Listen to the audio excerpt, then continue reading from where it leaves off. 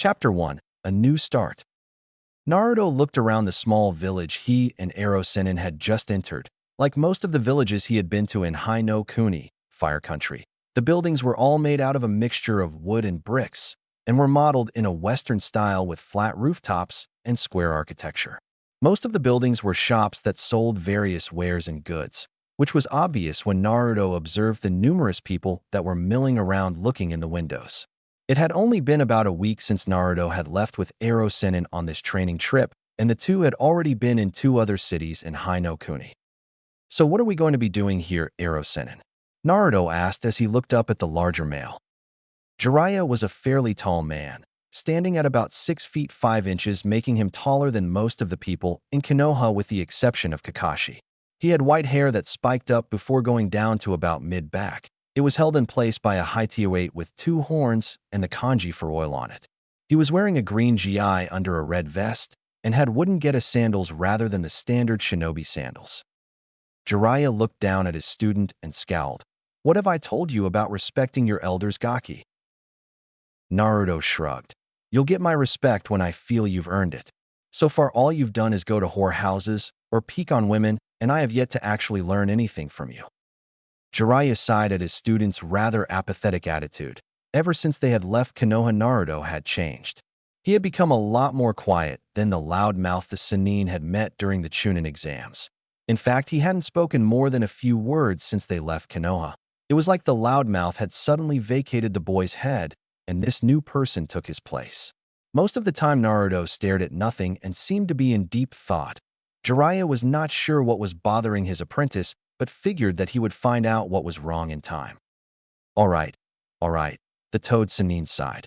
"I have to meet a contact here who has some valuable information for me. After this is done, I'll begin training you. How does that sound?" Naruto nodded. "That's fine." Jiraiya frowned at his godson's lack of enthusiasm, but left it alone for now as he headed off. Naruto walked around the town, not really bothering to pay attention to where he was going at the moment. Truth was, he had been thinking a lot, mostly about himself and how he had not really taken his training seriously. When he was in the academy, he had been more concerned with playing pranks to get attention, which had seriously hampered his ability to learn. Of course, half of the problem was that by the time he had found a teacher willing to actually teach him rather than try to sabotage his training, Naruto was so far ingrained in his pranking and loudmouth tendencies that it had simply become a habit. He shook his head and sighed. Despite that, it still wasn't an excuse for not bothering to learn when he was able to. Had he actually applied himself to learn what he could, he may have been able to keep Sasuke from leaving the village. There was another of his problems. Sasuke Uchiha had been someone he had considered a brother. He had always thought that even with the small rivalry they had going, that they were still friends and always would be. That feeling had been dashed when Sasuke plunged to Chidori's into his chest not once but twice. Naruto was no longer sure if he could keep his promise to Sakura by returning the boy, not that it would matter anyways. Naruto was beginning to doubt that Sasuke would ever willingly return, even if Naruto forced him to come back. He doubted Team 7 would ever be the same. Naruto shook his head of the morbid thoughts. Now wasn't the time to be dwelling on such things. Sasuke's defection had opened Naruto's eyes to the reality of his situation. He needed to get stronger. He had to train and try his hardest to become a real shinobi, not the loud brat who could not even bring back someone he considered a brother. As he was now, Naruto was lacking in every aspect of being a shinobi. Sure, he had the Rasengan, Spiraling Sphere, and Kagebushin's shadow clones, but that was really it. In every battle he had fought so far, if it were not for the Kyuubi, Naruto knew he would have died. During the battle on the bridge, in the Nami no Kuni, Land of Waves, he had used it to fight Haku. During his fight with Orochimaru in the Forest of Death, he had been forced to use it. His fight with Gaara, his fight with Sasuke, every major battle he had been in he had used it. Add on that he could not even use the Rasengan without the aid of a clone. He did not have proper control of his chakra and no set taijutsu style, or rather he just swung until he hit something. Naruto knew he had a lot of problems to fix. Looking up, he found himself standing in front of a store that appeared to sell shinobi clothing. Naruto looked at his own attire. His bright orange track suit had been with him for as long as he could remember, not because he wanted to wear it. No, despite the fact that orange was his favorite color and was good for getting attention, the only reason he wore it was because it was the only thing he could afford. All the stores in Konoha had blacklisted him, making it nearly impossible to get a decent set of clothing. Hell, the only food he could even afford was ramen, which was why he ate it all the time. Even these clothes he had were costly. The man who sold them to him, making him pay 3 times the price most people would spend for normal clothes. Deciding that if he wanted to become a real shinobi, he should look like a real shinobi, Naruto walked into the store. The shop itself was fairly standard. There were many racks in the store with different styles of shinobi clothes in various colors. There was also a few areas that sold weapons, most of which were the standard kunai, shuriken, ninja wire, and basic sealing scroll. Unlike Konoha, this was not a ninja village, so they did not have any specialty clothing and weapons. Naruto began to walk around the store to see what he might like. He looked at various forms of pants first.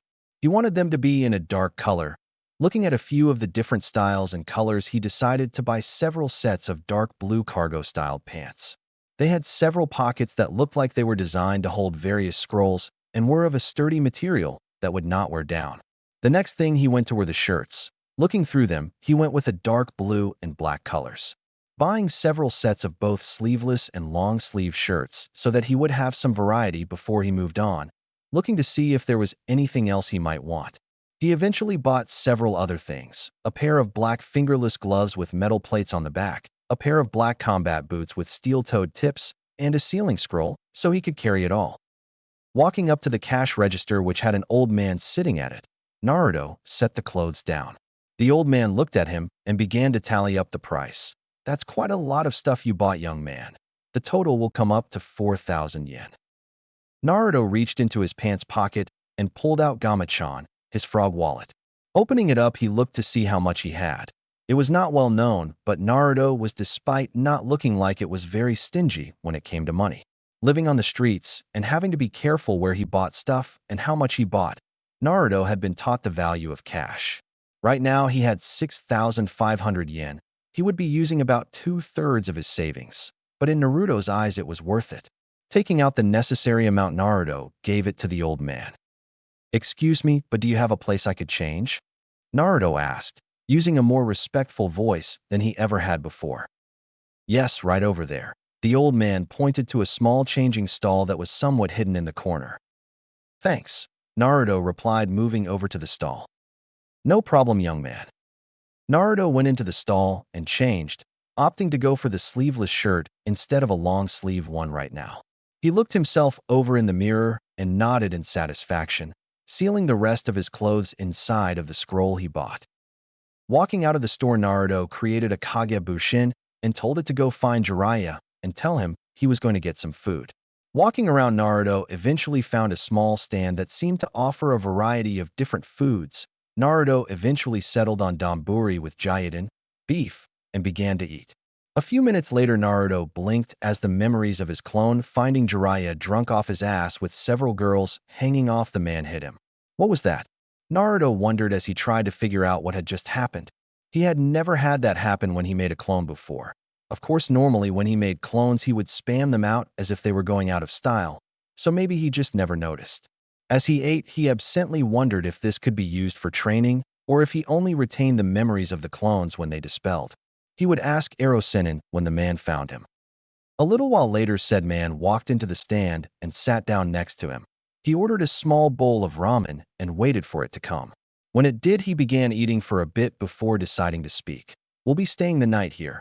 Tomorrow we're going to leave early and start your training." Naruto nodded.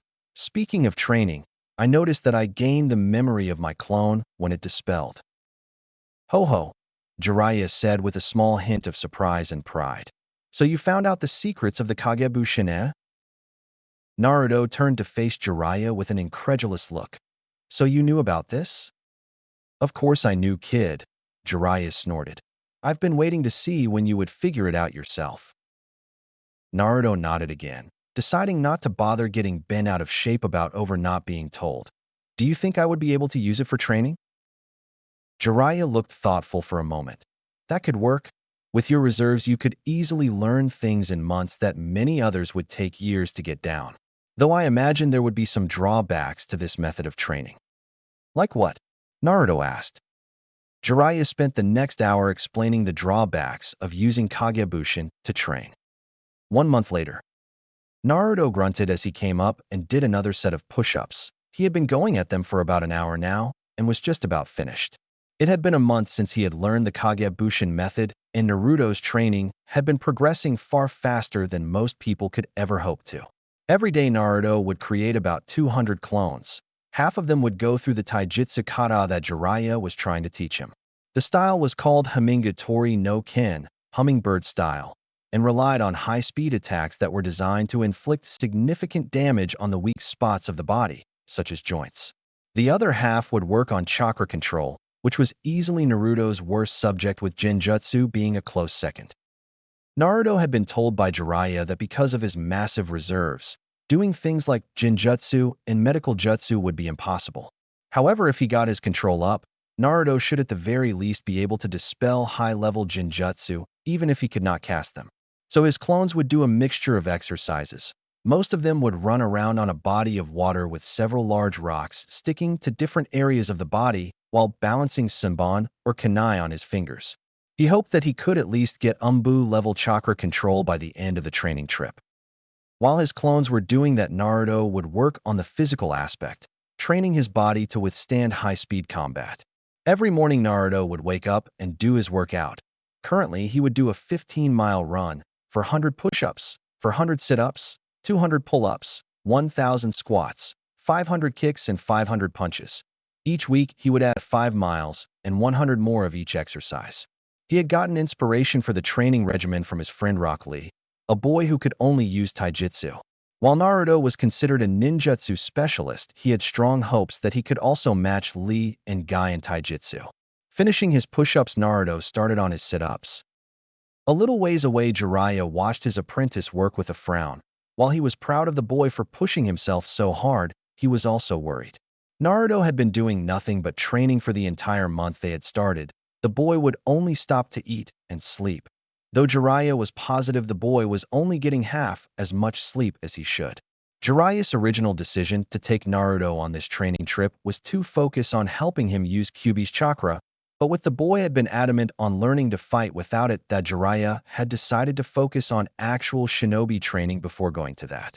While the blonde had improved a good deal, going from mid-genin to about high chunin level, he would eventually crash if he kept at it. "Naruto," Jiraiya called out. "I want you to stop for a second and come here."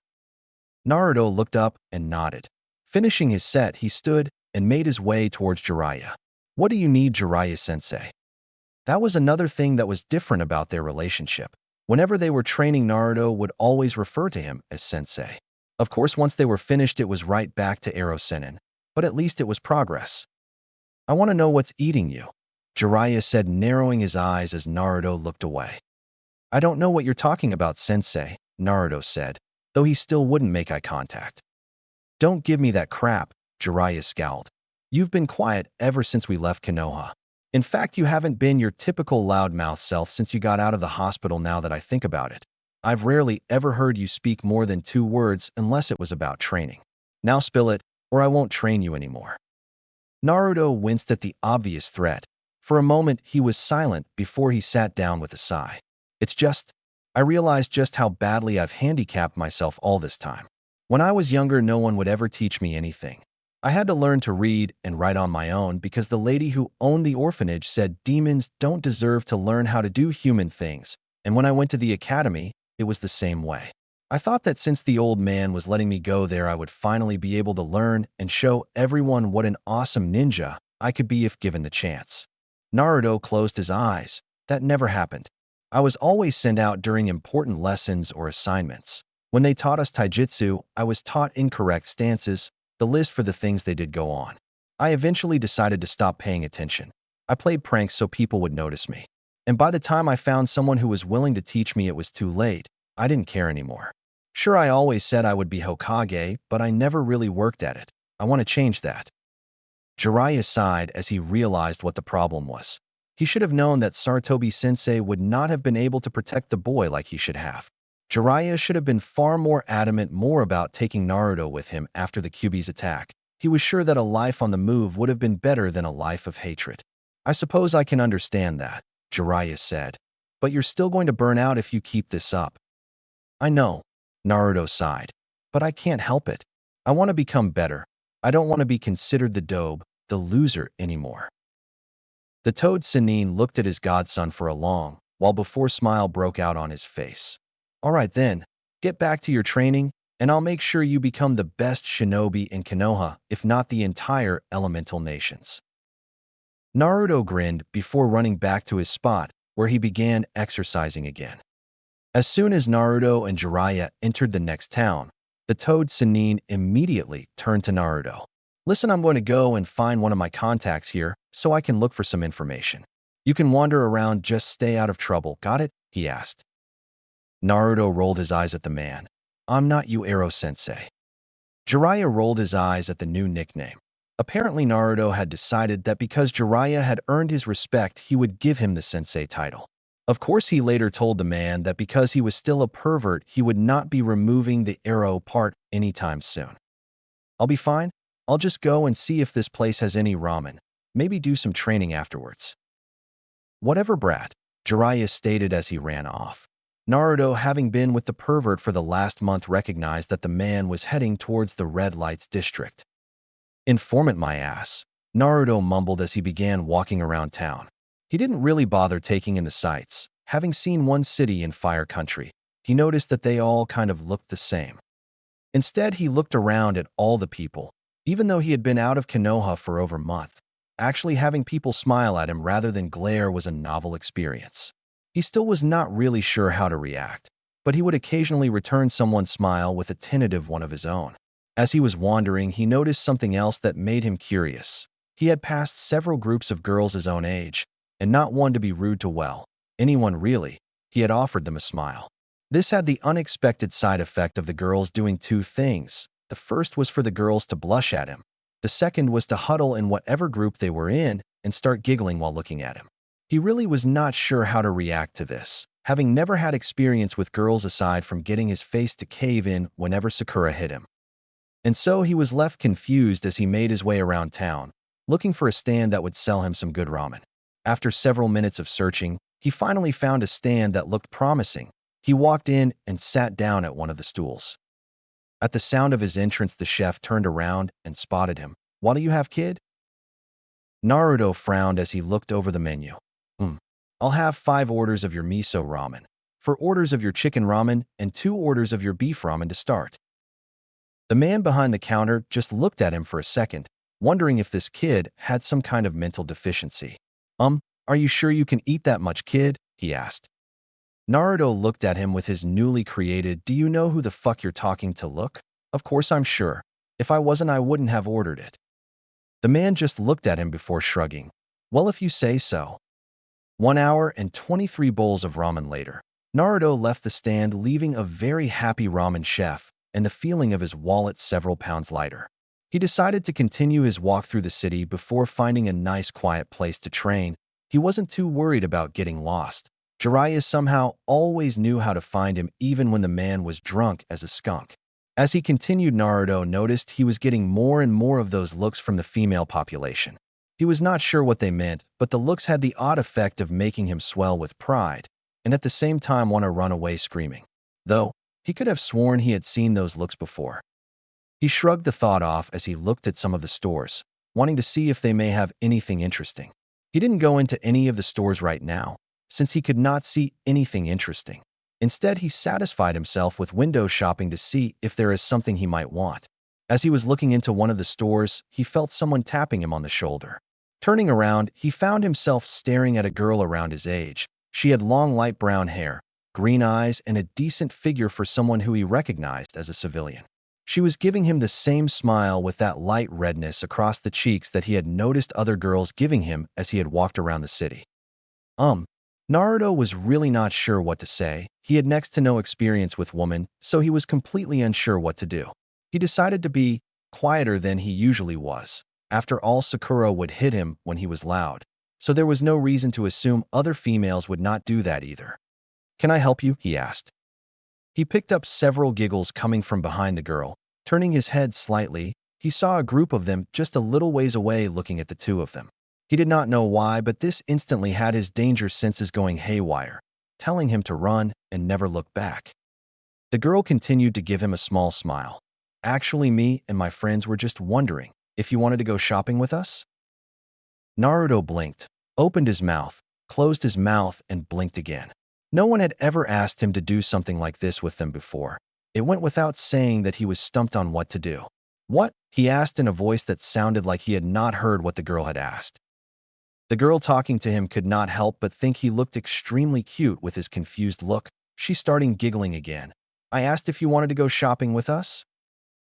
Naruto, for reasons he did not know, felt his cheeks become inflamed, and he was positive he looked like a tomato. This was confirmed when the girl and her friends in the distance started giggling again. Naruto thought the giggling was kind of cute, yet at the same time felt it was the single most terrifying thing in existence. He was tempted to just run and hope these girls could not find him again to ask him. Yet at the same time, he had never actually spent time with anyone his own age outside of the academy and missions. Sure, I'd love to with you, Naruto said as he gave the girl his mega what smile. After all, it would be nice to hang out with people his own age, just to be with them instead of on a mission or training. That was the wrong thing to say. Naruto was unsure what had happened, but he soon found himself being dragged by the arm to nearly every store in the city. The girls did not do any shopping. However, they had decided to see what kind of clothes he liked to see them in. Apparently, they wanted a guy's opinion or something. He wasn't quite sure since they were talking so fast it was next to impossible to understand them. In any case, every store they went to, the girls would grab a bunch of clothes, change into them, and model for him while asking for his opinion. Naruto, having never done anything even remotely like this before, was completely unsure what to say to them. Instead, he found himself spending that time blushing and trying to speak, only for no words to actually come out, or for his words to sound more like he was choking on a piece of food. Unfortunately for him, rather than irritate them, this seemed to endear the group of females he was hanging out with even further. They began calling him cute and asking him things like if he had a girlfriend. One was even bold enough to ask if she could touch his whiskers. Luckily, help arrived. As he was walking down the street, two of the girls having somehow latched onto each of his arms, Naruto noticed a large dust cloud being kicked up and coming his way. He and the girls stopped and watched as Jiraiya passed with a horde of barely clothed women coming at him with bats, pitchforks, and many other devices used to maim and cripple, all the while yelling about perverts and getting what he deserved. As soon as they passed, Naruto got out of the girl's grip and turned to them. Sorry for cutting this short, but it looks like I have to save my perverted sensei from his rightful execution. With nary another word, Naruto was gone, leaving the girls to watch the second, smaller cloud of dust he made. Naruto found Jiraiya just as he assumed he would have, lying unconscious and twitching as the women walked away after beating him. Walking up the blonde toad, the spastically twitching toad Sennin. A second later, said Sennin jumped up and dusted himself off as if nothing had even happened. I knew you weren't going to be meeting any contact, Ero-sensei, Naruto said once the man was up. Stupid pervert, why can't you ever just act normal? Normal is overrated, Gaki, Jiraiya exclaimed as a smirk formed on his face. Besides, you have no right to talk. I saw all those females you were with. I have to say I'm quite impressed. His smirk turned into a lecherous grin as he saw Naruto's face turn beet red. It's not like that, you goddamn pervert, Naruto shouted, pointing a finger at his sensei. They asked me to go shopping with them, and I was just trying to be nice. Oh, so they came on to you, eh? Jiraiya wiped away a fake tear. My student is growing up so fast to have women asking him to spend with them. Shut up, shut up, shut up, shut up, Naruto shouted, covering his ears. Now don't be like that, Gaki, Jiraiya said with a grin. It's quite impressive what you did. In fact, I'm so impressed that I'm going to give you some tips on how to please women. As the two went to the hotel Jiraiya had rented before deciding to do his research, Naruto was forced to listen to his sensei, giving him tips on how to please a woman. He tried not to listen to the man, knowing that all he was talking about was some perverted crap that he did not want to know. However, he somehow found himself listening anyways. Half of it he didn't even understand, having been sent out of class during even his infamous Oriki no Jutsu, sexy jutsu. was merely the byproduct of having seen the front cover of Ika Ika when he caught Ajisen reading it several times. Jiraiya had finished talking by the time they reached their room, and Naruto, being Naruto, used his way with words to form a comprehensible and well-thought-out sentence after listening. "What the hell are you talking about, Ero-sensei? What in the hell is a pussy? Is that like a cat? 'Cause I seriously hate cats." Naruto shivered as he remembered his horrendous times with Tora. Jiraiya looked at Naruto as if he had sprouted wings and grown several tails. "Are you telling me you've never heard that word? Shouldn't you know this stuff? Kimi, I thought they would have taught at least a little education in the academy." Naruto blinked. "I think they did mention something about it once." He frowned as he tried to remember if they had a class on that. "And you didn't listen?" Jiraiya asked, sounding for all the world frustrated. The kid had been getting a lot better at being a ninja. He acted smarter too. Jiraiya was sure the boy was not as dumb as he acted or used to act to a certain extent. But about other things he was still an idiot about. Naruto looked down at his feet. "Well, I would have, but I didn't have Irika as a teacher back then. They sent me out, telling me that because of my pranks the other day, I didn't deserve to know about this." Jiraiya found himself frowning. He had learned a while ago that because many of the teachers had been biased against Naruto due to the fox, that they would often send him out during important lessons in class. It was part of the reason Naruto had next to no knowledge about being a shinobi. "What about your Oriki no Jutsu?" Jiraiya asked. "How did you come up with that?" "Oh, that," Naruto said in a dismissive tone. "I saw Ajisen reading that perverted book of yours and saw the cover. I got the idea from that." "But the girl in the front cover isn't naked," Jiraiya said. Naruto tilted his head to the side. "Neither is mine. What do you think that smoke covering is for?" Jiraiya found himself feeling stupid as he heard that. He had assumed that the smoke covering had been used to tantalize the person Naruto used it on into wanting more.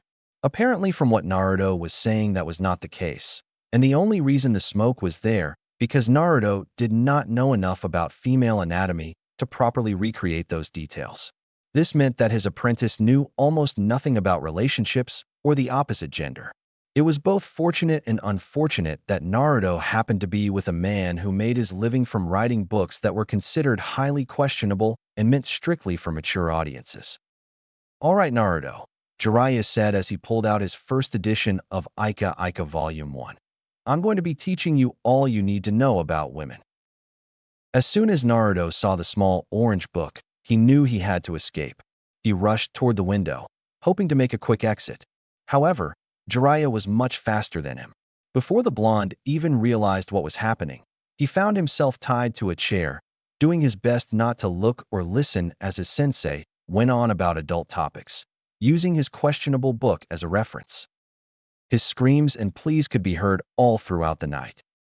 The next day found Naruto at the library, researching information about women and relationships. He had been forced to listen to his sensei for more than half the night, and now he felt mentally exhausted by the experience. However, the Toad Senin's lecture had also sparked his curiosity. Jiraiya had explained many things, but Naruto felt that a lot had been left out, as the man had focused mostly on the more inappropriate aspects of the topic.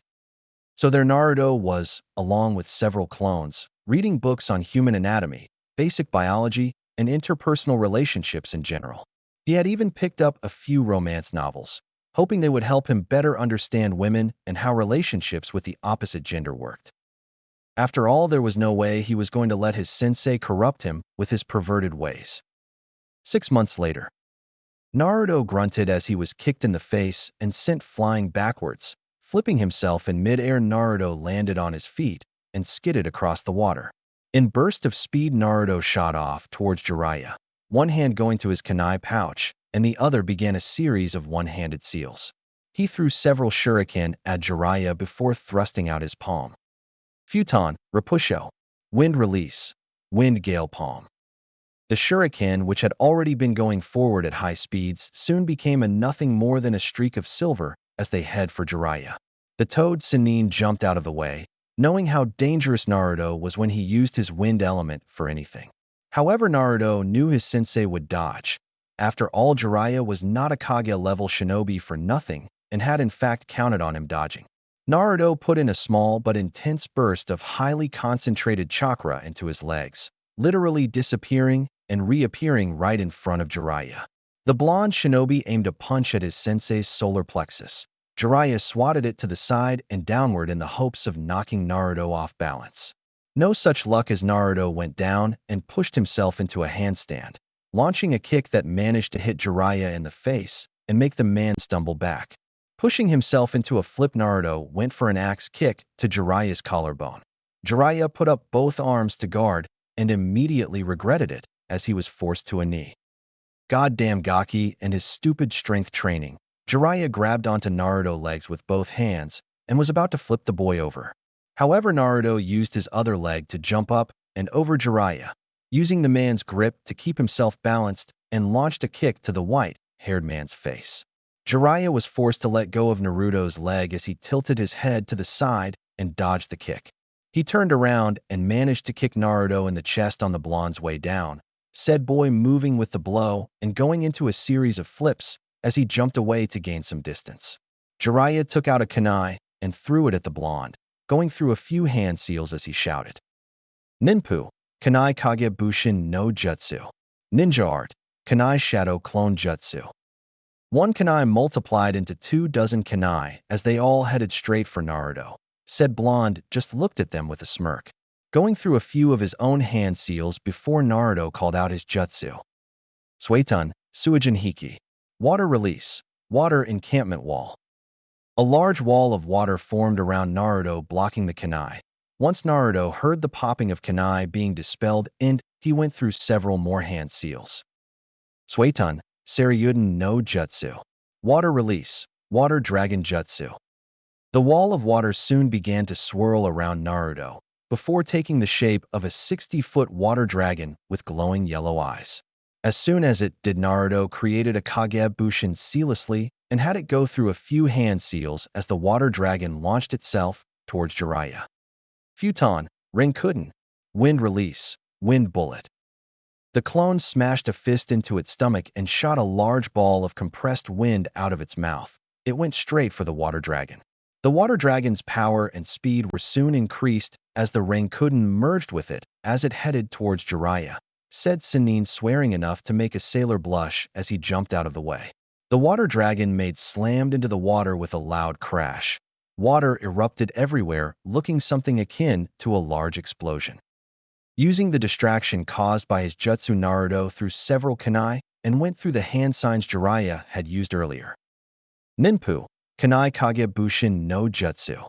Ninja Art, Kunai Shadow Clone Jutsu. One kunai became 41 kunai as they headed for the still airborne Jiraiya. Noticing the kunai, the toad Sannin went through his own hand seals to counter. Ninpu Harijaizu. Ninja Art, Underworld Guardian Spikes. Jiraiya's hair wrapped around his body and became hard as steel as it deflected the kunai.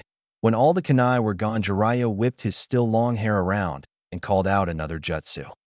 Ninpu Kusamban. Ninja Art, Hair Samban. Several hardened needles of hair were launched at Naruto, who took out 2 kunai. Spinning them by the rings, he went into his taijutsu stance with both kunai held in a cross guard. Naruto's hands soon became a blur of motion as he deflected the hair Samban away. Whatever he couldn't deflect was dodged as Naruto flipped and twirled in an amazing acrobatic display. When the Samban hailstorm died down, Naruto looked around, not seeing Jiraiya anywhere. He frowned before closing his eyes, trying to sense out the man's chakra. Having felt Jiraiya's chakra signature for 6 months, now Naruto could pick it up fairly easily. He finally found him, however his eyes widened when he realized the man was right under him. His realization came too late as Jiraiya came out of the water and smashed a fist right into Naruto's chin. Before Naruto could fly too far, he felt hair wrap around his body and harden, immobilizing him. Jiraiya grinned at his student, who was currently hanging upside down. The boy had come quite far in just 6 months. His physical abilities and taijutsu were now extremely impressive, definitely high jonin level with all the work they had been doing to bring it up to snuff. His chakra control was also coming along nicely, being at around mid-jonin level, which was good, especially considering the fact that it grew at a near constant rate. However, it was Naruto's ninjutsu that took the biggest leap, particularly in the field of elemental manipulation. Jiraiya had decided that since the boy was doing so well, they would get started on learning elemental nature manipulation, something that Jiraiya had planned on having Kakashi teach the kid when they returned. Now he was glad that he didn't go through with that plan, since Naruto appeared to have three elements: Futon, wind; Sueton, water; and Raiton, lightning. It had been a shocking discovery, and Jiraiya had to wonder if it was some kind of bloodline or if it just came from his parents. Minato had been a Futon user starting out, but had later learned to use Raiton during the Third Great Ninja War. And Kushina had an affinity for Sueton Jutsu, so he supposed it was possible, but it still didn't make much sense. He actually planned on having Naruto tested when they returned to Konoha in 3 years. If he did have a Kekkei Genkai of some kind, it could cause problems. Jiraiya shook his head. He would worry about that later. Nice job, Gaki, but you're still too early to beat me. Naruto gave Jiraiya a pout before it turned into a grin that instantly put the Sannin on guard. Oh, really? Naruto asked right as Jiraiya's eyes widened. Shit. Jiraiya jumped out of the way just in time to dodge a large explosion as the now identified Kagebushin he was holding blew itself up. As Jiraiya landed, he felt cold steel against his neck. He couldn't help but chuckle. You've been waiting to use that tactic, haven't you? Naruto grinned as he put his kunai away. Well, yeah. You tend to immobilize me a lot with those hair techniques of yours, so I figured it would be a good way to beat you. Jiraiya nodded as they had sparred quite often. By now it was obvious that Naruto would know Jiraiya's tactics. That was going to be an issue since others would not fight like he did, nor would they pull their punches. He would need to have Naruto gain some experience. Maybe he could see if Tsunade would give them some missions to accomplish. You're getting better, Jiraiya complimented as he thought about how to give Naruto some real-life experience. Anyways, let's set up camp for the night. Tomorrow we'll head into a town a little ways off. All right, Ero-sensei, Naruto said as he grabbed several scrolls from his kunai pouches. Hey, Ero-sensei, Naruto said as the two sat around a campfire. What is Gaki? He asked as he took some meat off the spit over the fire and began to eat. I was wondering, Naruto started as he ate some of his own food. Do you think that it's possible for me to bring Sasuke back? Jiraiya sighed. He had expected this to come up soon. Naruto had recently been getting quiet and contemplative again, which had not happened since the first month of their training. He also knew about the kid's promise, that pink-haired girl who the kid had a crush on, though judging by the amount of times he had caught Naruto talking and even flirting with other girls now, he was sure that crush would be gone soon. He resisted the urge to give a perverted giggle at that thought before speaking. I'll be honest with you, Naruto. Even if you brought Sasuke back, it would only cause more problems. Sasuke is like Orochimaru in many ways. He desires power and will do anything he can to get it. I don't need to remind you of how he had nearly killed you trying to leave for that traitor. If you brought Sasuke back, it would just cause him to resent you and Konoha more. He left because he felt that the village and his friendship with you was holding him back. If you did succeed in forcing him back, he would only hate you more for trying to block him from gaining power. Naruto's shoulders slumped. So you're saying I should forget about him?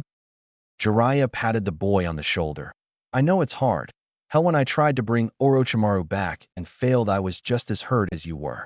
But being a shinobi, and especially if you want to be Hokage, means that you sometimes have to make hard decisions. Naruto nodded to himself. It had been on his mind a lot recently. He had a feeling that this would be the case, but had wanted a second opinion. He didn't like it. He had wanted to bring his best friend back, but if that was not possible, it would be better to forget about him. I understand, Naruto said with some conviction. I was wondering, do you think we could extend the training trip? Jiraiya blinked in surprise as he answered, well, I don't see why not. Jiraiya smiled at the thought of all the things he could teach Naruto if they stayed longer. I had originally planned for a 4-year trip anyway. This will allow me to teach you much more, and with your Kagebushin, you could easily be Kage level by the time we return to Konoha. Naruto grinned as he finished eating, and through the stick his food was on a way. He felt as if a small weight had been lifted off of him. Before Naruto went to sleep, he made a vow that he would train to become the greatest shinobi ever. Naruto sighed as he looked at the blank piece of paper in front of him and wondered how he got roped into doing this. I can't believe I let Ero-sennin somehow convinced me to write a book, he thought with a sigh as he remembered the bet he had made with his perverted sensei. Flashback. Naruto and Jiraiya were currently arguing again. Many people would probably wonder what the two could be arguing about. The answer was quite simple. Jiraiya had just been caught peeping again, and because Naruto needed his sensei to teach him, he had ended up bailing the fool out again. This was the 1,700,560th time that Naruto had been forced to do this, and he was getting sick of it. Sweet Kami Ero-sensei, can you for just once in your life not go peeping in the hot spring and act like a pervert? Naruto yelled in the middle of the heavily populated city in Suki no Kuni, Land of Fangs. Shoo! Jiraiya whispered as he looked around, seeing many of the women currently glaring at him. Keep it down, brat. You're gonna make it harder for me to pee. I mean, do my research if you yell like that, and alert all the ladies. Good, maybe if they don't go to the hot springs you won't go peeping, Naruto stated. Then perhaps you can actually write a good book that's not perverted. Hey, are you saying my books are bad? Did I stutter? You damn brat, my books are the best, and everyone with half a brain knows it. Then how come all the women absolutely hate your books? Asked Naruto, who grinned when he got a glare from his sensei. Besides, I could write a book that would sell 1,000 times more copies than your perverted crap. Ho ho, that's a good one, Gaki. Would you care to bet on that? What are the wages? Jiraiya went into a thinking pose. If I win, you will not only have to keep helping me out when I get caught doing research, but also use your Oriki no Jutsu, sexy jutsu, to help give me some material as well. Fine, and if I win, you have to not only stop being perverted as long as you're still training me, but also. Naruto thought about what else he wanted for a moment before giving a smile that sent shivers down Jiraiya's spine. Tell me about my father. Jiraiya nearly choked on his own spit when he heard that. He had in all honesty been planning on telling him after his training was complete. Telling him at this stage could be detrimental since his father had many enemies. Right now, Naruto was only at low to mid-jonin since shadow clones could not be used for physical training and he lacked experience. Not only that, but Naruto might get angry at his father and end up hating the man for sealing Kyuubi inside of him. On the other hand, it could prove to be beneficial and give Naruto something of a measuring stick, making him push himself harder in order to surpass his father. Though he was already pushing himself far more than others could. Jiraiya sighed as he figured it couldn't hurt. All right, Brett, you've got yourself a bet, Jiraiya said, holding out his hand. If your book ends up selling more than mine, I'll stop peeping until your training is over and tell you about your father. Naruto grinned as he took Jiraiya's hand. This would be no problem. Flashback end. Damn, this is harder than I thought, Naruto mumbled to himself. Having fun, brat. Naruto turned to see Jiraiya grinning at him. Naruto favored him with a glare, but said nothing, which only caused Jiraiya to grin more. Moving to look over his student's shoulder, he decided to push the blonde shinobi's buttons. My Naruto, look at all that writing you have done, Jiraiya said with evident sarcasm. I'm sure you'll have a book that beats mine in no time with such a great material. Shut up, Naruto growled. Not as easy as it looks, is it? Asked Jiraiya in a taunting tone. Naruto abruptly stood up and left, not looking back as he heard his sensei laughing. Naruto sighed as he slammed the now empty bottle of sake on the table before ordering another. Sake had become something he found he enjoyed drinking, especially since he couldn't get drunk and just enjoy its taste thanks to the Kyuubi. Hey there, handsome. Do you mind if I join you? Naruto looked up to see a woman standing in front of him. She was around average height and wore a red and black kimono that suited her well. She had a well-balanced, graceful figure and carried herself with quiet confidence. Her black hair framed her face neatly, contrasting with her pale complexion, while her emerald green eyes stood out with a calm intensity. All in all, Naruto found the woman to be very beautiful. Naruto grinned at her, pleased with the small compliment she had given him. He had of course been called handsome before by other women he had interacted with, but it was still good to hear. Naruto had changed a lot since leaving a year ago. At 13 years old, he now stood at a height of 5 feet 7 inches, having hit a rather spontaneous growth spurt about 6 months ago, about a month after he and Jiraiya left on this training trip. His body was also more defined. Even with the civilian clothing he was currently wearing, it was rather easy to see the strain denoting to his well-defined pectoral muscles, abdominal muscles, and arms. His face had chiseled out as well, having lost most of his baby fat with his harsh training, giving it a masculine look. Add on the whiskers, and he had what many girls described as roguish good looks mixed with a wild, undeniable charm. How could I possibly refuse the company of such a beautiful woman? Naruto asked rhetorically, wearing a charming smile. The woman smiled at him as he ordered a drink for her while she sat down. Thank you, it's hard to find good company these days, she said, looking around at the various tables. Naruto looked around too and realized what she meant. Everywhere he looked, men were eyeing her with lust. I see what you mean, he started before giving her a sly look. Though I do hope that you're not just using me as a shield. Naruto affected a mock-hurt expression. The woman giggled slightly. Of course not, she started before pausing in thought. Well, not completely. You seem like decent company. I'm quite good at detecting gentlemen who would actually be able to hold a conversation without looking below my face. That seems like quite a talent to have, Naruto said as he favored her with his patented foxy grin. A beautiful woman such as yourself must be used to sensing perverts rather easily. Naruto and the young woman talked for about an hour. Mostly he would ask her questions about herself, while regaling her with the things he had seen on his travels, being careful to leave out his status as a ninja. He learned her name was Aiko Miyake, and much to his surprise, she lived in Yuki no Kuni, Snow Country, one of the countries he had saved, which was now called Haru no Kuni, Spring Country. She was apparently here on business, working as a trader for some of Haru's technology, which Naruto knew was more advanced than anything else in the elemental countries. Naruto would also throw in the occasional subtle compliment that made the young woman blush. He was quite pleased with himself for that accomplishment. Since his first encounter with that group of girls a little over 6 months ago, Naruto had made an effort to get better at speaking with women. He would never go to Jiraiya for advice, of course. After that night, when the Sun had tried to teach him, Naruto felt mentally shaken by the experience.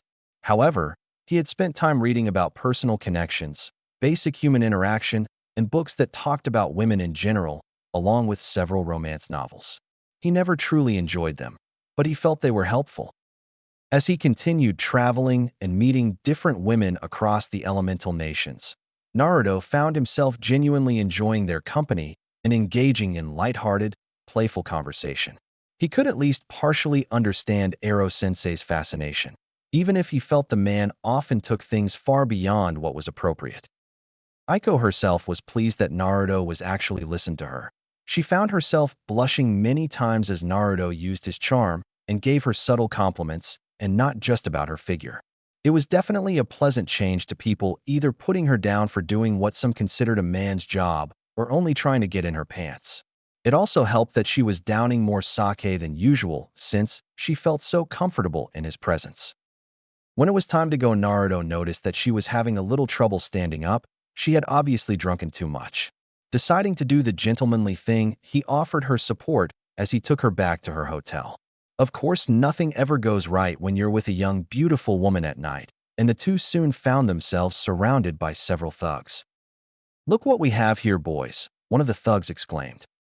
"That's quite the woman you have there, boy. Too much woman for a scrawny thing like you," another commented.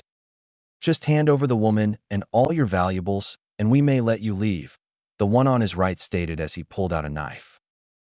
Aiko, while drunk, was sober enough to realize the danger she was in and pressed herself against Naruto. Naruto just sighed. What was it with all thugs being arrogant fools? Deciding to be quick, he created a shadow clone to keep Aiko standing while he launched himself at the thugs. He appeared right in front of the first thug and hit him square in the solar plexus with enough force to send him flying down the road, breaking a few ribs in the process. The other thugs looked in surprise before it turned to anger, and they charged him. The one with the knife tried to stab him, but Naruto deftly moved out the way and grabbed the man's arm, hitting it right where the elbow joint was, breaking it. Ignoring the man's scream of pain, he spun 180 degrees and launched snap kick at the other man's left kneecap, breaking that before hitting the man in the neck, knocking him unconscious. When that was done, he moved over to the young woman who was looking at him with something akin to awe, respect, and lust. "Are you all right?" Naruto asked as he walked up to the woman. "Of course I am, thanks to you," she purred out as she grabbed his arm and pressed it into the valley of her breast. Naruto tried hard to ignore that as he walked to the hotel, she gave him directions too and walked her to her room. "Thank you for escorting me, Naruto-kun," Aiko said. Naruto grinned as he scratched the back of his head. Hee, it was nothing really, I was just doing the right thing. Aiko gave him a coy and seductive smile as she leaned into him, wrapping her arms around his neck and pulling him close. I think such behavior deserves a reward," she said. Naruto shivered as her breath hit his lips and found himself getting rather stiff in his lower region. What kind of re?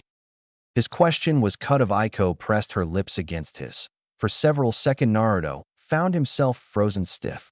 While he had kissed women before, it was always him to initiate it. Thankfully, instincts began to take over as he started kissing back. As Aiko moaned into the kiss, Naruto licked her lips, asking permission to enter. When she opened her mouth to grant him entrance, and he tentatively probed her mouth.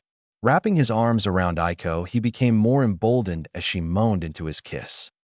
Naruto soon found himself in Aiko's room, pressing the beautiful young woman against the wall as their kissing became more impassioned. Aiko moaned as Naruto brought his mouth away from hers and began to lick, nip, and bite her neck. The young woman began to pant as she grabbed fistfuls of his hair and started to grind herself against Naruto's increasing bulge. It wasn't long after that they found themselves on her bed, where both of them eventually lost their clothes. Not that either cared at this point, as passion and lust had taken an inexplicable hold over the pair. Naruto had one last thought before he completely succumbed to his growing lust. "Thank Kami, I learned an anti-pregnancy jutsu from that medical book." Naruto held in a groan as the light from the window hit his eyes. Opening them slowly, he realized that he was in an unfamiliar room. He nearly panicked before he started to think rationally. Last night was fairly hazy, and the last thing he remembered was escorting Aiko to her apartment. It was then he heard a content sigh and felt something trying to burrow its way deeper into his well-muscled chest. Looking down, he saw a mop of messy black hair. That's when he remembered last night. He couldn't help but blush as he remembered what had happened. After Aiko had kissed him, they had both given in to the strong emotions of the moment. The memory left him feeling overwhelmed and reflective, surprised not only by the experience itself, but by how deeply it had affected him. Naruto had been curious about relationships for quite some time, especially after realizing how little he truly understood about them. Rather than seeking guidance from his sensei, whose methods he deeply distrusted, he chose a quieter path, reading and learning on his own. Many books mentioned that intense emotions were often confusing at first, something Naruto could now understand. His natural stamina and determination may have helped him handle the emotional whirlwind better than expected. He heard a soft sound as Aiko shifted in his arms, lifting her head slightly and rubbing her eyes as she slowly woke up. "Good morning, Aiko-chan," Naruto said, hoping that he would not get beaten for what happened. Sometimes women could become violent, and she had been drunk, so she might not even remember last night. Aiko looked at him, and for a moment Naruto was afraid he was going to be on the receiving end of the female fist of fury. However, she just gave him a saucy smile. "Good morning to you too, Naruto-kun. I hope you enjoyed last night." Naruto gave an internal sigh of relief as he grinned at her. "I had a very good time last night. I hope that you enjoyed it as well." Naruto's answer was a steaming kiss on the lips, which soon turned into a small makeout session. It lasted for a while before Naruto realized he had to go, or Jiraiya might start searching for him, and the last thing he needed was that pervert to see this. Deciding to thank her for the amazing night, he had several clones clean her sheets while he cooked her breakfast. The breakfast itself was fairly simple: eggs, bacon, and French toast with a side of orange juice. Aiko, however, loved it, stating that it was the most delicious breakfast she ever had. One of the things Naruto had learned recently was how to cook. He found it was something he loved doing and was really good at blending spices and food. What he would consider a normal meal for him was apparently something that tasted like Kami had blessed it for others. When breakfast was over, Naruto thanked her again and gave her another intimate kiss before making his way to his own hotel. When Naruto got in, he noticed that Jiraiya was passed out on his futon, and several sake bottles littered the floor. Naruto, however, ignored this as he went to his blank sheets of paper and began writing. Last night had strangely enough done wonders to clear his head. He found that he had several ideas for a story, and so he began writing. He idly wondered if that sense of calm and clarity came from his recent experiences or if it was something else entirely. Humming a soft tune to himself, he began to write. When the war of the beasts brings about the world's end, the goddess descends from the sky. Wings of light and dark spread afar. She guides us to bliss, her gift everlasting. 2 months later. I can't believe, Jiraiya mumbled as he cried anime tears. Believe it, Ero-sensei, you lost, Naruto stated with a shit-eating grin. But dash. No buts. Naruto wagged his finger at the depressed toad sage. Naruto's book had just been published a little over a week ago. Naruto had titled it Loveless and brought it to Jiraiya's publisher. After looking at what Naruto had written, the publisher had decided to put the book on the market. The results had shocked both Jiraiya and Naruto. Within the first few days, the book had swept across the elemental nations by storm, beating out all 3 Ika books in sales, and was still getting more popular. Jiraiya looked at the sales his student's book got and couldn't help but feel depressed. Naruto's book had earned a higher sales rate than his own books. Not only that, but there was not one mention of smutty goodness in it. It was inconceivable, impossible, and yet here it was right in front of him. Come on, you pervy old man, a deal's a deal. Jiraiya looked at him before he grumbled about never betting against blonde gakis who are too talented for their own good again as he handed him a scroll. Naruto looked at the scroll before looking back at Jiraiya with an eyebrow raised in question. It's from your father. In case something ever happened to him, I was told to give this to you when I felt you were ready, Jiraiya explained. That was all Naruto needed as he opened the scroll and began to read its contents. After the first few sentences, Naruto's emotions started to slip. His lips quivered and tears ran down his eyes as what he had suspected for a while now was confirmed. He didn't know whether to be happy, sad, angry, or elated. Jiraiya watched his student's face shift through various emotions and grew concerned when the blonde's expression suddenly went blank. It was the same look Naruto had during sparring sessions, when he showed nothing of what he was feeling. Naruto? Jiraiya asked uncertainly. He wasn't used to dealing with situations like this. Despite having lived through 2 great wars, Jiraiya had always struggled when it came to helping others with emotional matters. He usually preferred to distract himself rather than confront such issues directly, and he knew that approach wouldn't work for Naruto. A small crack appeared in Naruto's facade. I'm going to the hotel. I need to be alone for a while. Naruto left rather quickly. Jiraiya looked up at the sky and sighed. He was not sure if this was the best idea, but only time would tell. Naruto sat in his room as he reread the message his father had left him. Dear Naruto, I bet you're wondering who this is, Inni. My name is Minato Namikaze, and I went by many names. The Konoha no Kuroi Senku, Yellow Flash of Konoha, and Yondaime Hokage were a few, but the one I am most proud of is father. Specifically your father. Your old man's pretty cool, right? Now on to why I am writing this. It's really a just-in-case kind of thing. Despite winning the war, there are many people out there who want me dead, and I'm not arrogant enough to assume that one might not get lucky. I am leaving this letter with Jiraiya, my sensei, and your godfather. Should anything happen to me or your mom Kushina, he is the one who will take care of you. I told him to give this to you when he feels you're ready. Now that the boring stuff is over with, I have some things to give you that I felt were too important to keep at home. On the bottom of this letter is a seal that is specifically designed to open with Namikaze's blood, meaning only myself, or you can open it seeing as how we are the only Namikaze. Inside this seal, you will several important things, the first being one of my Hiraishin kunai. Note that these will not work for you because of a specific blood seal that is tied to me and only me. The Hiraishin is simply too powerful a tool to use without taking great precaution to ensure it does not get replicated. But this should be a good basis for you to make your own Shiki formula. For your own Hiraishin is the key to the formula created. Without it, you won't be able to see all the seals on the kunai. The last, and just as important, are my notes on the Hiraishin. They are not complete since I figured that if you're anything like me, you will want a challenge, but they should give you a basis to start with. If I die, I hope that this letter lets you know that I love you and hope that this can in some way bring us closer as father and son. Love, your father. Minato Namikaze. Naruto gritted his teeth as he tried to stop the tears from coming, but it was no use, and he soon found himself crying. It was both in joy and in anger. Joy at knowing he had a father who cared about enough to come up with a precaution in case something happened to him, to ensure that he would be able to protect himself and let him know that his father did in fact love him. And anger at the fact that it was his father, the man he had considered a hero since he was little and listened to Ajizan tell stories of him, was the same man who condemned him to a life of hell and loneliness for 12 years of his life. He was always pretty cautious when it came to you. Naruto turned around to see Jiraiya leaning in the doorway, his arms crossed and a rare serious expression on his face. "What?" Naruto asked as if he had not heard what the man had said. "He made that for you the moment he found out Kushina was pregnant." Jiraiya continued sitting down on the edge of the bed. "I don't think I've ever seen him or Kushina as happy as they had been when they heard she was going to have a baby."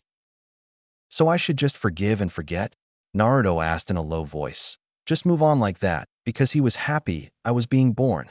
I've lived in loneliness and pain for 12 years of my life because my own father sealed a giant 9-tailed demon fox in my gut.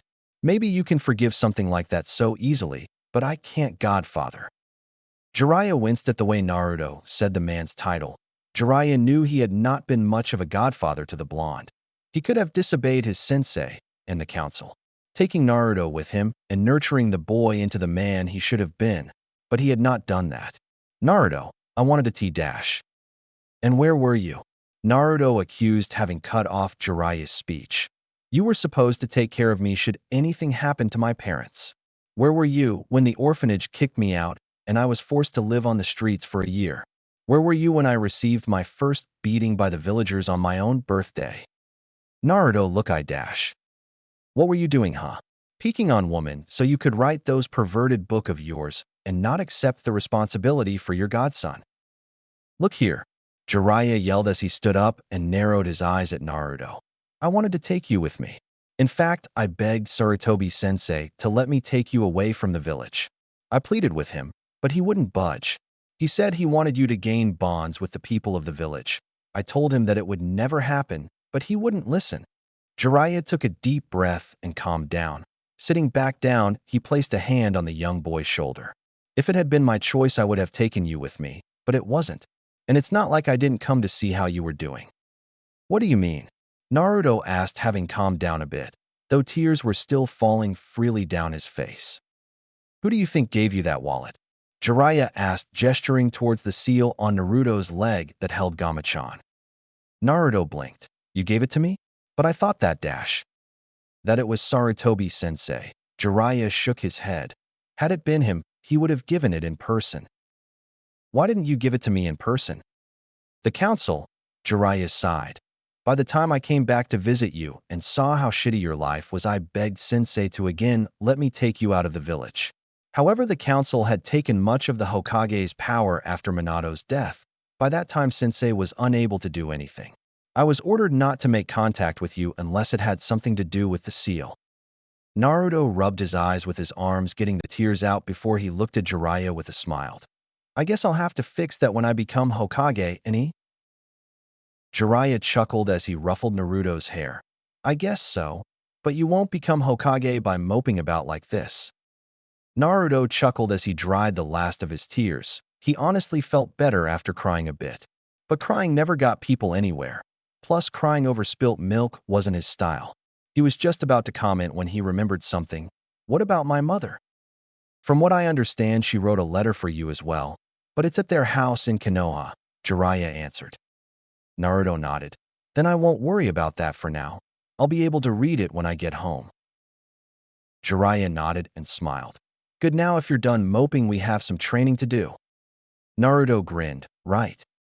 3 months later, Naruto looked out at all the clones he had created after finishing his physical training regime. He had gone from 200 to 300 and had them working on various things, most of which were elemental manipulation, more specifically trying to find a way to combine them. He had just mastered his lightning element just a month ago, with it being the last natural affinity he had, so he had gone on to try something harder. Currently, he had 100 clones working on sub-elemental creation. Contrary to popular belief, sub-elements were not the result of a bloodline. While there were, of course, elemental bloodlines, they usually centered around specific techniques, such as Haku's Hijitsu Makyu Hauso, demonic ice mirrors. There were also bloodlines that had specific powers that were used through sub-elements, such as Hashirima Senju's ability to tame the Bijou. Otherwise, the shinobi he ran into in Yuki would never have had the Hayaton Jutsu, ice techniques, that they had been known for before it became Haru no Kuni, Spring Country, after Team 7 saved it. Even though they only manipulated pre-existing ice, it still took the ability to combine water and wind elements to form the shapes they wanted. Anyone with enough control over their two elements and sufficient chakra control could create sub-elements. Of course, some were harder than others. Naruto had even heard rumors that there was a person who could use Yoton, lava release, which was a combination of fire and earth elements, and Futon, boil release, which was combining two contradictory elements, fire and water, to create an acidic base that could melt a person's opponents. He was unsure how the Kekkei Jinkai worked for that person, but he assumed it allowed for a subconscious act of coating the walls of the throat with a layer of protective chakra. So far, Naruto had only been able to create Hayaton, but he was hoping to see if he could combine more than just WND and water. Another 100 were working on a mix of Tai and Kenjutsu katas, after Naruto had decided it would be good to learn how to use a weapon other than kunai and shuriken. Despite not having any style to go off of right now, Jiraiya had told him he was pretty good with a sword. It was Naruto's hope that he would be able to create his own style. Like his taijutsu style, which he had learned was his father's style, the Kenjutsu relied on high-speed combat. Though rather than aim for joints, nerves, and delivering bone-crushing blows, this style was designed to kill, going for the 8 vital points in the human body. Its movement was also based off of his affinity with wind and water. The style was meant to flow, so to speak.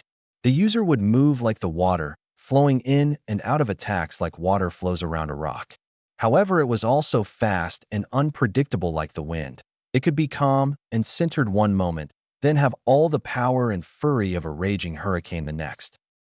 Right now, the sword he was using was one he had custom-made when he and Jiraiya had gone to Tetsu no Kuni, Iron Country, a country which had been considered autonomous for many years and was well known for their powerful samurai force. The blade was a total of 2 inch 6 foot in length, making it a Kodachi-class weapon, with a pitch-black finish, while the edge was a vibrant silver color. The guard was that of the Uzumaki swirl, made to look like it was made of 9 foxtails in a dark orange color. The handle was also wrapped up in a dark orange cloth, with a gold pommel at the end and 3 tassels on the bottom. The sword was made out of a powerful chakra-conducting metal that was found only in Tetsu no Kuni. It was the same metal that allowed that nation's samurai to launch chakra-based attacks from the blade. It was also very expensive to have made. Along the edge of the blade were several powerful and hidden seal arrays of Naruto's own design. Their purpose was to store elemental chakra, so he could launch elemental attacks rather than the standard chakra attacks, to give him an edge in battle. He also gave the sword what he called a chakra circulatory seal. What this did was give the sword its very own chakra system, complete with artificial tenketsu points that were bonded to Naruto's own chakra coils. This allowed Naruto to utilize more power if the seals ran out of chakra in battle. It was based off of the few things he had heard about on the Samahata, a semi-sentient blade that could absorb foreign chakra. Though Naruto's was not semi-sentient, it was connected to Naruto in a way that most swordsmen would never be with their swords. He had given it the name Susanoo, God of Storms.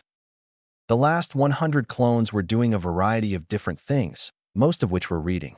Naruto had found an immense desire to learn after wanting to change himself. He would read anything from tactics and shinobi history to politics and gardening, not limiting himself to just shinobi-related subjects. However, other clones were doing things like playing shogi to help work on strategy, jotting down notes on ideas for a new jutsu or seal, or even trying to create a new seal. Though those ones had to be replenished often, as they usually had rather explosive results. Naruto turned his attention back to the notes in his hand. It was the one thing he had continued to have troubles with, and the one thing he refused to use Kagebushin to help recreate it all. Of course, it was also a very linear technique, so creating a bunch of clones would be next to useless for this jutsu. It was the one thing that he was striving to recreate, the prize jutsu that had made his father feared throughout the elemental nations and earned him his title. the Flying Thunder God, or Hiraishin. Unfortunately for Naruto, his father had left very few notes on just what exactly the Hiraishin was. The notes were vague, adhering to describing what the jutsu did, but not tell him much on how it was created. What he did know was that through the means of a shiki formula and the use of his father's infamous tri-pronged kunai, Minato was able to utilize a space-time ninjutsu that allowed instantaneous teleportation. Naruto assumed the principle behind the technique was similar to the Kuchiyose no Jutsu, summoning jutsu, in that it revolved around space-time manipulation.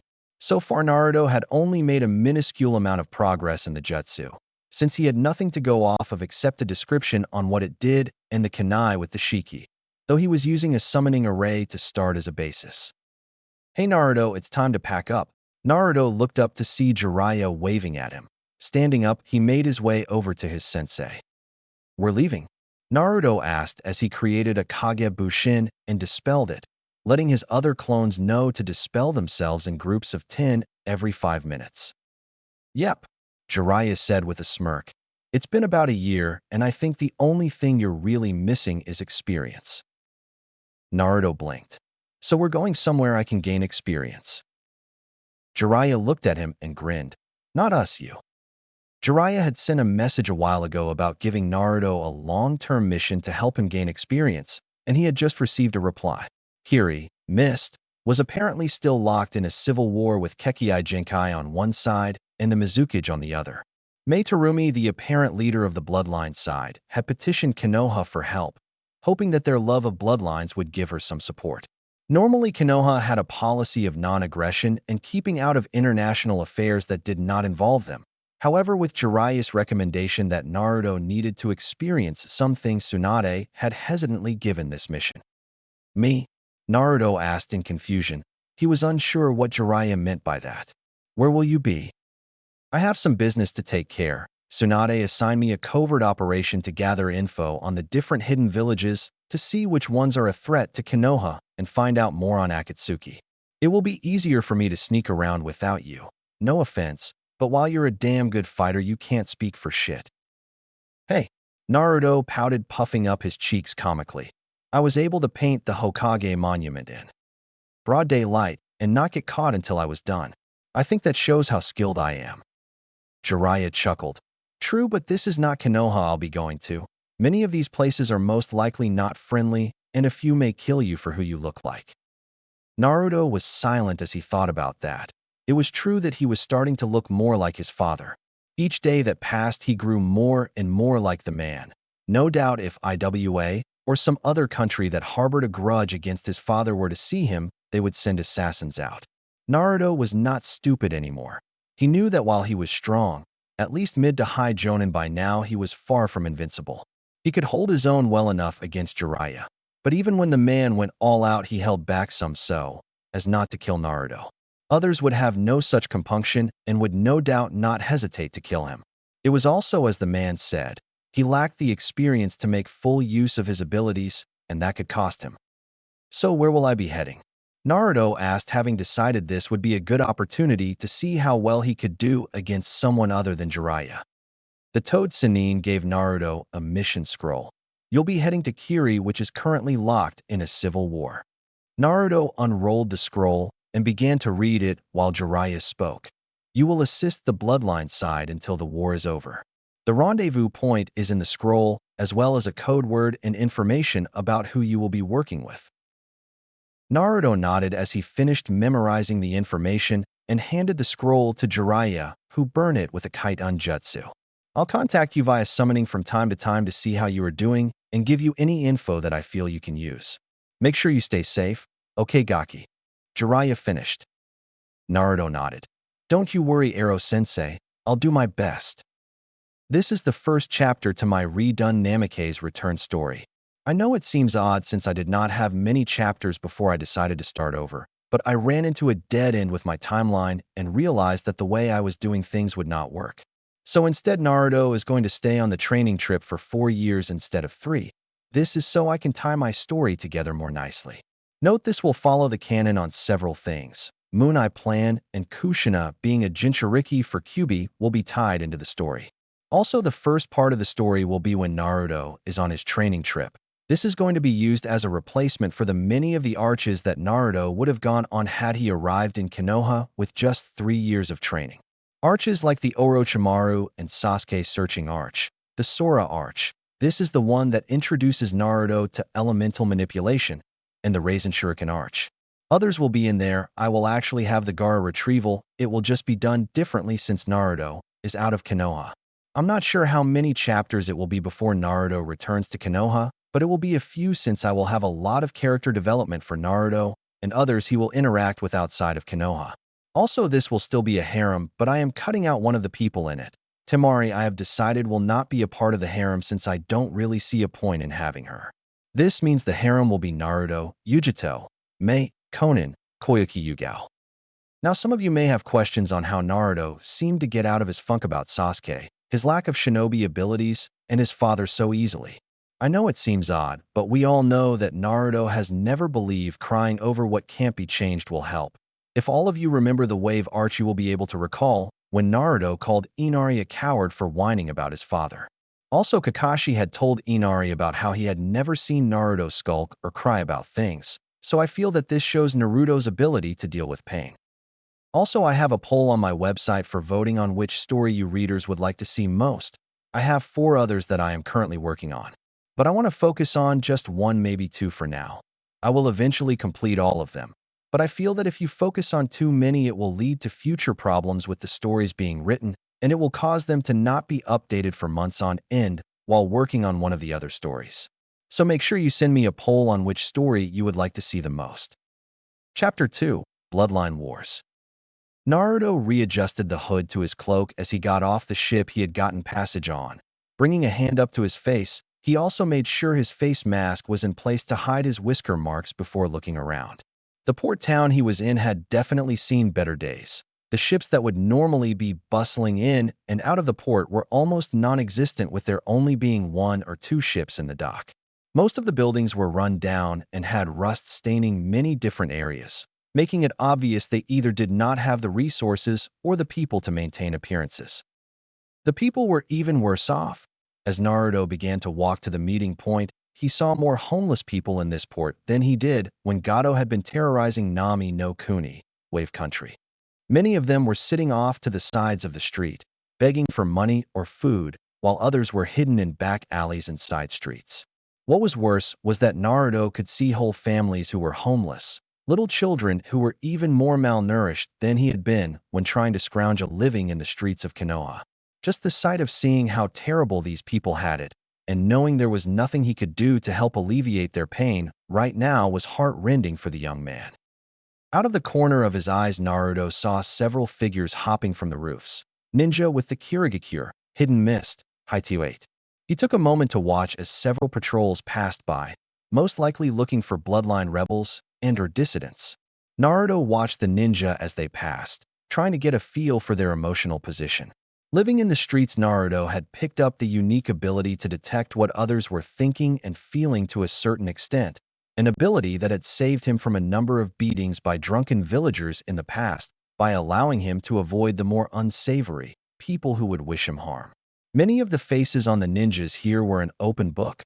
The blonde was pleased to see that most of them seemed to feel just as bad as he did about the situation. While their faces showed no emotion, their eyes showed too much. It had always been said that the eyes are the gateway to the soul. For people like Naruto, that had never been more true. Their eyes showed guilt and sadness over what was happening here. Small flickers of eye movement as they flicked their eyes over to some of the homeless people showed that they too wanted to help. Naruto knew they most likely couldn't because the Mizukage had more than likely threatened to kill their families. It was strange. Naruto had heard that during the beginning of his reign, the Yonde Mizukage was one of the most compassionate Kages. Naruto did not know what would cause him to change so profoundly. However, the evidence of the man becoming corrupted was right here for him to see. Naruto did notice a few ninja who seemed to derive some sort of pleasure from watching those around them suffer, and assumed they were the more hardliners of the bloodline haters. Naruto stopped walking as his enhanced hearing picked up a stifled sob. Looking around, he noticed a few of the other ninja seemed to notice as well and looked even more guilty. Channeling chakra into his ears, Naruto was able to make out the sound better. Let's see, judging from the pitch of the voice, it's a female around her mid to late teens. The sobs sounded pained, and Naruto could also hear fear in it. Having never been one to stand by when someone was in that much pain, Naruto put more chakra into his ears to locate the source of the sound. Walking into a small alley, Naruto looked around. When he was sure no one was following him, Naruto disappeared in a gentle breeze. Reappearing on the roof, the blonde crouched down and activated one of the few jinjutsu he could do. It was more of a jinjutsu/ninjutsu hybrid, much like the standard hinge that is taught in the academy. Rather than affect the mind of an opponent, it affects the surroundings of the area. Channeling chakra into the oxygen particles in the air, masking and camouflaging the area around Naruto to make it seem as if there is nothing there, making him invisible to all but the most powerful of Kage-level ninjas, or those with Dojutsu and enhanced senses like those of the Inuzuka clan. It was a technique Naruto had been taught by Hiraishin, who used whenever he tried to peek on women, though Naruto understood it had many applications in stealth and espionage as well. Making sure he would not be spotted by any of the ninja that were passing on the roofs, Naruto continued on his way towards the sobs, which were now becoming much louder and clearer. Naruto eventually found the source coming from an abandoned warehouse of some kind. There were no ninja that he could see in this area, but he knew that did not mean anything. He looked towards the second-story window, which is where the voice was coming from. Dropping off the building he was on, Naruto quickly moved towards the warehouse. Channeling chakra to his feet, the blonde shinobi walked up the walls to take a peek inside the window. What he saw was something that would haunt and disgust him for a long time to come. Inside was a young woman who couldn't be more than 16 or 17 years of age. She had long dark brown hair, which seemed to be the standard hair color in Kiri, and vibrant green eyes. Her skin was a pale, milky, smooth color, and she had a figure that Naruto had seen on some of the civilian supermodels that Ero-sensei was with on occasion. At least the woman's eyes would have been vibrant if it were not for the fear in them and the tears that were flowing out of them freely. Her skin, which would probably have looked perfect and beautiful, was instead black from multiple large bruises that covered most of it from her neck to her legs. Her face had several welts and bruises, no doubt from being hit and smacked multiple times. The obvious source of this woman's fear and pain was right in front of her, a man who looked to be in his mid-30s. He had a medium height and medium build, with black hair and brown eyes. The man was obviously a Kiri shinobi, since the man was still wearing his Haitio-8 on his head. However, everything else was gone. The man was completely nude and currently in the process of raping the young woman. Judging from the bruising on her, some of which looked several days old, this was not the first time he had done so. Naruto's blood began to boil as he gnashed his teeth together hard enough that the coppery and tangy taste of blood came to the blonde as his gums began to bleed. Naruto had always held a deep-seated respect for women that sometimes bordered on worship. He was not sure what it was about them that made him feel this way, but it was part of the reason he had never raised his hand to Sakura when she would hit him. Sure, Naruto was not a virgin anymore and had in fact slept with several girls in the past year, but he would never do anything unless the woman he was with wanted to.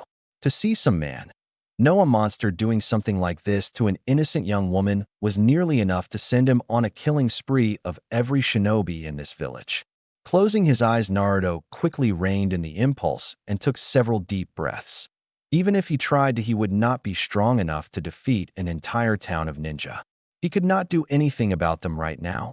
He looked into the window. While he may not be able to do anything about this town, but he could at least help this woman. Ha ha, come on, you know you love it. Karai Masashi laughed as he listened to woman sob and cry. A jonin of Kiri for nearly 10 years, Karai was considered a sick bastard even by his peers. He had become a genin at an early age and had risen through the ranks fairly quickly. It had at one point in time it had been the man's hopes to become a member of the Kiri no Shinobigatana Nananin Shu, 7 swordsmen of the mist, before they had fallen from grace. When they had been disbanded due to the betrayals of nearly all the shinobi in that group except one, he had just opted to find some other way to gain glory. While he had yet to find glory, he had found several ways to entertain himself. He looked down at the young teenage girl he was pounding himself into. Her pleas were like music to his ears. Did I ever tell you how He was cut off from speaking as a pair of hands wrapped around his head, one covering his mouth and the other on the back. With a quick twist, the hand snapped Kurai's neck and let him fall out of the girl and drop to the floor, revealing Naruto, who was glaring at the corpse as if hoping it would spontaneously combust.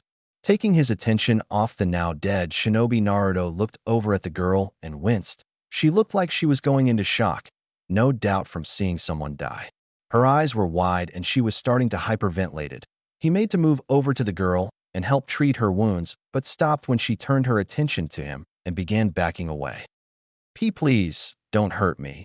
The girl's voice choked as she continued to back away, despite the fact that she was already pressed against the head of the bed. Please, I don't. Naruto pulled down his hood and face mask to give the girl the most compassionate smile he could muster despite the sick feeling he had in the pit of his stomach. "Don't worry, I'm not gonna hurt you." The girl looked at him and seemed to calm down a bit. "I just want to help you," Naruto continued as he made slow movements towards her. You do?" she asked as a small flicker of hope appeared in her eyes for a brief moment before vanishing. "How do I know I can trust you?" she asked in a low voice. "You don't," Naruto said, keeping his tone warm and kind. "I have no way of proving to you that I don't mean you any harm. All you can do is choose to trust or not trust that what I say is true. However, I promise you right now that I will help you and take you somewhere safe where you won't ever have to deal with things like what that man did to you again." The girl looked at him for a second before slowly relaxing. She scooted herself away from the head of the bed and moved to the center of the mattress. Naruto made slow movements towards her to make sure she did not freak out before sitting at the edge of the bed next to her. "I'm going to take out a scroll containing medical supplies to heal you. Is that okay?" Naruto asked. He received a cautious nod and slowly reached into his pouch, which had several containment seals that were used to hold his various ninja tools. Pulling out a scroll, Naruto unrolled it on the bed and unsealed the materials. A number of medicinal creams, disinfectant, and medical bandages came out of the seal. Naruto had long since realized that he would never be able to use medical jutsu, not just because he was always constantly battling to keep his control at the level it was at due to the constant increase in his reserves, but also because his chakra had traces of the Kyuubi's in it. While the minuscule amounts did nothing to him, since he has had the fox since birth, they were incredibly toxic to others. Still, that did not mean that he would not do the best he could to make up for his deficiency in this area by becoming adept at the creation of healing ointments and herbology. Naruto picked up one of the tubes containing one of his own personal creations. To make up for his lack of being unable to use healing jutsu, Naruto had long since decided to try and make a healing cream based off of his own abilities of regeneration. Naruto had always known that he healed quickly. Wounds that would take weeks for others to heal were gone in hours, and ones that took months to heal disappeared within a day. Naruto knew this was due to Kyuubi and the seal on his stomach, which channeled the fox's chakra into his body at a constant rate. A little over a month ago, Naruto had been able to replicate that ability to an extent and make a powerful healing cream. Utilizing the art of Fuin Jutsu, sealing art, Naruto had come up with a modified containment seal that was designed to be able to store Kyuubi's chakra. With the use of several powerful purification seals that were designed based off the ones on the Shiki Fuin, Naruto was able to purify Kyuubi's chakra to the point that it was no longer poisonous to humans. Of course, because of the potency of the chakra, it still had to be given in low doses. Lethal wounds like being impaled or broken bones could not be healed with the maximum amount that could be used on a person, which was about the amount of chakra used to make a standard Bushin Jutsu. But wounds like bruises and small scrapes and cuts were an easy fix for the ointment, which had the chakra that was stored in the seal mixed into it. "I need you lie down while I apply some healing cream to your bruises. Can you do that?" Naruto asked in a calming voice. The woman nodded and laid herself down on her back as Naruto uncorked the lid to his ointment. Dabbing a little on his fingers, he lightly rubbed them together so the chakra in the cream would activate. He began to gently rub the medical cream on the girl's stomach, which was the area with the most bruising. The young woman hissed in a bit of pain before the healing effects kicked in, causing her to relax. In a few minutes, the large black bruise that had been on her abdomen was gone.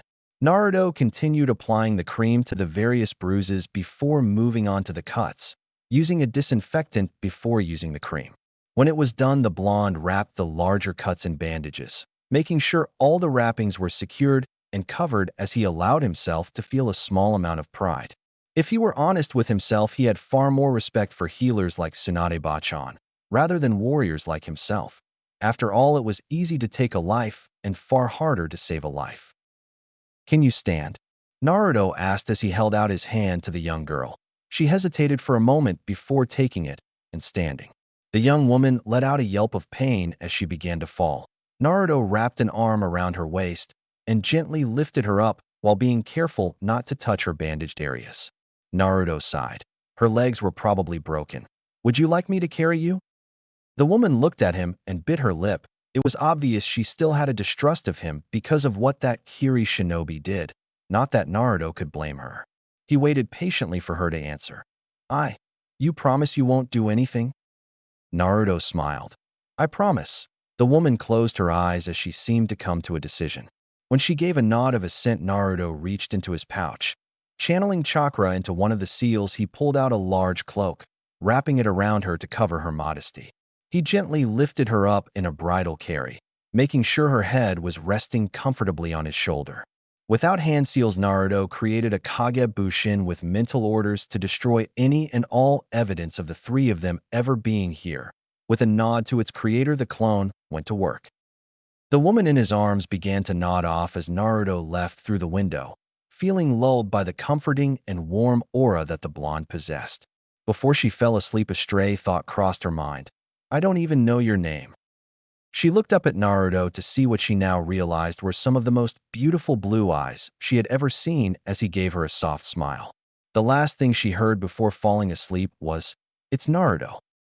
Ao sighed for what felt like the 100th time today as he waited for the person who was supposed to lend them aid to arrive. Whoever it was extremely late. In the ninja world, this usually meant one of three things. They had gotten caught up in something. This could be caused by anything from simple forgetfulness to getting into a fight with other shinobi, with neither of those being very good. They hadn't even gotten here yet. Given the trouble it took to get into Kiri, their support had been given some leeway in this. Ao had been given a week to stake the place out, with today being the last day. Or the final thing that could have happened. This person had been killed on his way here, either before or after they got here. Crossing his arms, Ao began to tap his fingers, a dull rhythm against his arms. This was unbelievable that someone would take this long to get here and not even have the courtesy to send a message. Back in his day, people were prompt about being on time to any important engagements like this. A nudge on his shoulder brought Ao out of his mental ramblings. Looking towards one of the men in his squad who was with him for this assignment, Ao saw him nudge his head. Looking over in the direction indicated, he spotted a man wearing a black cloak that reached down the ground. The hood was up, covering the man's face, with the only thing Ao was able to see being a blue face mask covering the bottom half of the man's face. The odd thing about the man was that he was carrying something in his arms. Judging from the shape and size, it was most likely a person. Ao activated the Byakugan in his left eye, spotting the 3 whisker marks on each cheek as he used the Dijitsu's X-ray vision. Ao relaxed ever so slightly. While this man could be their contact, which had been described by a message Turumi-sama had gotten a while ago, it could also be an imposter. As the cloaked man came closer, Ao stopped him. "You look like you're pretty far from home, son." The figure chuckled. "I was told there are many opportunities in Mizu no Kuni and came to try my luck." The voice sounded younger than he expected, but Ao visibly relaxed as he heard the password. He would still need to be weary, but at least now they could move on. "You're later than I thought you would be," Ao said, watching as the man shifted his attention to the form he was carrying. Now that he was not paying as much attention to their support, he took the time to notice that the figure the man was carrying was a person, a woman to be exact. "Sorry," the man said. "I was held up." Ao sensed the underlying meaning to his words and couldn't help but wince. While most of the people on the Mizukage side were forced to fight, there were others who were not above committing such atrocious acts. "Well, I suppose it's fine since you're here," Ao began, "still back in my day." Naruto sighed as he set the young woman down on the bed in the medical room of the main base to the rebel faction. He looked over towards Ao and nodded. The two of them soon walked out of the room and made their way down a long hallway with various doors leading to places like storage and living spaces. Now that he was not worried about his charge, Naruto turned his attention to the man who he had met at the port. Ao was a middle-aged man with a patch over his right eye and talismans in his ear with the kanji for Sho Yuketamwa, to hear, on both sides. Naruto was able to spot the rather intricate-looking seal that was hidden within the kanji. Given the chakra Naruto could feel emanating from under the man's eye patch, the blonde assumed he had a transplanted Dijitsu, like Kakashi. His hair was a light blue in color and looked similar to Kisame's hair. He was wearing the Kiri Haitirade around his head. He was wearing a pair of striped shirt and pants with a green robe over them in the standard hunter nin attire of Kiri. Suddenly, they stopped at a door that was at the end of the hallway, and Ao knocked. "Come in." Naruto blinked at the distinctly feminine tone as Ao opened the door and stepped inside, with Naruto following close behind. When Naruto entered the room, he saw a woman seated behind a large desk and felt his breath catch slightly. During his travels, he had encountered many beautiful women, but among all of them, this one stood out above the rest. She was slender and appeared to be in her late 20s or early 30s. Her auburn hair, which reached down to her ankles, was styled in an intricate pattern at the back, with the top tied using a dark blue band. Several loose strands framed her face, one of them partially covering her right eye. Her face was heart-shaped and refined, yet carried the unmistakable presence of a leader who had earned the respect of her people. Her pale complexion contrasted softly with her attire, a long-sleeved dark blue dress that fell just below her knees. The outfit was practical yet elegant, designed to allow movement while still maintaining a dignified appearance. Beneath it, she wore additional protective layers suited for a war setting. Instead of standard sandals, she wore high heels reinforced with shin guards, blending authority, style, and readiness for battle.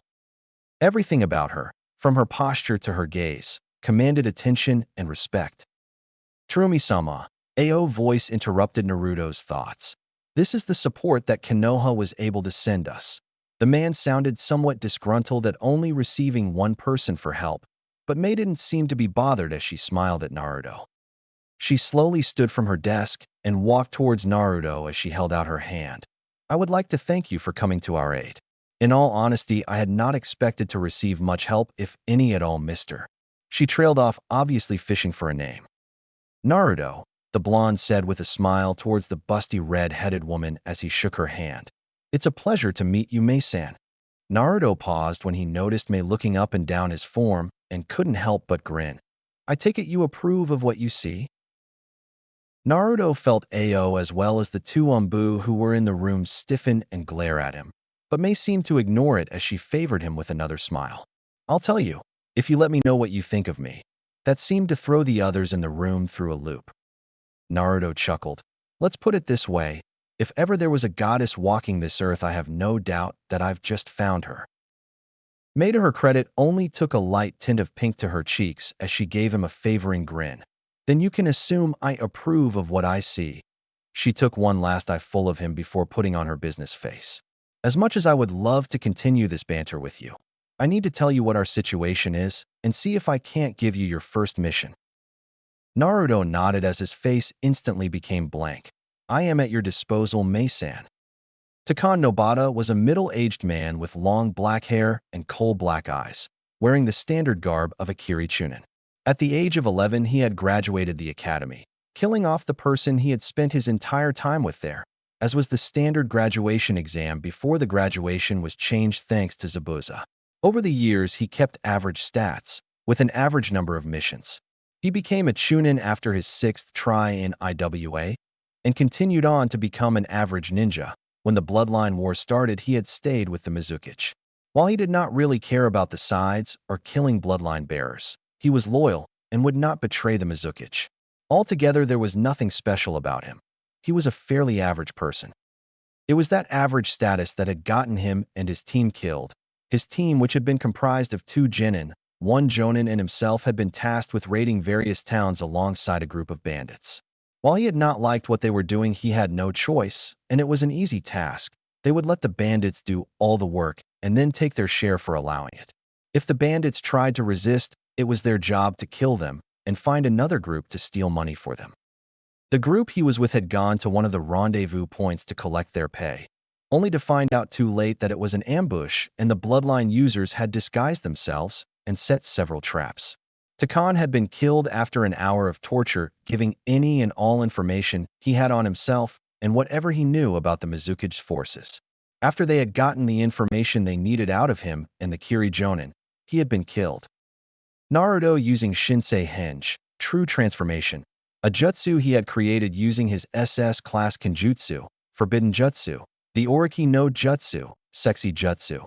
He had created a true transformation.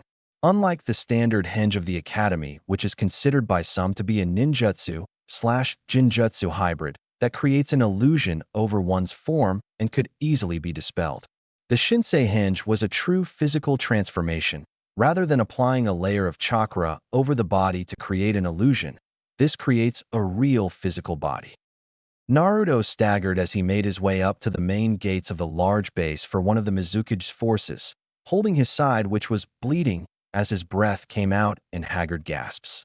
As he got to the gate, the shinobi in the watchtower spotted him and called down to two shinobi who were standing guard inside the gate, which began to open with a creak as one of the guards went to get the commander while the other came out of the gate and walked in front of him just as he began to stumble. "What happened to you?" the man asked as he slung Takan's arm over his shoulder and helped him up. "B bloodline rebels." Takan gasped out using a bit of wind chakra to cut up his gums, making it look like he had blood coming up from his throat. The commander of the base came just as Takan started explaining. "We were attacked by the bloodline users." Takan bent his head down as he coughed up some blood, mentally applauding himself for his good performance. "How did you escape?" asked the commander who was looking at him in suspicion. "I managed to fall into a river." Naruto's head began to bob. "Guess they thought I was dead." Letting his eyes close, Takan feigned unconscious as the commander looked him over for a moment. "Get this man to medical. I want him up and about to give a report by tomorrow," the commander ordered as the one who was carrying him and someone else came up on his other side and grabbed his other arm. As they dragged him through the base, they did not notice the small smile on Tkane's face. "All right, he's in," Ao said as he observed the front gates come to a close. "Now we just need to wait for him to open the gates, and we'll begin our mission." This would be one of the first times they actually destroyed an enemy base. They had done many raids on ninja teams and caravans before, but because they lacked the numbers, they had never been able to storm one of the strongholds the Mizuki Jigura created, mainly because no one could sneak in to disrupt it from the inside.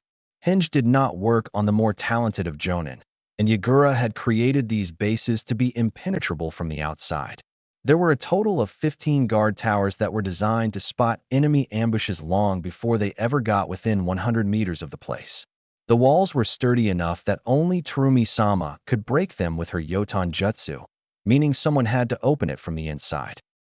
So upon learning that Naruto could create a solid physical transformation, their leader had immediately made plans to begin infiltrating and destroying enemy bases.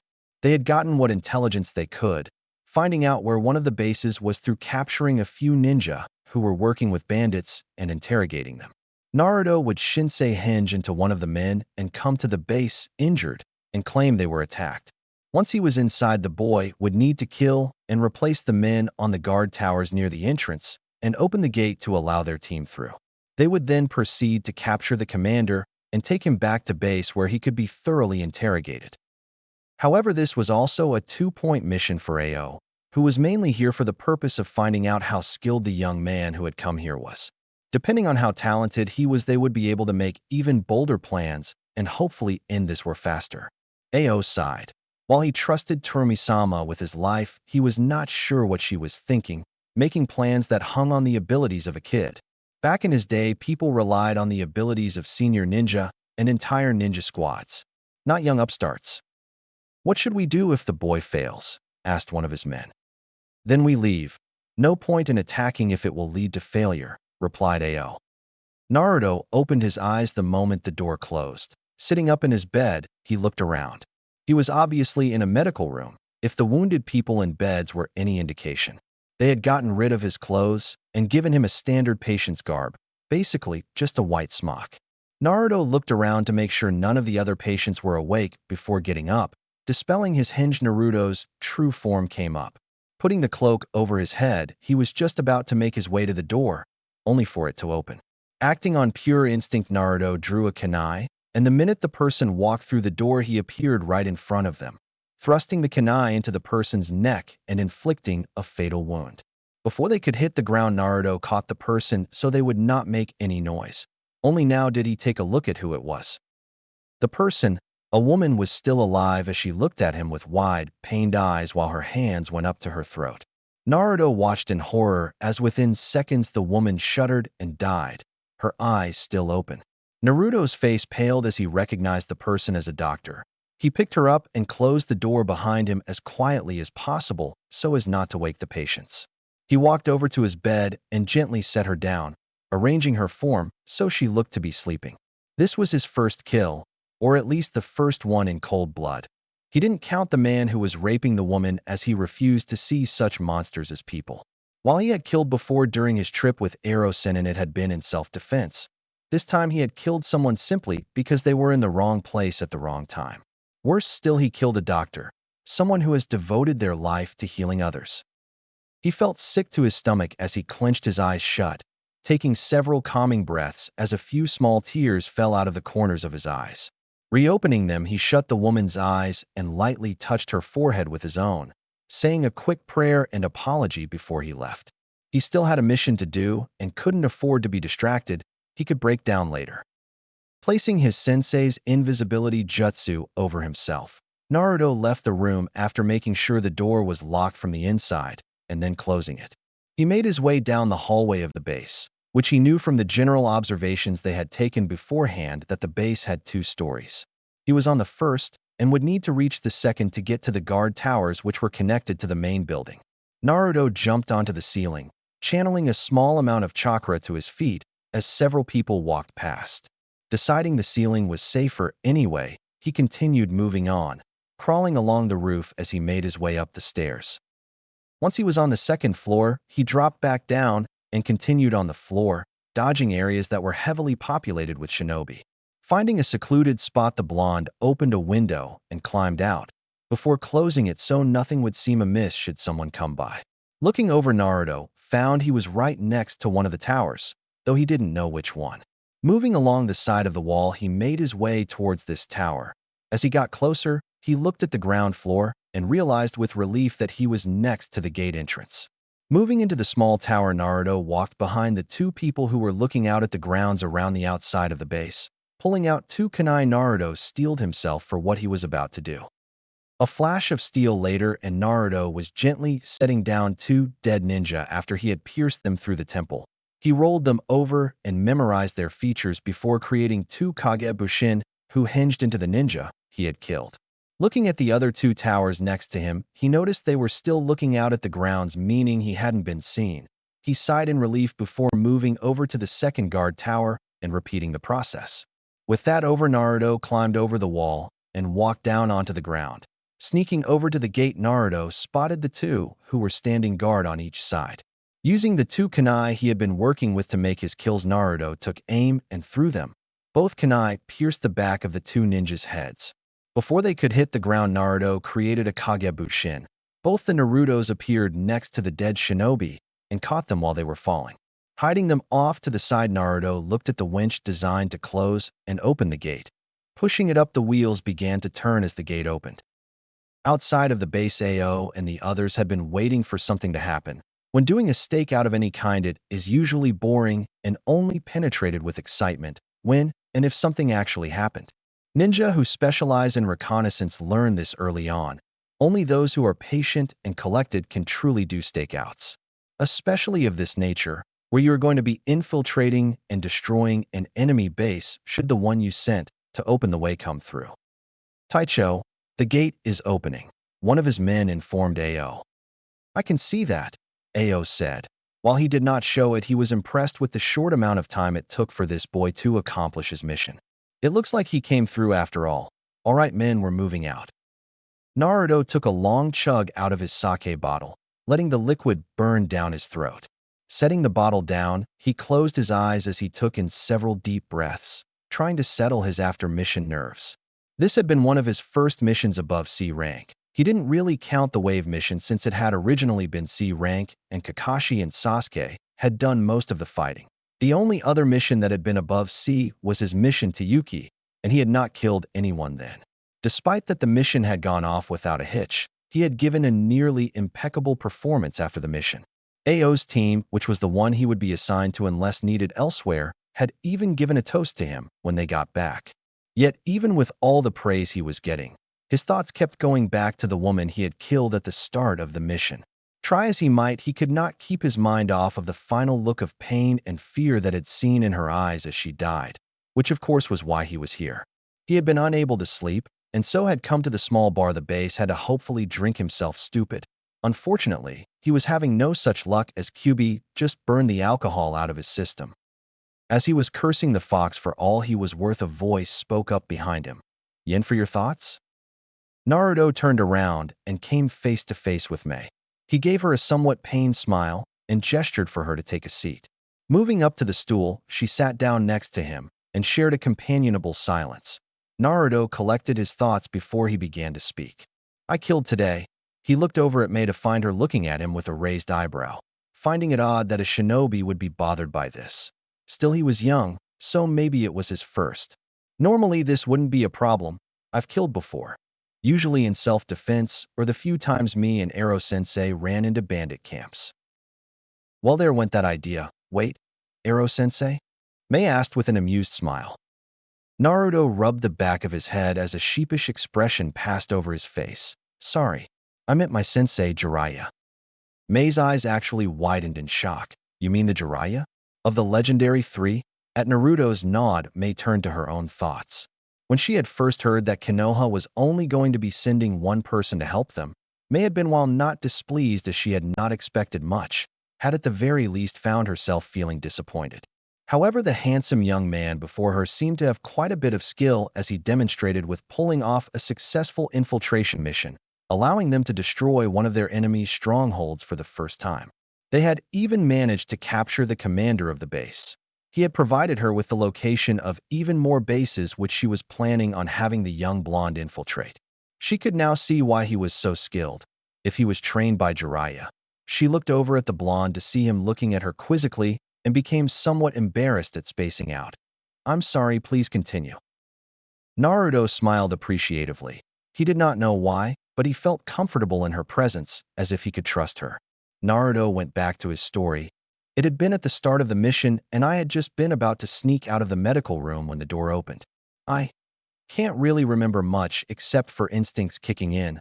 One moment, I'm just getting off the bed, and the next there's a young woman in my arms clawing at her throat. You looked in her eyes, didn't you? Mei asked as an understanding light came to her.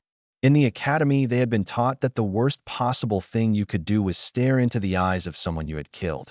It had caused many problems for young genin who became plagued with nightmares about their first kills, many of which had to quit being a shinobi because they had become mentally unstable. It had been why the original graduation exam in Kiri had been to kill the person closest to you. They felt that if you could do that, then killing some random person would be nothing. Naruto nodded. Yes, I had looked into her eyes and watched her die, saw the helpless and pained expression on her face. Naruto quickly wiped away a stray tear, hoping Mei wouldn't notice. She had but decided to just file it away for later. But that's not even the worst of it. I killed a doctor, someone whose purpose in life was to heal others. While they do have some minor combat training, they never take a life unless they have to. People like us, he gestured to himself and Mei, we're killers. Our whole purpose revolves around causing more death than our enemy. Naruto paused. I've never really liked killing. In truth, when I first thought about what I wanted to be, my first choice was a doctor. Why didn't you become one? Mei asked in curiosity. A doctor was on the complete opposite end of the career spectrum. Honestly, Naruto sighed. I have no idea why, or even when I had changed my mind. Wouldn't have mattered anyway. From the moment I was born, I was chosen to be a ninja by factors outside of my life. Both of my parents were ninja, extremely powerful in their own right. That was part of the truth. But the biggest reason was because of QB. Even if he had been given a choice, there was no other profession he could have chosen because of that rather small detail. So, you became a ninja because of your parents? Mei asked. Partially. Naruto looked at her.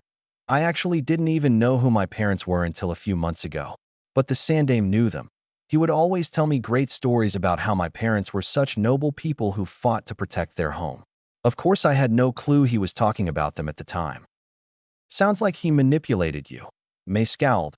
She had never liked people who would manipulate an innocent child.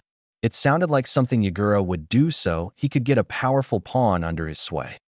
Yes, I'm pretty sure that whether he knew it or not, he was indeed manipulating me to become a shinobi. Though I would never blame him for that. He was the Hokage after all, so I assume he was mainly telling me of his own feelings. Naruto took another swig of sake. I'm not well liked in my village, so this was really the only option I had available anyway. Naruto blinked in surprise. Why did he just tell her that? This was only the second time he had even talked with her. It's not like they were close or anything. He couldn't blame it on the sake since he was unable to get inebriated. Perhaps it was the aura she gave off? Maybe her comforting presence? Or perhaps it was some other factor he had yet to deduce. He looked over at May, who seemed to be interested in that comment. Deciding there was no harm in letting her know a little more, he started again. Because of events that happened at my birth, events that I had no control over, I have been hated all my life. May frowned at that. Were your parents traitors? That was the only thing she could think of that would make the people of his village hate him.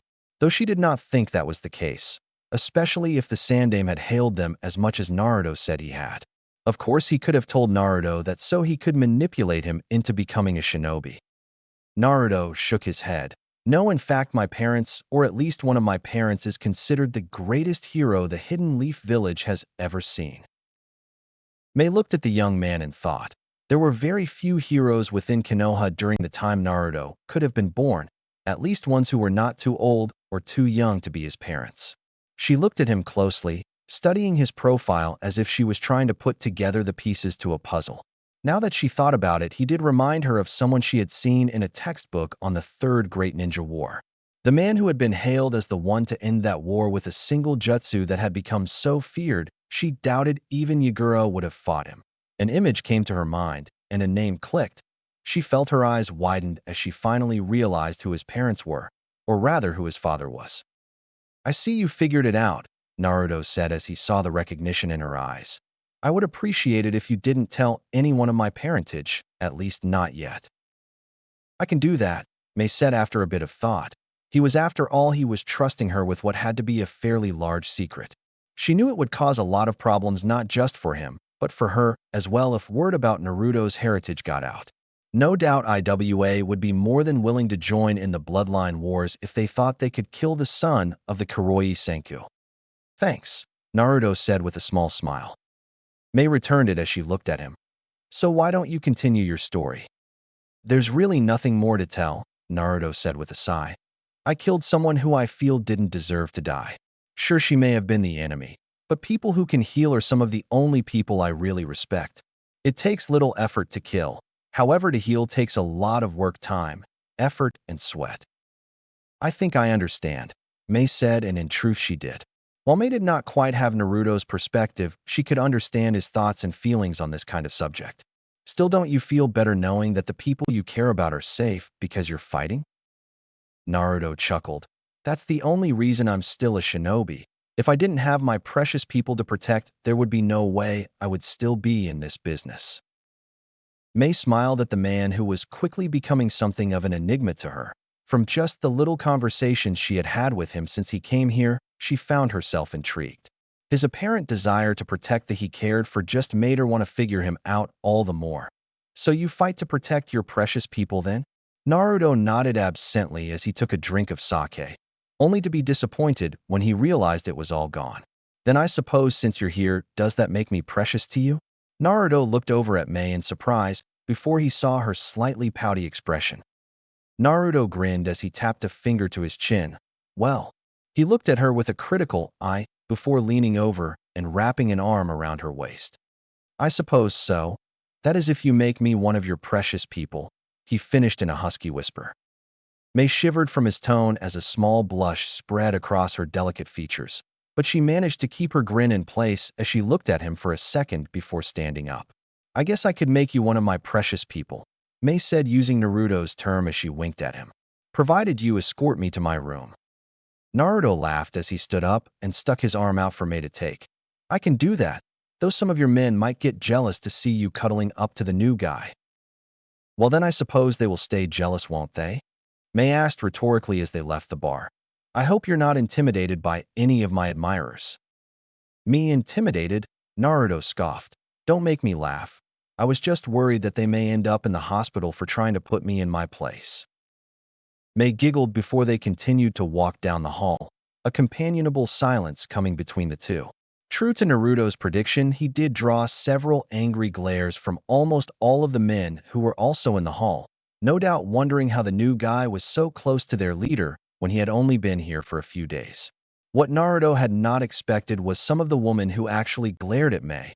Naruto had not been here long enough to be really known, and he had not met any of these women even in passing. He wondered if they simply thought she was degrading herself by getting so close to someone after only a few days of their first meeting. It's because they're jealous. Huh? Naruto asked in a somewhat dumb tone as he turned to look at May. May covered her mouth with her free hand as she giggled.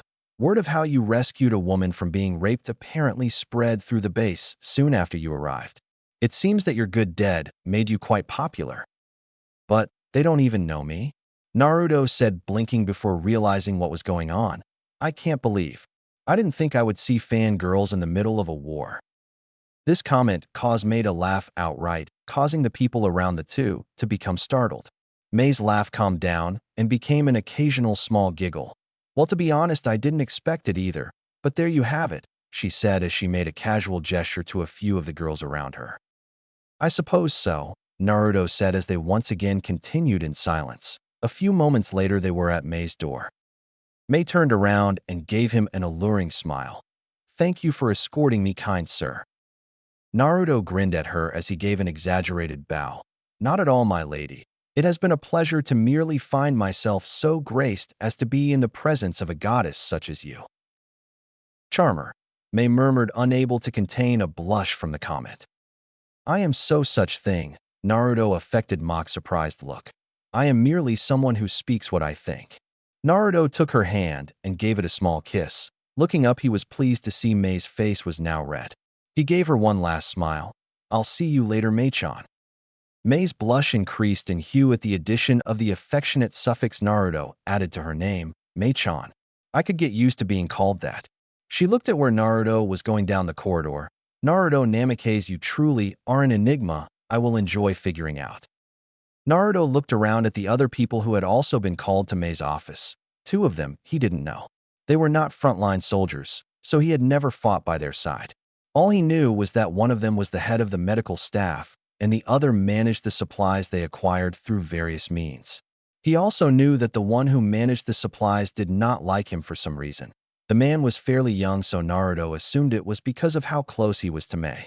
The man had complained once about May insisting on having Naruto with them as a part of their meetings. He never did it again after May threatened to melt his balls of, which Naruto had later found out she could quite literally do. Ao was also with them. He and the hunter Nin had gotten closer in the past 5 months Naruto had been here.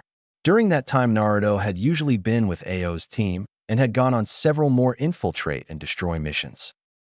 There was also Chojuro, a shy young man with blue hair, black eyes, and sharp shark-like teeth, a trait he shared with Zabuza and Kisame.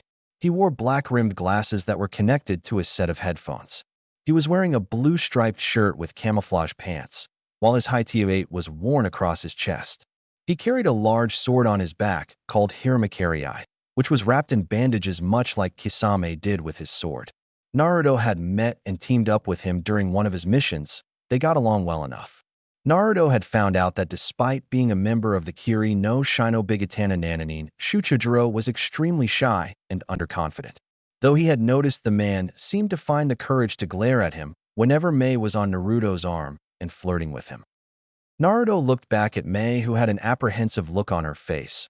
Naruto was not sure why this meeting had been called, since they met every week on Wednesdays to hear reports and plan. All Naruto knew was that it was apparently important, most likely new intel that could spell trouble for the rebels.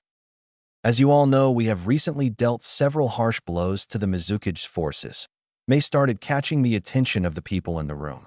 That was true enough. In the past 5 months, they had managed to destroy 10 enemy strongholds, cutting off valuable trade routes, and isolating enemy forces, allowing the bloodline side to pick them off. After that first mission Naruto had been on, they had continued to use the infiltration tactic with great success. While Naruto would not claim credit for being the reason their missions were so successful, he was glad to know that he was helping bring this violent war to a close. However, it seems that with our success, Yagura has decided that we have become a serious threat. I have received intel that he has amassed his forces and they will be heading towards our base at 1 month's time to destroy us. The two who had no part in the fighting paled at her words and began to mumble to themselves. A glare from May quickly shut them up. Because of this, I am planning an evacuation of the base. We are lucky that we were able to get this information fast enough so that we can evacuate the base without costing lives. So we're going to have to run, eh? Asked Ao with a small grumble. Back in my day, when we had to face such engagements, Ao, May interrupted with a sickly sweet voice as one of her perfectly shaped eyebrows twitched. Shut up, or I'll kill you. Ao paled. I didn't mean to imply that. Naruto gave a silent laugh as he listened to the small banter. Naruto had realized a while ago that this was a common occurrence between the two. May tended to get a particularly bad attitude when Ao would start talking, mainly because he would somehow end up making a comment that could easily be taken as a talk about marriage. May had confided in Naruto privately that she was somewhat depressed that she was going to reach her 30s in a few years and had yet to find a husband. Naruto had merely laughed and told her that a woman as beautiful as her shouldn't worry about such things since she would no doubt have men flocking to her as soon as the war was over. This had led to a little wordplay between the two that had begun to happen more often these days, especially when it was just the two of them. Naruto had grown much closer to the busty redhead. He would not deny that he was quite possibly starting to fall for her. She was smart, strong, intelligent, beautiful, and seemed to have the same love of flirty wordplay that he had. While Naruto would deny it vehemently to anyone who commented on it, traveling with Jiraiya had slightly tainted him. While Naruto would never peep on a woman like Ero-sensei did, he always took great joy in making a woman blush either with a subtle or not so subtle compliment on her looks or making a comment laced with innuendo. Seeing a beautiful woman who seemed to enjoy the same thing he did was not only welcome since it kept things fun, but also because their talks kept Naruto from having nightmares about the things he had done and seen in this war. Mei-chan, Naruto said, getting her attention as well as several glares from the others at calling Mei by such a in their eyes, disrespectful suffix. Yes, Naruto-kun? Mei asked, not caring to look at the shocked and jealous looks the two received. Honestly, she had figured these people would have been used to it by now. I don't think there is any need to evacuate. In fact, this could be where we end the war. Naruto's statement caused several shocked looks all around. It was extremely bold to claim that they could end the war right now. Despite numerous recent victories and cutting down about 1/3 of Yagura's forces, they were still outnumbered 3-1. That's a bold claim to make, Naruto, Mei said, dropping the suffix as she adopted a completely serious tone. I assume you have a plan? Naruto simply reached into his cloak's inner pocket and set down a large tri-pronged kunai on the table. While the people around him were wondering what the odd kunai was, Mei's eyes widened. You mean? Yes, Naruto said in a firm voice. It's time the world was reintroduced to the Flash. Naruto stared out across the plain, trying to see if the enemy had arrived. Like always in Mizu no Kuni, the area was extremely misty, giving everyone very low visibility. Looking to his right and left, Naruto saw several people who were lining up kunai launchers. If he were to look behind him, he knew that he would see people doing the same thing. He noticed that most of the people who were preparing them were looking at the odd tri-pronged kunai in curiosity, most likely wondering what it was and how it could be used to end the war. Naruto and Mei had refused to say anything, and the only person who the blonde was sure knew what was going to happen was Ao, who was more knowledgeable than most people from Mizu due to his travels. Because of how isolated Mizu no Kuni was, most people who lived there did not have much information about the world outside their country. All these people knew was that their job was to launch the kunai. Are you sure you want to go through with this? Naruto smiled as he closed his eyes. He had known she was there for a while, now having gotten used to her presence. He let himself find comfort in her presence a little longer before answering. Yes, this war has gone on long enough.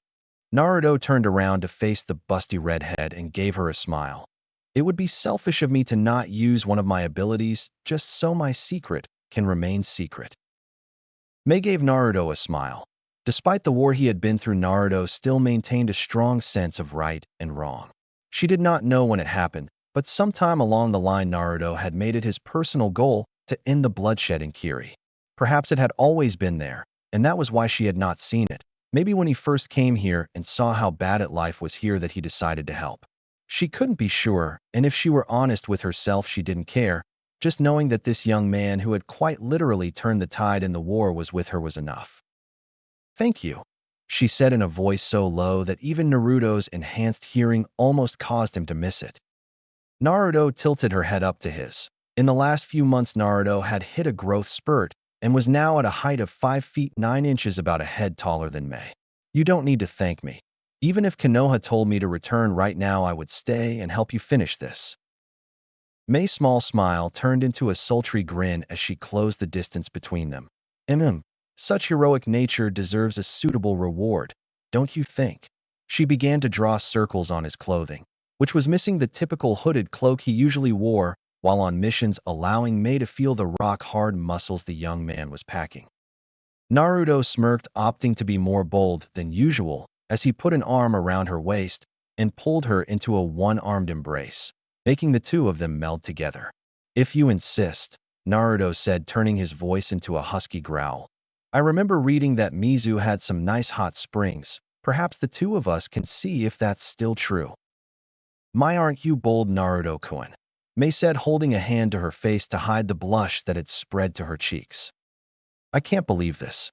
We're heading into battle and you two are joking around like this," Ao said, prompting both Naruto and Mei to turn toward him with completely deadpan expressions. "Why? Back in my day, when we were about to fight, we would." "Ao," the two said in eerie unison.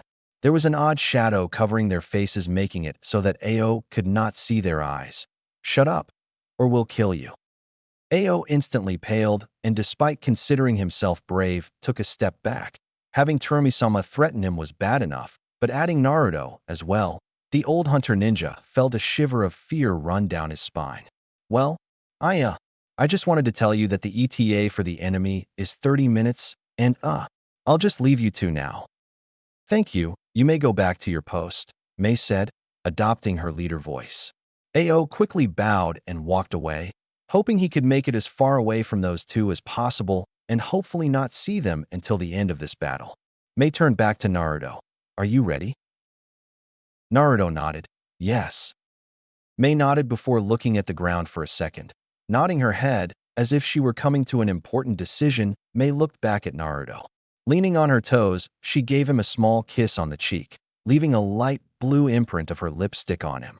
Naruto's eyes widened for a second as he brought up a hand to his cheek. This time, he was the one who found himself becoming red, which only made the blue lip imprint Mei left stand out more. "That was for luck," Mei told him with a heartfelt smile. "And to make sure you come back." Naruto's face slowly turned back to its natural tan color as he grinned. "Do I get another if I make it back alive?" Mei struck up a thinking pose. "If you make it back alive, I'll give you something even better. Perhaps that trip to the hot spring you wanted." Deciding to leave their conversation on a light note, Mei gave him a wink and walked off. Naruto turned back to look at the preparations with a large grin on his face. Despite knowing he was going to be forced to kill today, that kiss had made his day. He channeled some chakra to his eyes to give himself some slightly enhanced vision in the hopes of clearing the thick mist. He sighed when he couldn't pierce through the mist, meaning it would be a waiting game until they came within range of his vision. He took slow breaths as he remained calm. In all honesty, had no clue if he could pull this off. This would be the first time he used the Hiraishin in battle, but he had spent several days getting used to the feel of using the space-time jutsu.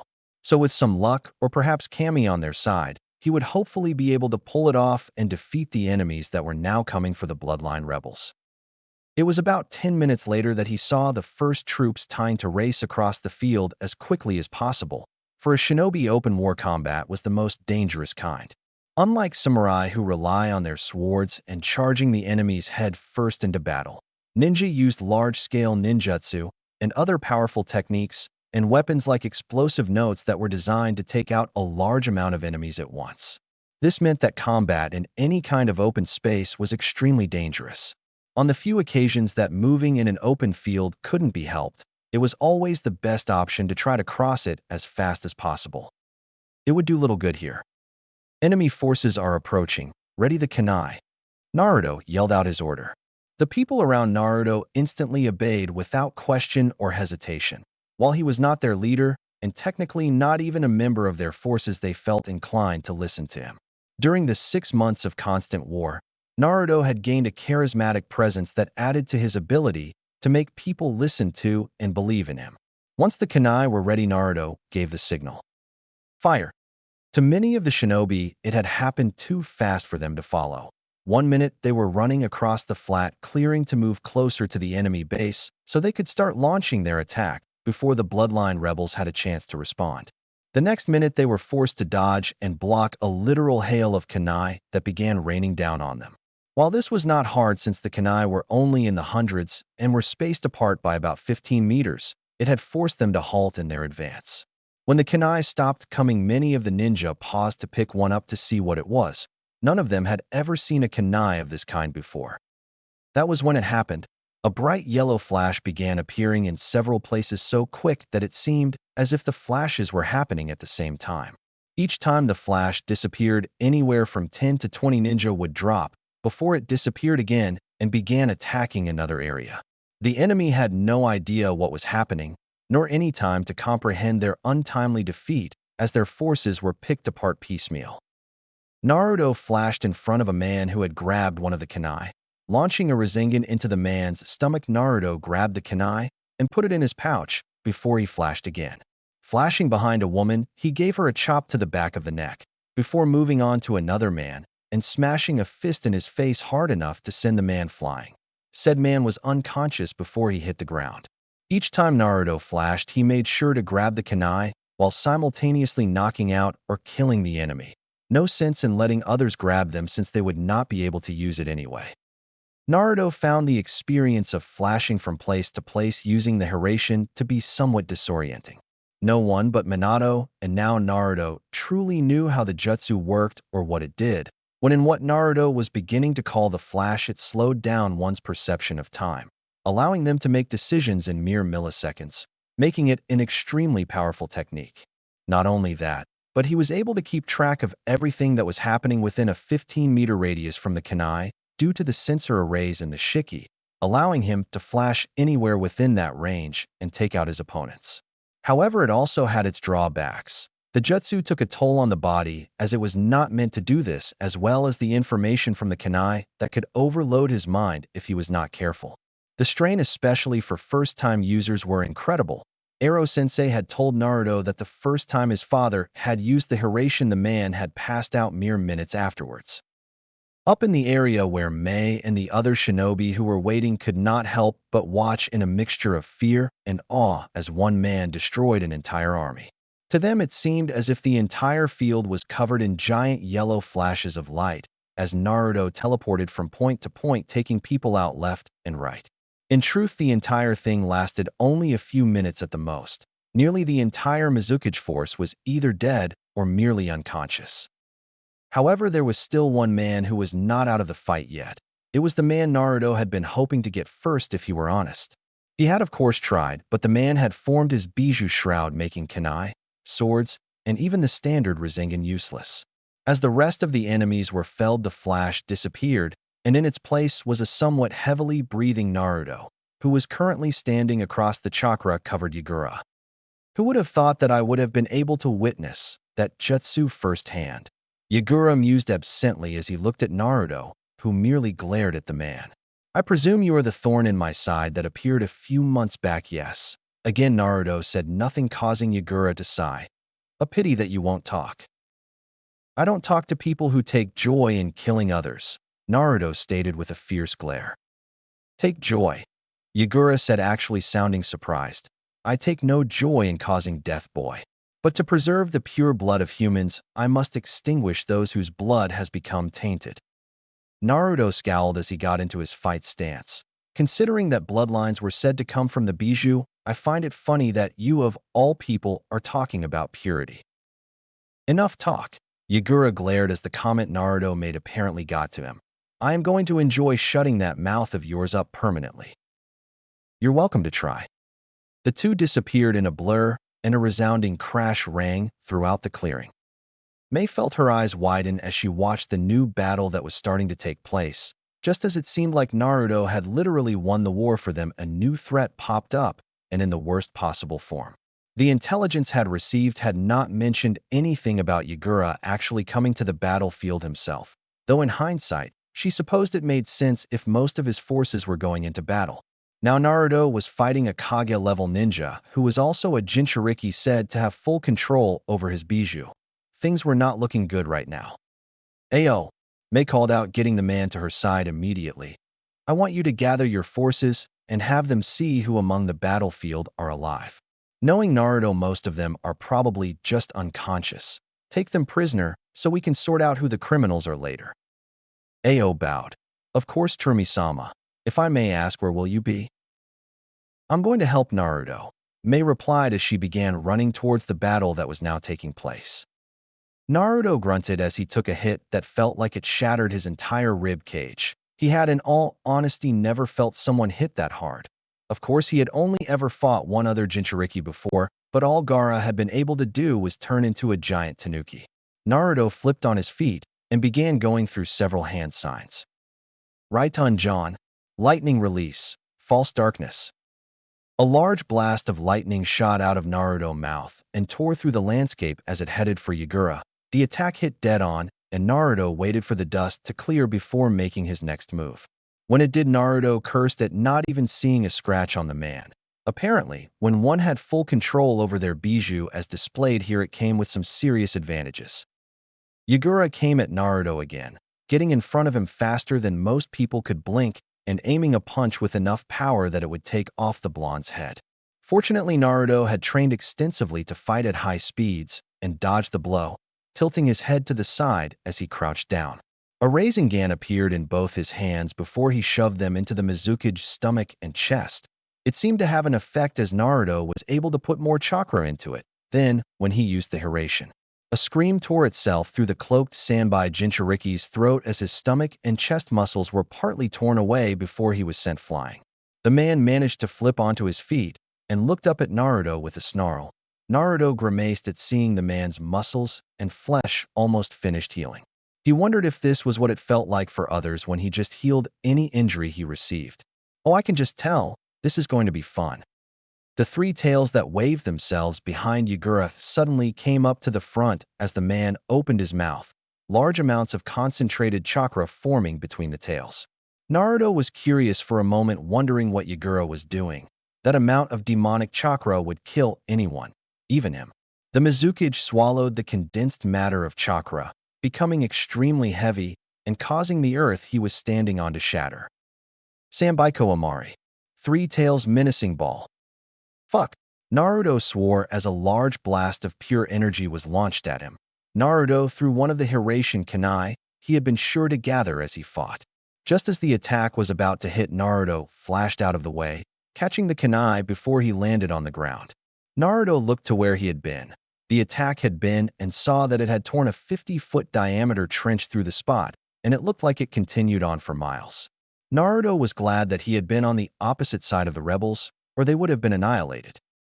I'm beginning to hate that jutsu. Naruto turned to see Yagura glaring at him. Not deigning to speak, Naruto got into his fighting stance again. Yagura chuckled before coming at him full force. Channeling Kyuubi's chakra into his fist, Naruto began to meet the man blow for blow as the fight continued. Unfortunately, Yagura could use more tails than Naruto, who could only use one, and the punches were beginning to hurt. However, there was really not that much that Naruto could do. Jutsu were for the most part useless. The only thing that worked was the Rasengan, and Naruto, while not having used a lot of chakra, would not be able to make many more. The strain of using the Hiraishin so much today, without being well trained in it, had taken a large toll on his body. Naruto ducked under a swipe sent his way, before being forced to twist himself out of the path of one of the man's tails. As Yagura sent another punch at the blonde, Naruto sidestepped the attack while grabbing the arm and pulling him into a knee. It didn't seem to do anything as the man just got back up and began attacking him even more furiously. Naruto dodged another punch, only to have his feet swept out from under him. The blonde managed to roll to the left just in time to dodge another blow from Yagura that shattered the earth. Pushing himself onto his feet, Naruto shot off towards his opponent, appearing in front of Yagura before sending another, larger Rasengan at the man. Oedoma Rasengan. Big Ball Rasengan. There was a large explosion and Yagura was sent flying back, rolling to the ground a few times before coming to a stop. Naruto was hunched over panting as the man got up again. He noticed that the wounds while still healing were more extensive. Naruto cursed. He needed to use a stronger jutsu. If only he had some way to distract his Jinchuriki opponent, he may be able to use that jutsu. Yotan, Lava Bullet. Several bullets of molten magma shot at Yagura, impacting and making him stumble forward as he screamed out in pain from the lava melting the skin off his back. Naruto looked over to see Mei Terumi running towards him with a worried yet determined expression. Unfortunately, the blonde also noticed Yagura's eyes catch onto Mei's form. Both Naruto and Yagura disappeared. Mei suddenly found herself being thrown to the side as Naruto pushed her away from Yagura. Ducking under a punch, Naruto shoved another Rasengan at his opponent, wincing as his arms felt the strain of the attack as it drilled into his opponent's ribs. As Yagura was thrown away, Naruto ran towards Mei. "Are you all right?" he asked as he offered her a hand. "I think I should be the one asking that," Mei said as she accepted the help up. "I hope you have a plan for beating him because I'm drawing a blank." "Maybe," Naruto breathed. "How long can you hold him off for?" 10 minutes at the most, Mei said, looking to where Yagura was getting back up. "That should be more than enough time," Naruto said. "Be careful when you fight him." "I will," Mei said as she charged towards Yagura and began doing hand seals. Futten, Skilled Mist. Boil Release Skilled Mist. As Mei began to launch Yotan and Futten Jutsu at Yagura, making sure to keep her distance, Naruto created a clone. Holding out his hand, Naruto formed a Rasengan. The clone began to channel wind chakra into the spinning maelstrom of destruction. "I'm only going to have one shot at this. I need to make it count." The Rasengan began to turn pure white as 4 points appeared swirling around its outer edge, making the jutsu look like a 4-point shuriken. A loud screeching sound began to fill the air as the jutsu became complete. He looked over at Mei, who had several bruises, but for the most part looked okay. "Mei, get out of the way." Mei jumped away from Yagura as Naruto channeled a concentrated dose of chakra to his feet, shooting off with such force that the landscape literally buckled and cracked when Naruto kicked off. Speeding towards Yagura, Naruto thrust out his hand. Futon, Raisin Shuriken. Wind Release, Spiral Ball Shuriken. Yagura had no time to react as the jutsu hit him head-on, tearing through the bijou cloak like it was mere paper as he was lifted into the air. A large dome 80 feet in diameter appeared around him as millions upon millions of wind blades sliced into the Jinchuriki at the cellular level. Had the dome not blocked out sound, Naruto and Mei were sure they would have heard screaming, seeing as Yagura's mouth was open in a silent yell. Finally, the dome vanished and Yagura's body fell to the ground. A second later, there was a large burst of light as the chakra from the bijou escaped. At first, Naruto was worried. He did not have the energy to fight anymore, and he doubted that Mei could stand up to a bijou. Luck seemed to be with them as the bijou did not have the energy to reform and dispersed, most likely heading to another location where it could regain its strength. Naruto closed his eyes as he fell to the ground, breathing heavily as sweat began to pour down his features. Now that the adrenaline was wearing off, he could really feel the strain that using the Hiraishin had taken on his body, as well as an intense pain in his arm. He looked at his arm and grimaced. It had thousands of tiny cuts on it, much like what Yagura had, albeit on a smaller scale. They were already beginning to heal as QB chakra went to work. Still, the jutsu hurt like a bitch to use, and he had hoped that he would not need it again until he found a way to throw it. He opened his eyes when he felt his head being lifted up and put on something soft. What he saw was Mei smiling at him as she began to stroke his hair. "Are you all right?" Naruto asked. "Shouldn't I be asking that?" she questioned as she looked him up and down. His clothes were completely ripped, leaving him with his pants, which were now shorts, and his combat boots. You look like shit. Naruto chuckled. Oh good, then it's not just my imagination because I feel like shit. Is everyone safe? Yes, she said. Many of the people were actually walking over to them after having witnessed the battle. Looks like you're a hero, huh? Naruto tried to laugh only to wince as he felt his chest strain under the pressure. I suppose, well, I think I'm gonna have to take a rain, check on that reward, good night. With that, the blonde shinobi closed his eyes as the last bit of adrenaline left his body and he fell asleep. May looked at him for a good while as she continued to absently run a hand through his hair. She looked over at the battle site and shook her head. The battlefield was a site of absolute destruction, the techniques used having literally reformed the landscape. She looked over at the large crater Naruto's jutsu created. She had never seen such a destructive technique. Even her Yotan attacks didn't do that much damage. Looking back at Naruto, she smiled. Enigma indeed. It had been 6 months after the battle and things had been running smoothly in Mist. May had been selected as the new Mizukage and immediately began putting plans up to rebuild Kiri and the neighboring cities. With the help of many of the ninja, both those who had been on the bloodline side and the ones who had been against Yagura but could not leave for fear of their families had begun to help with the repairs.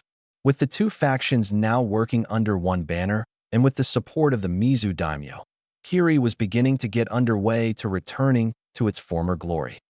Of course, it also helped that a certain blonde shinobi had decided to stay and help Kiri get back on its feet, creating a literal army of Kagebushin which he used to help Mei and the others in their repairs.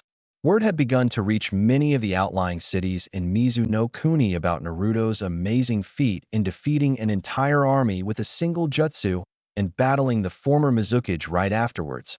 Many people had begun to hail his name here as the hero of Kiri. Naruto, while appreciative of the people's good thoughts of him, could not help but a bit feel apprehensive. News of what he did here would not doubt reach the other nations despite the isolation this one had from the rest of the elemental countries. When it did, he had no doubt that he would face several issues, namely Iwa and Akatsuki. He decided not to worry about that now as he sat in the new Mizukage office as Mei read over the last few reports for the day. Now that they were experiencing a new time of peace, Naruto had made sure to get to know the Bustakage under circumstances where they did not have to fear for their life. He had to say that it was fun taking Mei out to eat, out for a walk, or when they watched a movie after the new cinema had been built. That had been an experience since they had watched the Princess Gale movie with Yuki Fujikaze, aka Kiki Kazahana, which many of the people, including Mei, had been shocked to see showing their hero when he was younger. All in all, it was a good experience and allowed Mei to get out of the office every now and then, a place that seemed to be taking up more of her time than she would have liked. Unfortunately, he now had to leave. A few days ago, he received a message that Jiraiya was on his way here, and it would in fact not surprise the young blonde if the man already was here. He looked over as he felt some added weight on the couch and saw Mei looking at him with a curious expression. He gave her a smile. It looks like this is goodbye for now. You're leaving? She asked with a frown. She had grown close to the young man and did not want him to go. During the war, it had been her talks with him that brought her comfort and allowed her to forget all of the bloodshed, even if only for a little while. Jiraiya is probably already in town. Naruto ran a hand through his hair.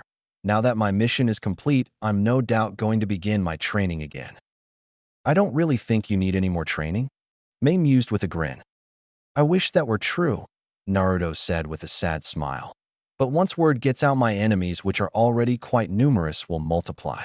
I have to be ready so I can protect not only myself, but the people they will no doubt use to get to me. Mei sighed. Someone as young as him should not have so many enemies. She shook off the morbid thoughts. So when will I see you again? She asked. Naruto smirked at her, causing the woman to become curious. Reaching into his cloak, the blonde pulled out a tri-pronged kunai that he handed to her. We can see each other whenever. Naruto started his smirk, turning into a grin. Just make sure that you limit it to once every 2 weeks if it's not an emergency.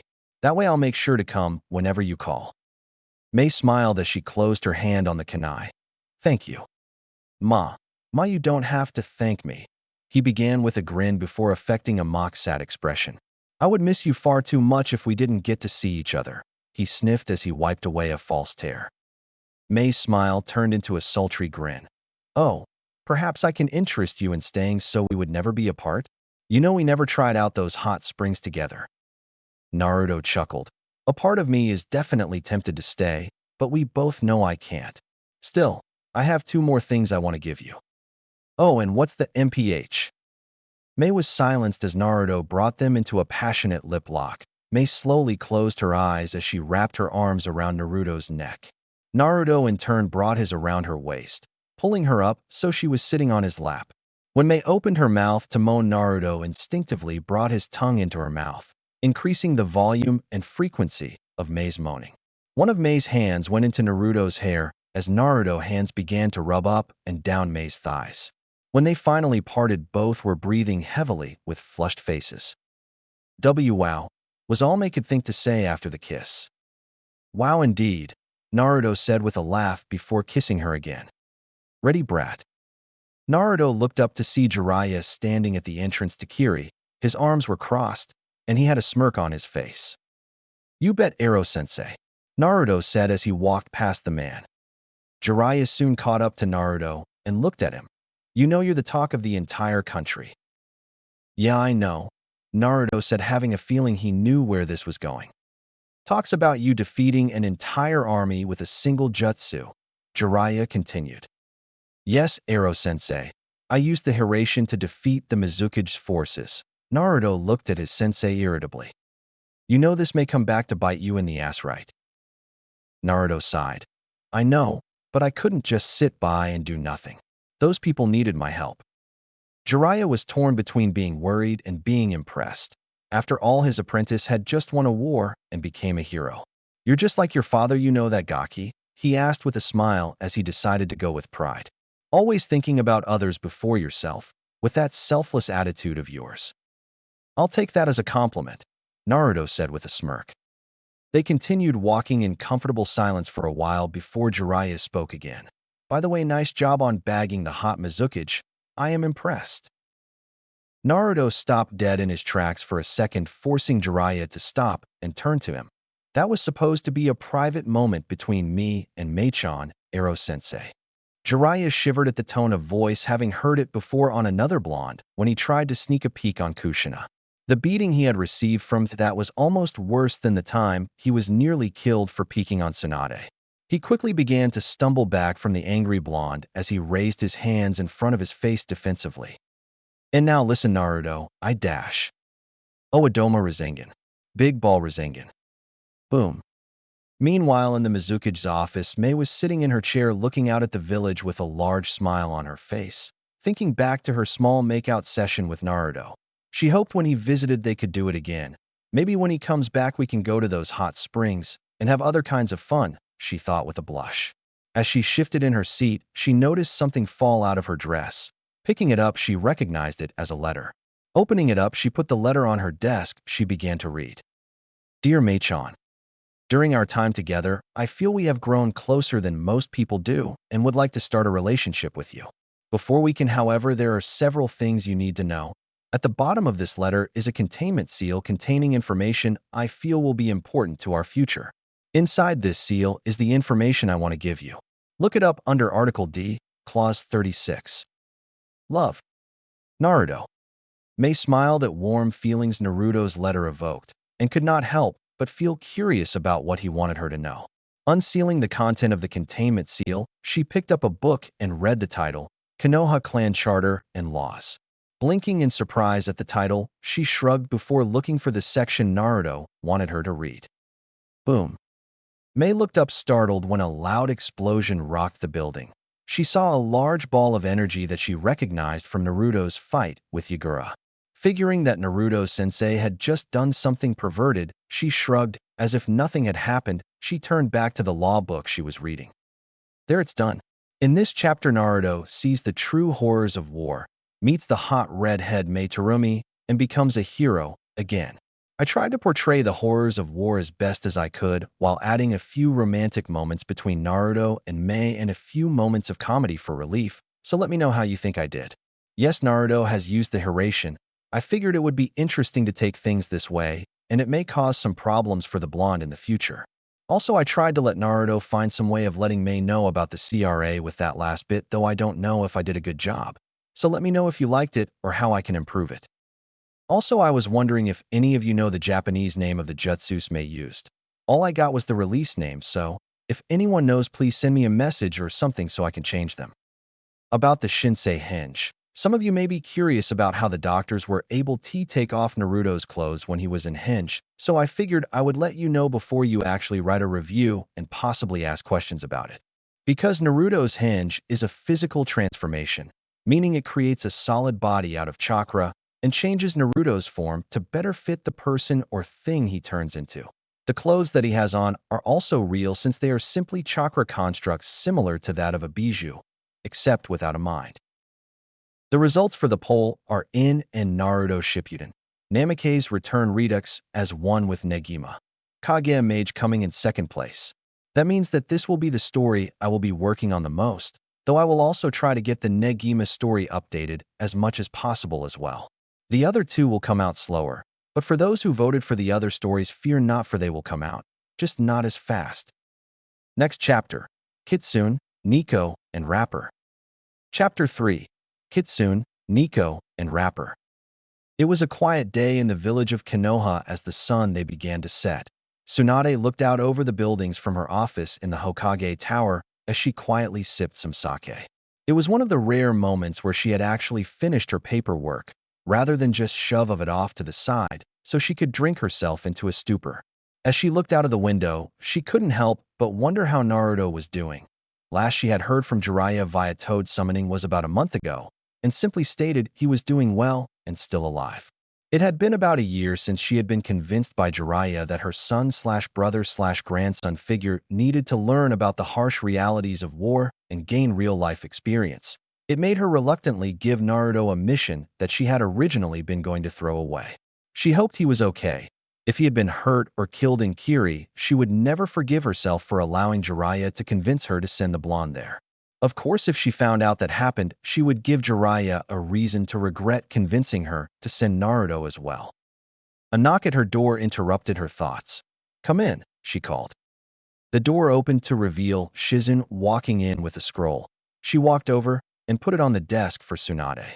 "It's a message from Kirigakure," Shizune said without preamble. The young woman did not know why they had sent a message out to Konoha since they were embroiled in a civil war right now, but she assumed it was a call for help. Tsunade had not told anyone that she had actually sent help to them earlier when they had sent their first request. Everyone had assumed that she had simply tossed the mission because of their policy involving foreign affairs. Tsunade snatched the scroll from the desk as soon as those words left her assistant's mouth and unrolled it. "Thank you, Shizune," Tsunade said as she began to read. Shizune, while curious, decided not to ask as she bowed and left, closing the door behind her with a resounding click. Tsunade continued to read as the sun went down. By the time she was finished, she leaned back against her chair with a shocked expression. She had just received a message from the new Mizukage Mei Terumi. Apparently the war was over, and Mei claimed that it was over because of Naruto. Of course, given what she was reading. "That little brat," Tsunade said with a smile as she turned back to look out at the village. "It looks like I'm going to have to call a council meeting soon." "Is this information accurate?" "Yes, Danzo-sama," said a kneeling figure. "Both reports from our spies in Kiri and word going through the ranks of its shinobi have confirmed this." Danzo Shimura frowned as he tried to think about what to do with this information. Danzo had always been a very shrewd and intelligent man, having once even been a candidate for Hokage because of his talents. Though he had been beaten by Hiruzen Sarutobi for the position, Danzo had always been a player in the background, helping manipulate things along so that the village of Konoha remained safe from its enemies. His root program was one such thing, having been originally created by the Nidaime Hokage to undertake missions from the shadows and train shinobi at a young age to be tools.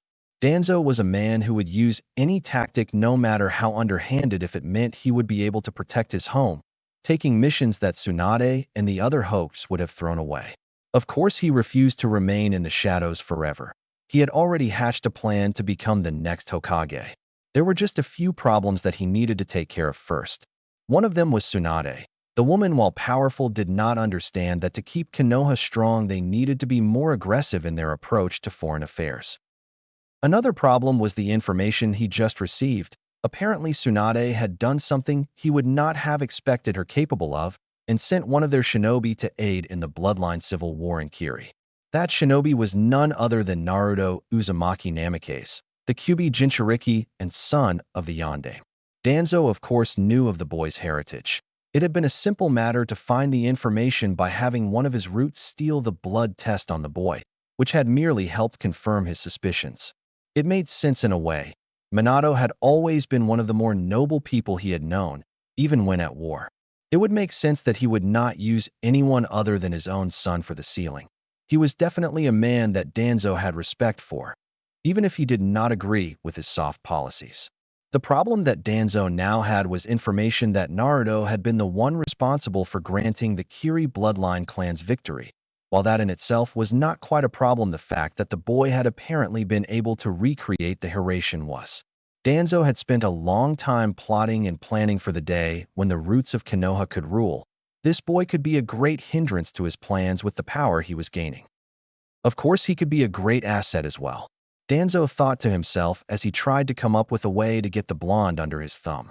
If he could somehow get the boy under his control, it would make Danzo's plans that much easier to accomplish.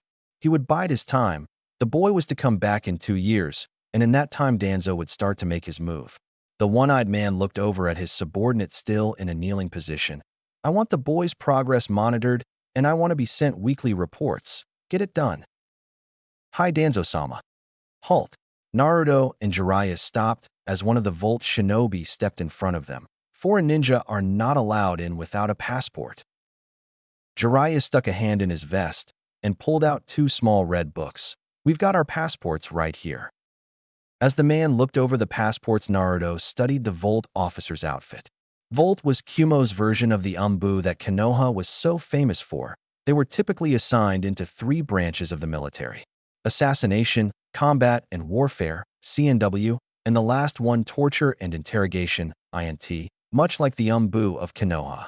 Their attire was also very similar to the Umbu, with the difference being in the colors of their vest, which was white rather than black. The Volt officer nodded. Very well, these look to be in order. Try not to cause any trouble and enjoy your stay here in Kumo. Jiraiya nodded, and the 2 of them passed through the gates and made their way into the village. Naruto used the time they were walking to look around and study Kumo's layout. Like all of the hidden villages, Kumo had not strayed far from the original design that all of the great shinobi nations possess, which were created during the founding of the hidden villages during the First Great War. However, unlike Konoha, Kumo had not demilitarized themselves like many of the others had after the Third War. This was evidenced as Naruto looked around at most of the people who were milling about. It was easy to tell that aside from the children, nearly 75% of Kumo's population were ninja from the way they walked, their walks being far more graceful than civilians. It was also the only place where Naruto had seen people with such dark skin. Kumo had a large history of attempting to seek an edge over other hidden villages. During the Second and First Shinobi Wars, Kumo had attempted kidnapping several people who possessed special abilities. Naruto knew that after the Third War, Hinata had an attempted kidnapping on her, which resulted in the death of Hisashi Hyuga, the clan head's brother. Fortunately, after that debacle, the Third Raikage had lost much of his power as people became dissatisfied with his rule. This led to the Fourth Raikage, taking the man's place. He did not know much about the Raikage, except that he apparently had no interest in bloodlines and respected strength. At least that was what he heard from Jiraiya's spy network. They made their way into a large stone tower, which was situated in the middle of the village. Naruto could easily recognize it as the Raikage Tower from its similar appearance to the Hokage Tower in Konoha, except it was made of stone and concrete. Walking inside, Naruto followed Jiraiya to the top floor where the man stopped in front of a desk. The woman who was sitting at the desk looked up at the white-haired Sannin. "Can I help you?" she asked. Jiraiya grinned. "Yes, I believe we have an appointment with the Raikage." "Name?" "Jiraiya." The woman looked through her notebook as she searched for the name, eventually finding it. Nodding to him, she went over to the door and knocked on it. "Raikage-sama, Jiraiya is here." "Send him in." The woman opened the door as Jiraiya and Naruto walked in, though not before the toad Sannin tossed the young woman a wink, which said woman ignored as she went back to her desk. Naruto took a look around the room and noticed it was pretty bland. There was not much around that really caught his interest aside from a few posters with weights on them. Jiraiya-sama, I have been expecting you. Naruto turned his attention to see a rather large man getting up from behind the desk with what looked like a dumbbell in his hand, which was promptly dropped, causing several cracks to appear in the stone floor. It was a very large, muscular man with slicked-back white hair and a small mustache. He was wearing his Kage hat and robe without a shirt underneath, allowing others to see his Hulk-like physique. Each wrist had a gold bracelet with protrusions sticking out of them. It was easy for Naruto to tell that the man was a taijutsu specialist, one who most likely used his large frame to smash up and overpower his enemies. And this is Naruto. Naruto blinked as he turned his attention to the conversation that had apparently been taking place. He looked at the Raikage with unflinching blue eyes as the man studied him. For just a moment, the Raikage could have sworn it was another spiky-haired blonde who was looking at him with those same eyes. There had only ever been one man who had the look Naruto had. The resemblance is uncanny as well. I wonder if he shook the thoughts away. After a few moments, he grinned. It's nice to meet you, kid. The Raikage stuck out his hand, which Naruto took without hesitation. Naruto soon found out that the man had a very firm grip. Deciding he was not one to be outdone, Naruto used his own strength, which he had taken to enhancing along with his speed. He squeezed the Raikage's hand hard enough to let the man know he also had a great deal of physical prowess, even if it did not show. A pleasure to meet you as well, Raikage Dano, Naruto said with a feral grin. Haha. The Raikage laughed as he felt the kid's grip, which was far stronger than he had expected it to be. I like you, kid. You've got a firm grip. That shows you're strong. Naruto grinned. I've always been told I have more bronze than brains. Besides, who needs to think when you can just smash enemy shinobi right through a wall? Action and power are what shinobi respect the most. The Raikage chuckled as he went behind his desk and pulled out a small box. You know what? You're exactly right. I like you, and because of that I'm going to give you these. He held out a box of protein bars. Naruto blinked as he looked at the box of protein bars, unsure of what to do. He looked up at the Raikage to see the man looking expectantly and realized this was most likely the man's way of showing respect. Thank you, Raikage Dano, Naruto replied as he took the box. These will help increase my physical performance and training greatly. It's no problem, kid, the Raikage said before turning to Jiraiya. I have a hotel for the two of you already prepared. He handed Jiraiya a letter with directions to the hotel. Jiraiya nodded in thanks before turning to Naruto and handing him the directions. I have some business to discuss with Raikage Dano. I want you to go to the hotel. You can explore for a while if you want, but don't cause any trouble, okay? Naruto sighed. Who do you take me for, Ero-sensei? If anyone's going to get in trouble, it will be you when you decide to go peeping into the hot springs. Stupid Gaki, Jiraiya mumbled. Naruto looked over at the Raikage. I don't want to be too much trouble, but I was wondering if there were any training grounds you would be willing to let me use? The Raikage thought it over. Yes, I know of a few you could use. You can use the ones on the east side of the village. Not many people go to those ones, so they should be open. Naruto nodded his head and left. As soon as the blonde was gone, the atmosphere shifted as the two left and the room took on a more serious expression. So what do you know about Akatsuki? Asked Jiraiya. Yujito swore to herself as she made her way to the training ground, where she had been told the person she had been assigned to watch most likely was. She could not understand why she was the one doing this. There were other people who could do just as well with such an assignment. She should be undertaking more dangerous tasks than this. Things like assassinations and defeating powerful ninja. She was the Nibi Jinchuriki for Kami's sake. Yet the Raikage had been rather adamant that she be the one to watch over this boy, who was apparently very important, though the Raikage refused to mention why. Flashback.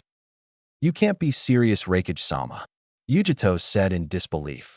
You want me to babysit some brat from another village? Anyone could easily do such a task. Why not assign it to Team Samui? Hell, even just one of them should be more than adequate for this mission. The Raikage frowned.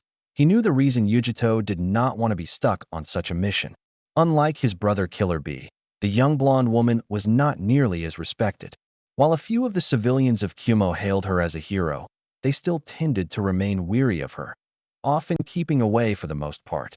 Add on that many of the shinobi resented her for her ability and Jinchuriki status, as well as the fact that some of the members on the council disliked her, and they could see why she wanted to prove herself.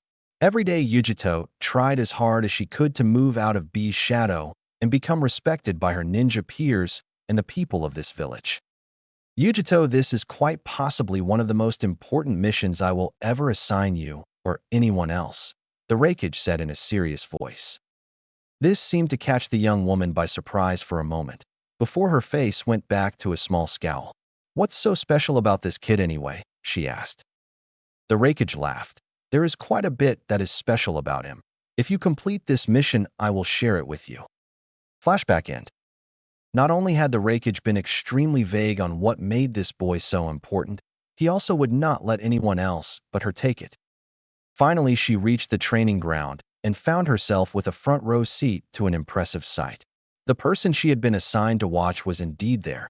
However, he was doing an exercise that the young woman was sure would even make the Raikage and his brother think twice about trying. The man, a young blonde, was currently balancing on a kunai with one finger as he did several one-armed push-ups. Sticking to his body were several decently sized rocks that Blonde was no doubt using chakra to keep in place. Balanced on his feet were two large foot boulders, one for each foot. He was currently blindfolded with high-weight over his eyes, while several bushins of some kind were standing around him in a circle.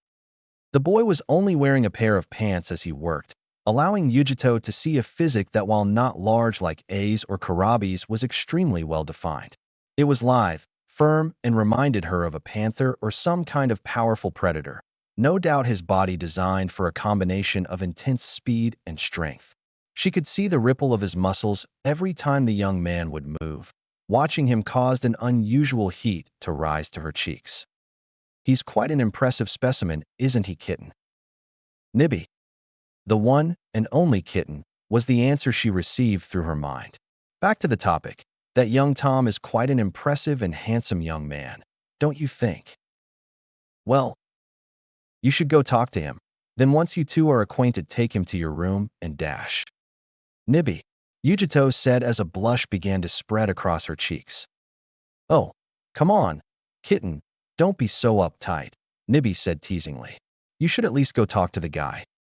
I can't believe you, Yujito replied incredulously, a deep blush spreading across her cheeks as she quickly looked away. You're always thinking about things like that. Can't you ever give it a rest? Because you deserve someone in your life, Nibby replied calmly. You turn people down constantly. It's hard to watch sometimes, and you can't deny he's impressive. Yujito immediately tuned out Nibby's continued commentary, though she couldn't stop the color from rising to her face. She glanced back at the young man who had shifted his stance nearby. She couldn't deny that he was handsome, almost distractingly so. Still, she knew she couldn't allow herself to get involved with anyone. Not only did she have to work twice as hard as other ninja to earn respect, but she was also a Jinchuriki. In the past, those who showed interest rarely cared about who she truly was. To them, she had been nothing more than a title, a name to boast about. And that was something she refused to be. You know that's not true, kitten. You just haven't found anyone yet. Yujito sighed, but gave a mental nod, not wanting to argue with her tenant at this point. Instead, she turned her attention back to the young man. He was still going at his workout routine. As she watched, she saw the clones that were surrounding him take out several kunai, and without warning started launching them at him. She was just about to yell out in warning when her fellow blonde took out his own kunai and began deflecting the attacks, even as he continued to do push-ups. The few he couldn't block, like the ones behind him, were dodged, using the boulders on his feet as a counterbalance to each other as he leaned his body from one side to the other as he dodged the kunai. In all her years, Yujito had never seen anyone who had such a ridiculously dangerous training regime. She watched him for what seemed like hours, but in truth was only about 30 minutes as the man continued training. When it was done, the clones dispelled, and the man kicked the boulders off him and the rocks on his body dropped.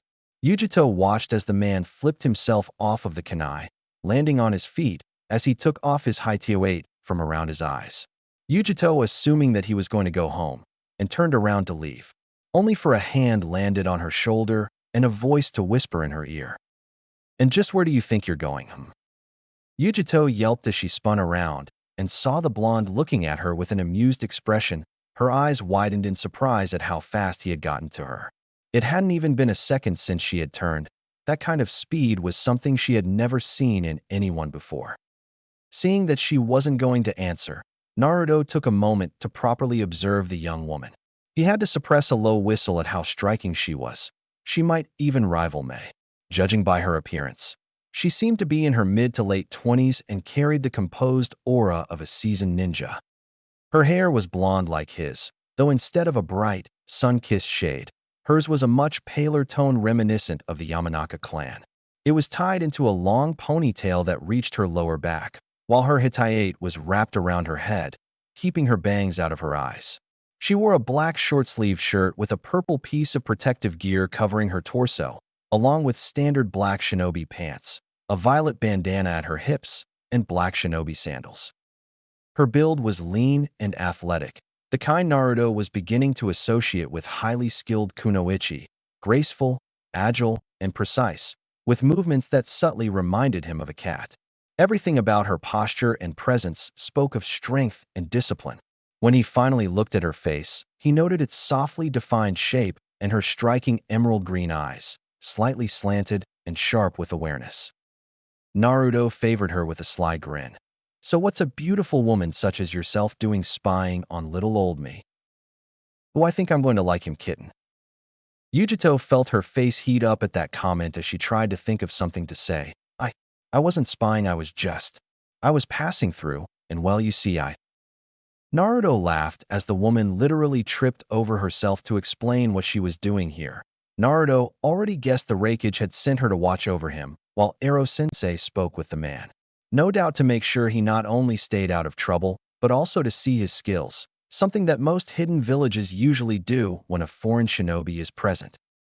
Yujito's blush instantly became a scowl. "What's so funny?"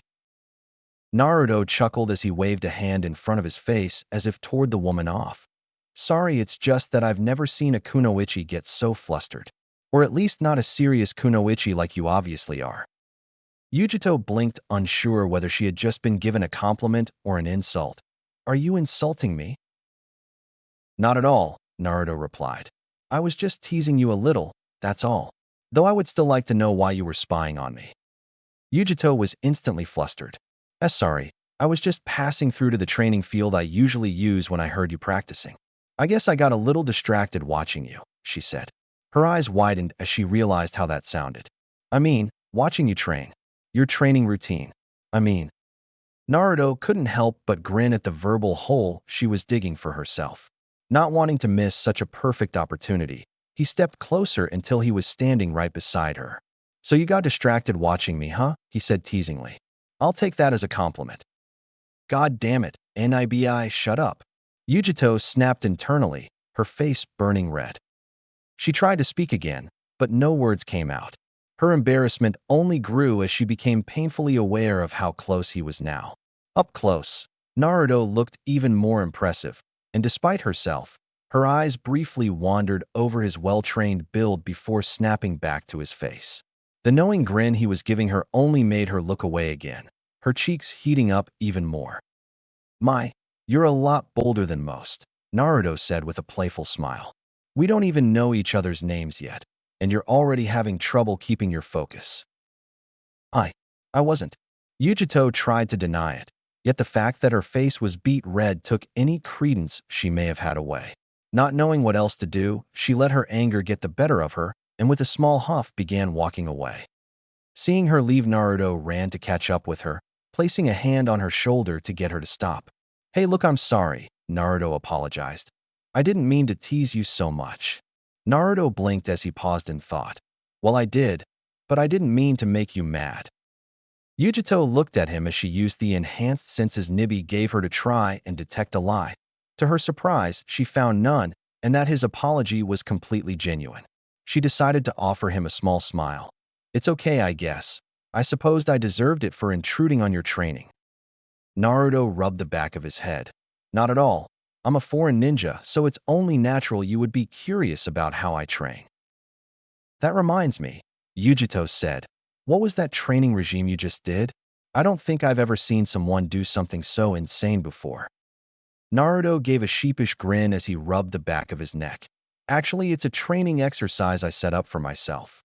Yujito raised an eyebrow as he continued. It's designed to make me split my attention on numerous exercises. The rocks sticking to my body are a more difficult version of the leaf sticking exercise that the Academy in Konoha has. Balancing myself on a kunai increases the difficulty in chakra control as well. The boulders are used as weights and balancers to keep me in balance, especially when my clones begin to toss kunai into the mix. I use push-ups to increase the physical difficulty of the exercise, and the blindfold is to increase my senses other than sight. This also helps with my spatial awareness. Yujito listened to Naruto's explanation and found herself greatly impressed with what was obviously a well-thought-out workout. It was kind of like an all-in-one extreme training routine. It would allow someone to get the maximum effect out of their exercise, while also being something one could do on the road if so desired. So anyways, Naruto said, snapping Yujito out of her thoughts. I would like to make up for my teasing you. You really don't have to. Yujito started only to be interrupted by the young blonde. I know, but I want to, Naruto said as he gave her a charming smile. So I would like to make it up to you, Ms.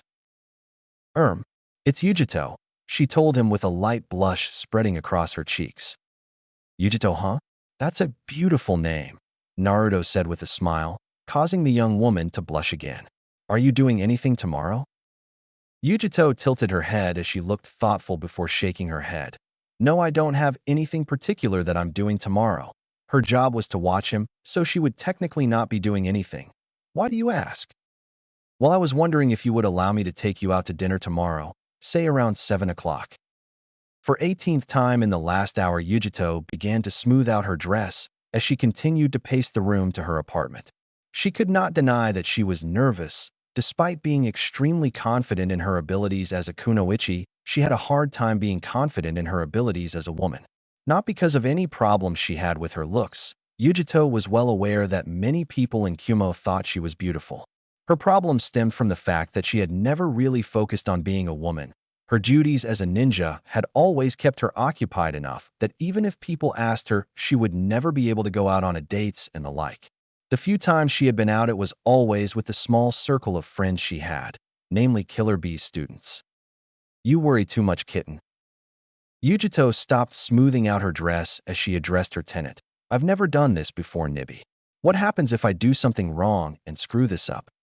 Yujito heard Nibby giggle in her mind. What's this? Is Yujito-chan worried about making a good impression on her date? Yujito's face flushed red. That's not it at all. I just wanted to make sure that I leave a good impression on him, so that it doesn't reflect badly on Kumo. You know I'm not buying that ridiculous excuse. Yujito was about to reply when she was snapped out of her conversation by the doorbell ringing. She walked over to the door knowing that it was most likely Naruto. Taking a deep breath, she smoothed out her dress one more time. Opening the door, she came out to greet Naruto, only to find all of her breath leaving her. Naruto was not in the shinobi clothing she had seen him in today or yesterday. Instead, he was dressed in a set of well-maintained civilian clothes. He was wearing a pair of dark brown dress shoes which were polished to a shine. For pants, he had on a pair of black slacks with creases on the sides. His shirt was a black short-sleeve collared shirt with dark orange stripes running down the side of the sleeves. Yujito could see that the shirt seemed strained in certain places, mainly his pectorals and biceps, showing that while he was not overly large, he still had strong muscles. Seeing the young woman stare, Naruto grinned. So you like what you see, Yujito-chan? For several moments, Yujito blinked as she tried to reboot her mental functions and decipher what Naruto said. When she did, her face began turning bright red. As she began to sputter and make excuses about why she was staring, Naruto took the time to look her over. When she was wearing her shinobi clothing, Naruto could easily tell Yujito was a beautiful woman, but with a dress on, she looked absolutely stunning. Yujito was wearing a dark purple strapless dress that seemed to hug the contours of her body, showing off the luscious curves in ways her ninja clothing couldn't. The dress ended just above the knees and started just a little below the upper part of her chest, allowing Naruto a nice view of her cleavage, which seemed to be pushed up by the dress, making them even perkier than they already were. She had let her hair out of the ponytail, allowing Naruto to see it in all its glory as it hung down her back freely. It also looked like she had used some kind of special shampoo or something because it had a brilliant shine to it and looked extremely soft. Naruto also noticed that she had just a small touch of makeup on. Her lips were a light red from lipstick, and she had a small amount of purple eyeline, which brought out the beautiful and exotic look of her eyes. All in all, she was beautiful. Naruto breathed, unaware that he had spoken out loud. Yujito felt heat rise to her face at the odd tone in Naruto's voice. She put her head down so he would not see how red her cheeks were getting. "Do you really think so?" she asked in a low voice. Naruto blinked as he realized that he must have spoken his thoughts.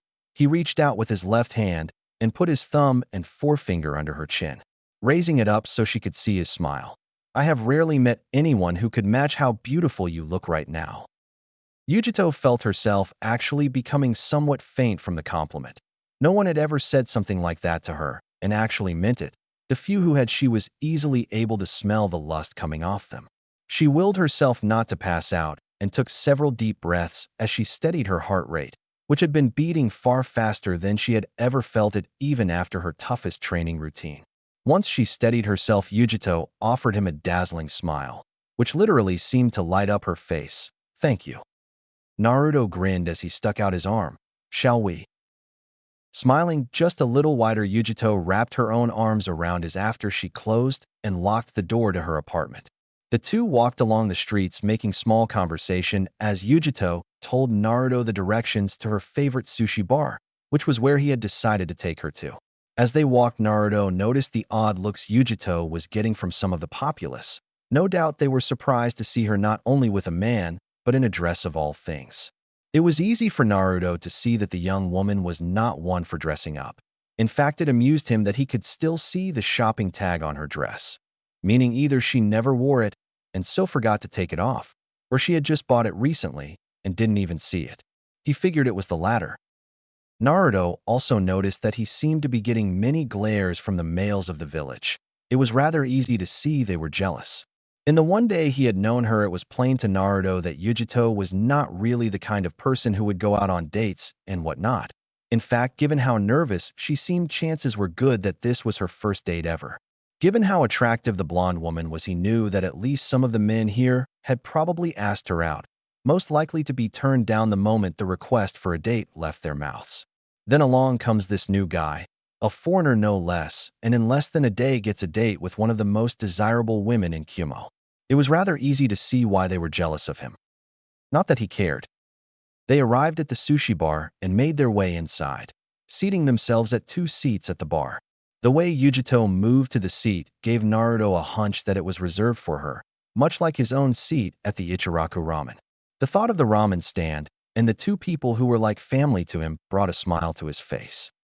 "Oi, Kenshi-san, can I have the usual, please?" Naruto watched as an old man came out of the back, wiping his hands off with a rag. The man had the same air about him that old man Tucci had. Naruto figured it must be a chef thing. "Wow, Yujito-chan, look at you all dressed up," Kinshir said with a smile as he looked between her and Naruto.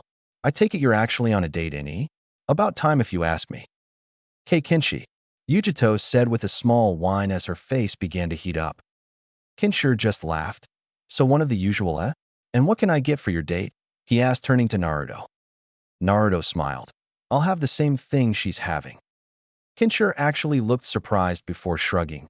"You must have quite the appetite if you're going to eat that. They'll be right up." With that said, Kinshir went into the back room to get supplies to make the food. While the food was being prepared, Naruto and Yujito engaged in some conversation, telling each other about their experience as ninja. For the most part, they left out anything that could be considered delicate information, such as some of the classified missions they had gone on.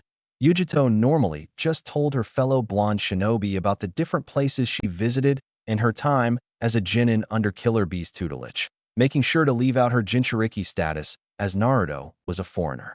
As for Naruto himself, he regaled her in tales of his accomplishments when his team had just started, telling her about his first C-turned-a-rank mission where they had taken on Zabuza Momoichi and his mission to protect Koiki Kazuhana.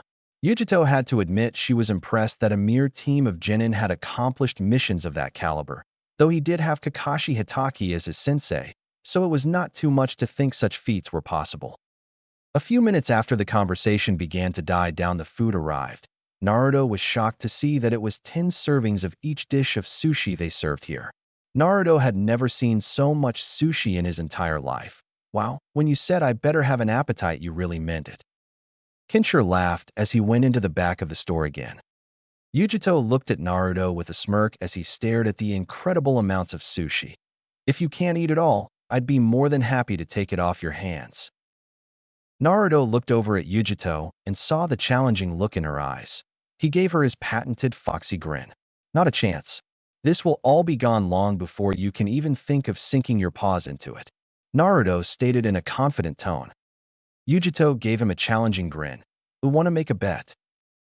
Jiraiya sighed as he entered the hotel room he was sharing with Naruto. It had taken a lot of effort and negotiation on his part, but he had finally convinced the Raikage to allow Killer Bee to help Naruto train in using his Biju's chakra. He had been forced to not only give up all the information he had on Akatsuki, but he was also forced to send Tsunade a message asking for 4 jutsu from each element to give to Kumo as payment. It had been a hassle to get Tsunade to give them up and had taken longer than he had expected because of that. Still, the Toad Sennin felt it was worth the effort. He had received information that Akatsuki would begin to make their moves sometime within the next year. His apprentice, while strong, would not last in a fight with 2 S-class ninja without some kind of trump card. In other words, his student needed to learn to harness the Kyuubi's chakra as best he could within the next year. Moving into the bedroom, Jiraiya frowned when he noticed his apprentice was not there. Figuring that he was just out practicing since the white-haired man had not received a message via Toad summons, nor felt any spike in Naruto's chakra, the man decided to get some rest. Yujito patted Naruto on the cheek as she gave him a condescending smile. There you should have known I would win. Really now, Naruto, that look doesn't suit you." Naruto just continued to pout. He couldn't believe he had lost in an eating contest. The only person who had ever been able to out-eat him in anything was Chuji, and even then the Akamichi heir couldn't do it with some things like ramen. He couldn't believe that this woman had not only scarfed down her entire sushi platter, but managed to steal at least half of his as well. It was not fair. "You cheated." Naruto sniffed with his pout still in place. Yujito guffawed. "You're just upset because you lost, and now owe me." At that comment, Naruto's pout disappeared and was replaced with a smile that Yujito was coming to recognize. "Speaking of owing, you never told me what it is you want from me." Yujito hummed in thought as the two got up and left the restaurant, beginning to make their way to her apartment. "I haven't decided yet," she said as she began to tap her chin. Naruto grinned as he closed the distance between them. "I've been told I give a pretty good message. If you wanted, I could do that." Naruto started as his grin became larger. "Who knows, we may even be able to make it a full-body message." Yujito stumbled as a large blush spread across her face. She looked over at Naruto and opened her mouth only to close it as she could not find anything to say. After opening and closing her mouth a few more times, she just huffed and began walking again, making Naruto chuckle as he caught up. They stayed like that for a while, just walking in comfortable silence as the two went into their own thoughts. Yujito was replaying the date over in her head as they walked. The blonde woman could not help but smile as she thought of how fun it was to actually go out with someone and be seen as a woman for once rather than a kunoichi. Throughout the entire date, Naruto had given her small, subtle compliments. Whether it was on her beauty or her skills didn't matter, as each were enough to make her face heat up and her heart flutter. He was the first person to see her as a woman first and a kunoichi second. While she knew the Raikage appreciated her, she also realized that he still saw her as a kunoichi and weapon. Her few friends like Y saw her as the strong kunoichi she constantly made herself out to be. While that was in part her own fault for not really trying to be seen as anything other than a powerful ninja, it was still nice for someone to notice another side of her that did not deal with death. She was shaken from her thought when she felt something move into her hand and give it a gentle squeeze.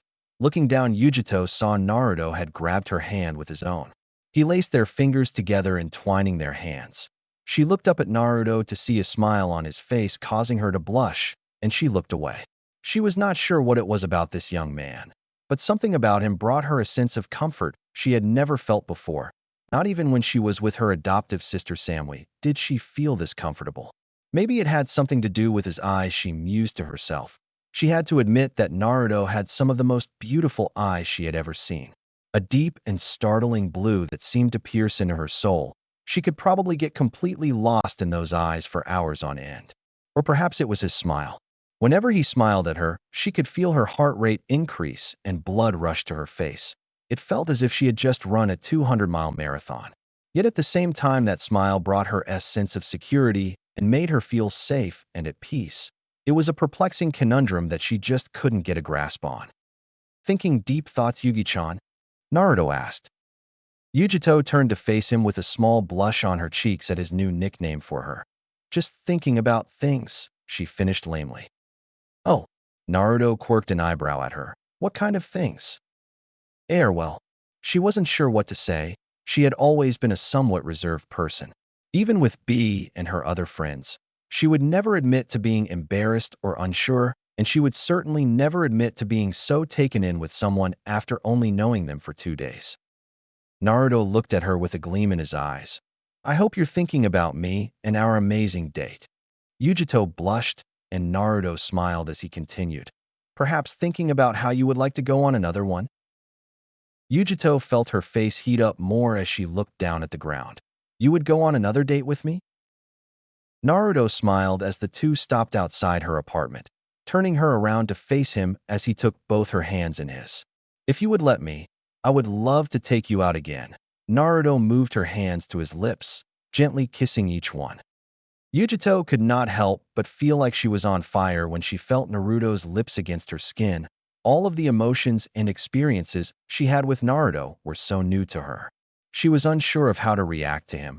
He was so different from any of the other men who had asked her out, which was part of the reason she had agreed to his request for a date.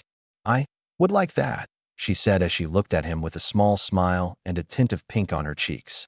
She was so glad Nibi was keeping silent for the moment, though she had a feeling she would be paying for that later on. Naruto grinned. Then how about tomorrow we go out for some breakfast? Okay, Yujito said in a low voice as she fidgeted with her keys. Maybe afterwards we could even have a spar, Naruto said as challenging gleam came to his eyes. Yujito looked up at him and grinned. I suppose we could, though I should warn you I'm not considered the second strongest ninja in Kyumo for nothing. In truth, she had wanted to test herself against him since she had seen his training. If he was even half as strong as she thought he was, it would be a good match. I'm sure I'll be fine. I may even surprise you, Naruto said with a smile as he leaned in and gave her a small kiss on the cheek.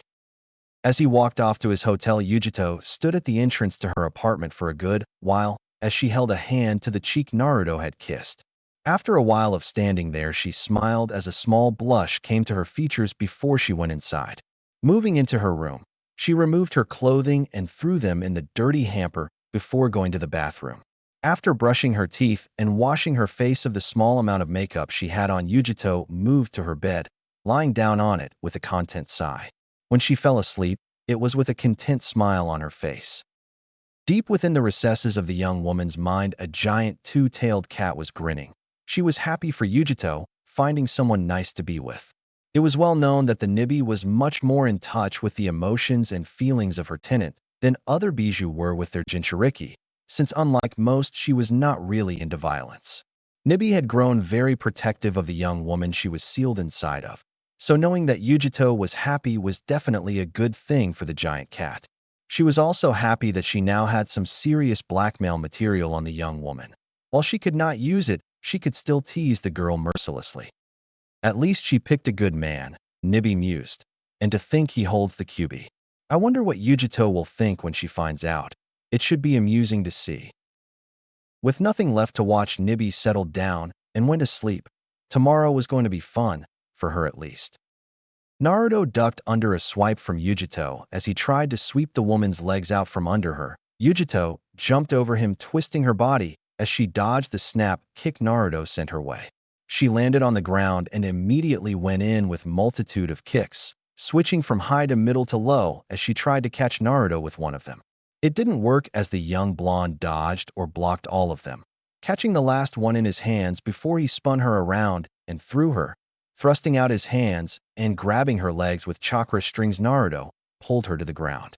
Yujito landed on her back with a grunt. Looking up, she was forced to roll out of the way as Naruto sent a punch for her head. As she rolled, she pushed up with one hand, flipping herself back onto her feet. As soon as she got back to her feet, Naruto was right in front of her. Yujito dodged the punch sent to her face. Sidestepping the next punch, she grabbed his arm and pulled him into a kick, only for Naruto to bring up a knee as he blocked. Yujito jumped away to gain some distance and reassess her opponent. They had been going at it for about an hour now, and Yujito was constantly finding herself impressed with the young man's ability. She realized that, like her own style, has relied on speed and capitulating on weak points in one's guard. However, unlike her style, his also used his great strength to maximum efficiency. Where she would usually go with grapples and claw swipes, which were meant to be combined with Nibi's chakra, Naruto used joints, pressure points, nerves, and any weak point on a person to deal as much damage as possible as quickly as possible. His defense was absolutely impeccable, and Yujito had been unable to find a way around his guard. Not only that, but whenever she tried to get him into a grapple hold, he would break free with an amazing degree of flexibility. His stamina was also something to be desired. Even with Nibi sealed in her, she was starting to have problems keeping up. Deciding to try a different approach, Yujito began to run around Naruto, launching kunai at the blonde as she circled him. Naruto took out two of his own kunai and began to block and dodge the weapons, weaving through them with a minimal amount of movement. Yujito shot at him with a burst of speed, aiming a punch at Naruto's head. Tilting his head to the side, Naruto thrust an open palm at Yujito's solar plexus. He connected, but rather than flying away from the hit, Yujito grabbed his arm, keeping them together. She gave Naruto a grin. Katsu. Naruto's eyes widened just as Yujito exploded in a shower of electricity. Appearing a little ways from the explosion, Yujito waited for it to end. When it did, she walked up to him to make sure he was all right. She found Naruto completely unconscious with several burns where the electricity hit him hardest. Yujito instantly felt bad about hurting him this much during a spar. She crouched down to check on him, only for Naruto to disappear in a puff of smoke. Before she could even widen her eyes, Yujito felt a kunai at her neck. That was a good tactic, Naruto said from behind her.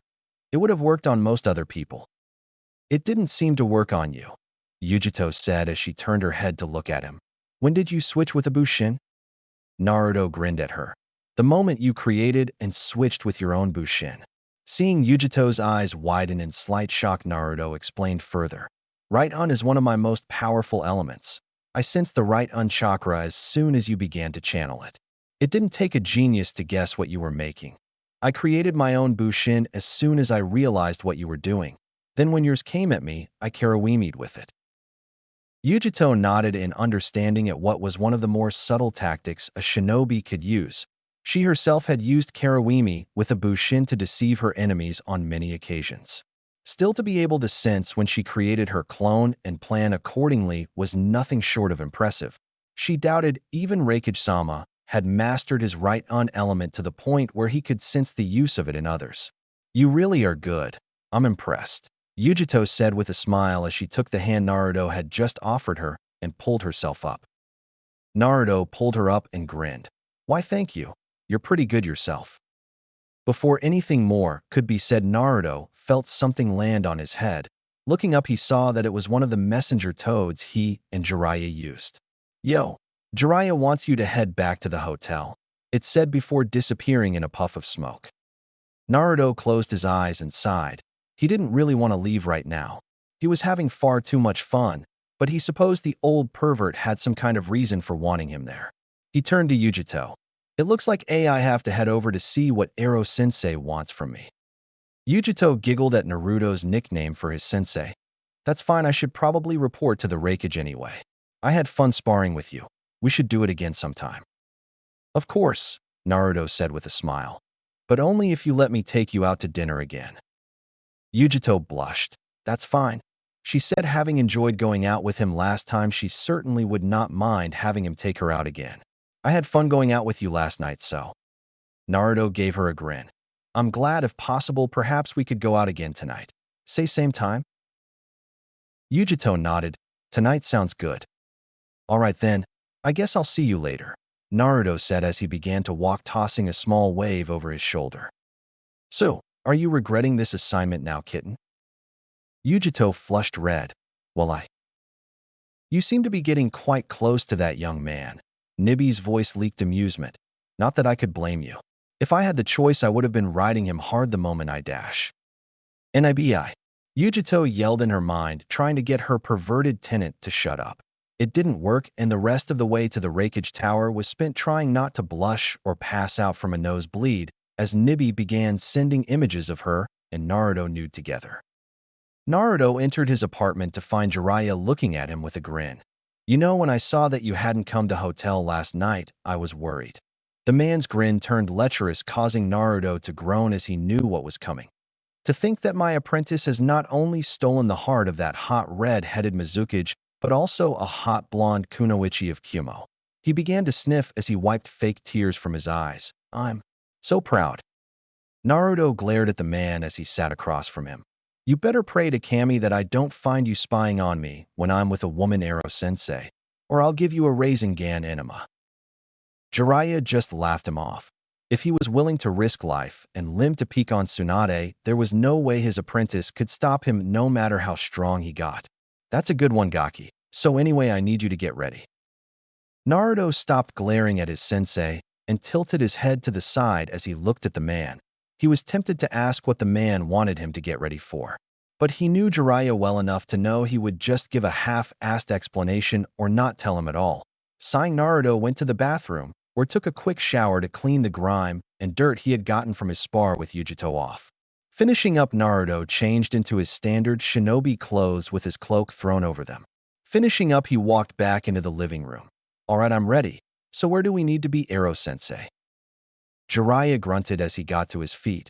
We have a meeting with the Raikage. Come on, we don't want to be late. Yujito stood at attention as she finished giving her report on what she had discovered about one Naruto Uzumaki so far. To say the Raikage was impressed was akin to saying that Tsunade liked to drink or Orochimaru had a small thing for boys. Meaning big understatement. He wasn't just impressed about the boy's skills in combat either. Yujito had, much to her embarrassment, been forced to tell about her date with Naruto, since he had heard about it from some of the people in the village on his way here. That the young man could actually get Yujito to do something so out of character for her was impressive. He absently wondered if he could use this to form some kind of alliance between Konoha and Kumo. It would be hard given the tensions between the two nations that had risen since the Hyuga incident years ago when the third Raikage tried to kidnap the heiress of the Hyuga clan. Still, it could work.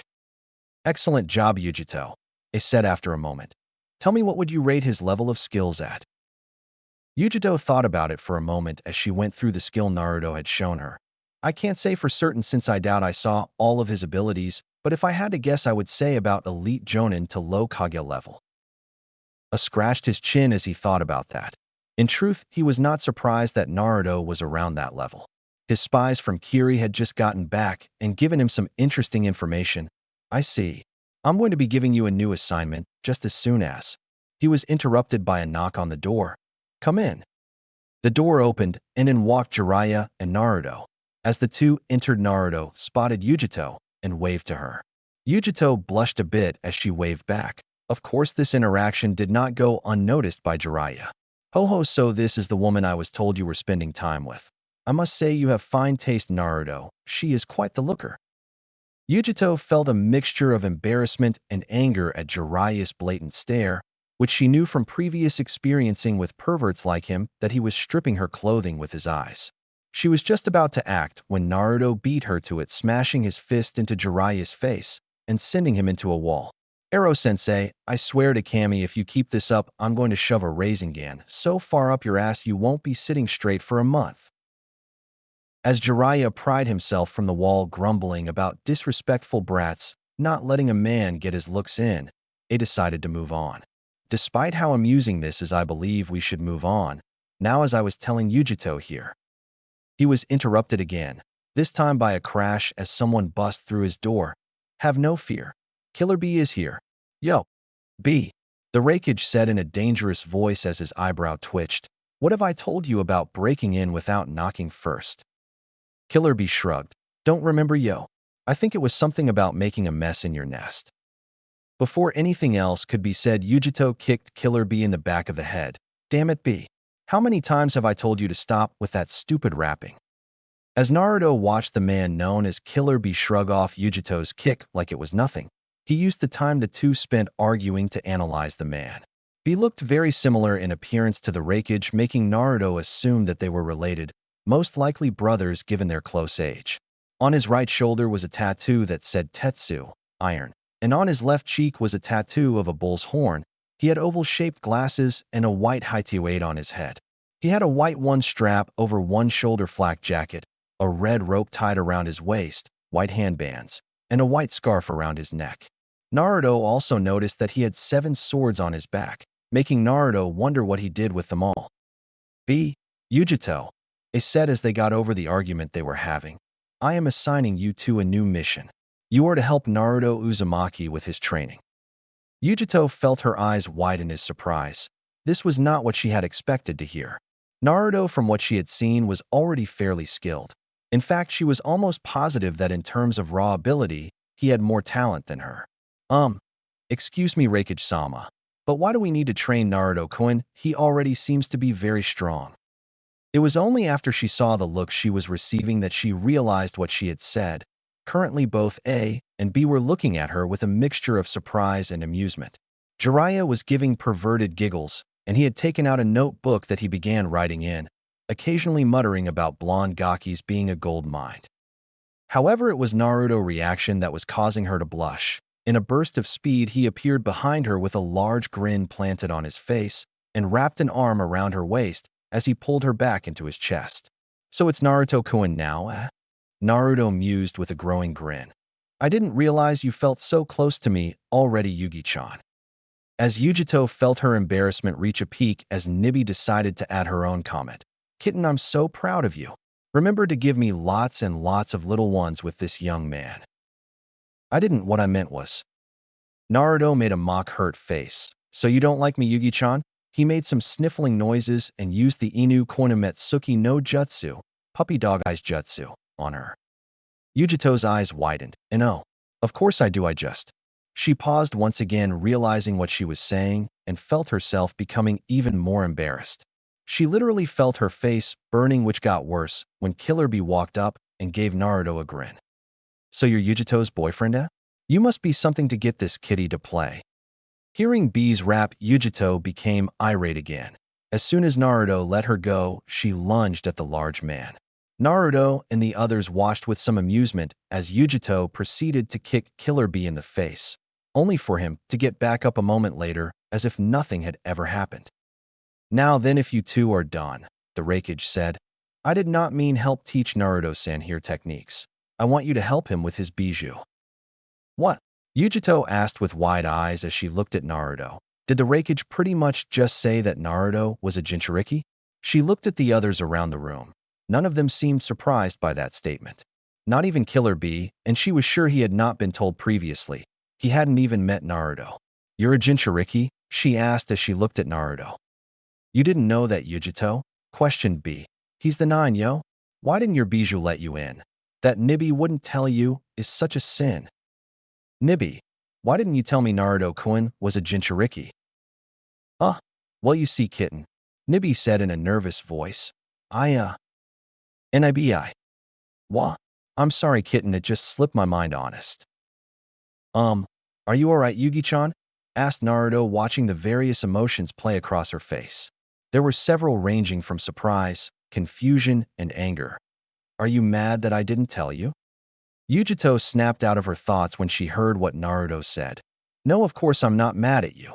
You're not a shinobi of this village, so I can understand why you wouldn't tell me.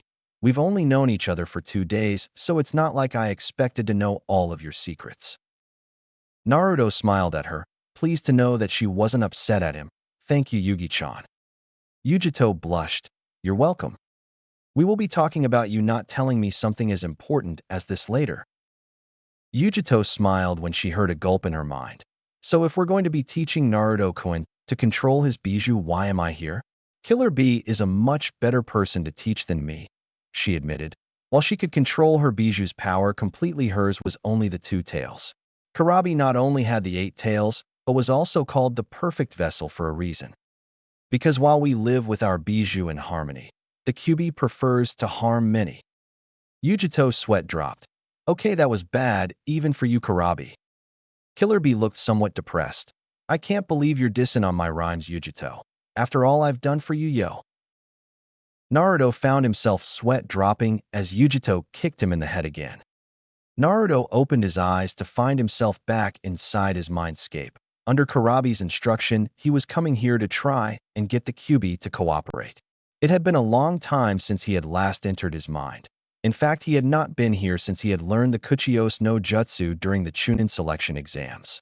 He was pleasantly surprised to see the place looked a little better than the last time he was here. While it was still a sewer, the walls that were once chipped and cracked were now more pristine. The water that had once been knee-deep on the floor was gone. The place looked much better, though it was still a sewer. Following the red pipe, Naruto once again came upon the sight of a large cage. In the middle of the cage was a single piece of paper with the kanji for seal. As Naruto walked up to the bars, 2 large blood-red eyes with black slits running down the middle opened up. It's been a long time since you've come here, boy. The creature revealed itself as it walked up to the cage. It was a giant fox, with 9 red tails swishing around behind it. Kyuubi, Naruto said as he stared at the fox with an impassive face. The fox gave him a massive grin filled with malice. What's this? No, hello, how are you? I must admit to feeling a little hurt. Cut the crap, Naruto said with a scowl. You know why I'm here. You wish to use my chakra, the fox said as it looked at him. However, I don't really feel like giving it to you. Kyuubi gave Naruto another grin. Tell me, little ninjin, why should I, the greatest of the bijou, give you my chakra? Naruto forced himself to remain calm. He knew Kyuubi's game, and getting angry at the fox would only be playing into its hands. You know why you should lend me your chakra? We both know that if I die, you die. Naruto gave the fox a small grin. Whether we like it or not, we need each other to survive. Right now, there are 9 S-class criminals after your power. If they capture me, they will suck you out and seal you into a statue for whatever their purpose is. Is that something you want? Kyuubi gave a hum of thought. Well, I don't quite like the idea of being sealed into a statue. It looked at Naruto. And I must admit you have gotten stronger. What's this? Naruto asked with mock sarcasm. Did I just hear respect in the great Kyuubi no Kitsune's voice? Don't patronize me, human. Kyuubi roared at Naruto, causing the blonde's hair to fly out of his face. I am the Kyuubi no Kitsune, the most powerful of the bijou. A mere mortal like you is nothing more than an ant to me. Naruto held up his hands in a pacifying gesture. Easy there, Fuzzy, I was just surprised, that's all. Kyuubi glared at him for the fuzzy comment, but seemed to let it slide for now. So how about it? You gonna work with me? Very well, Kyuubi grumbled.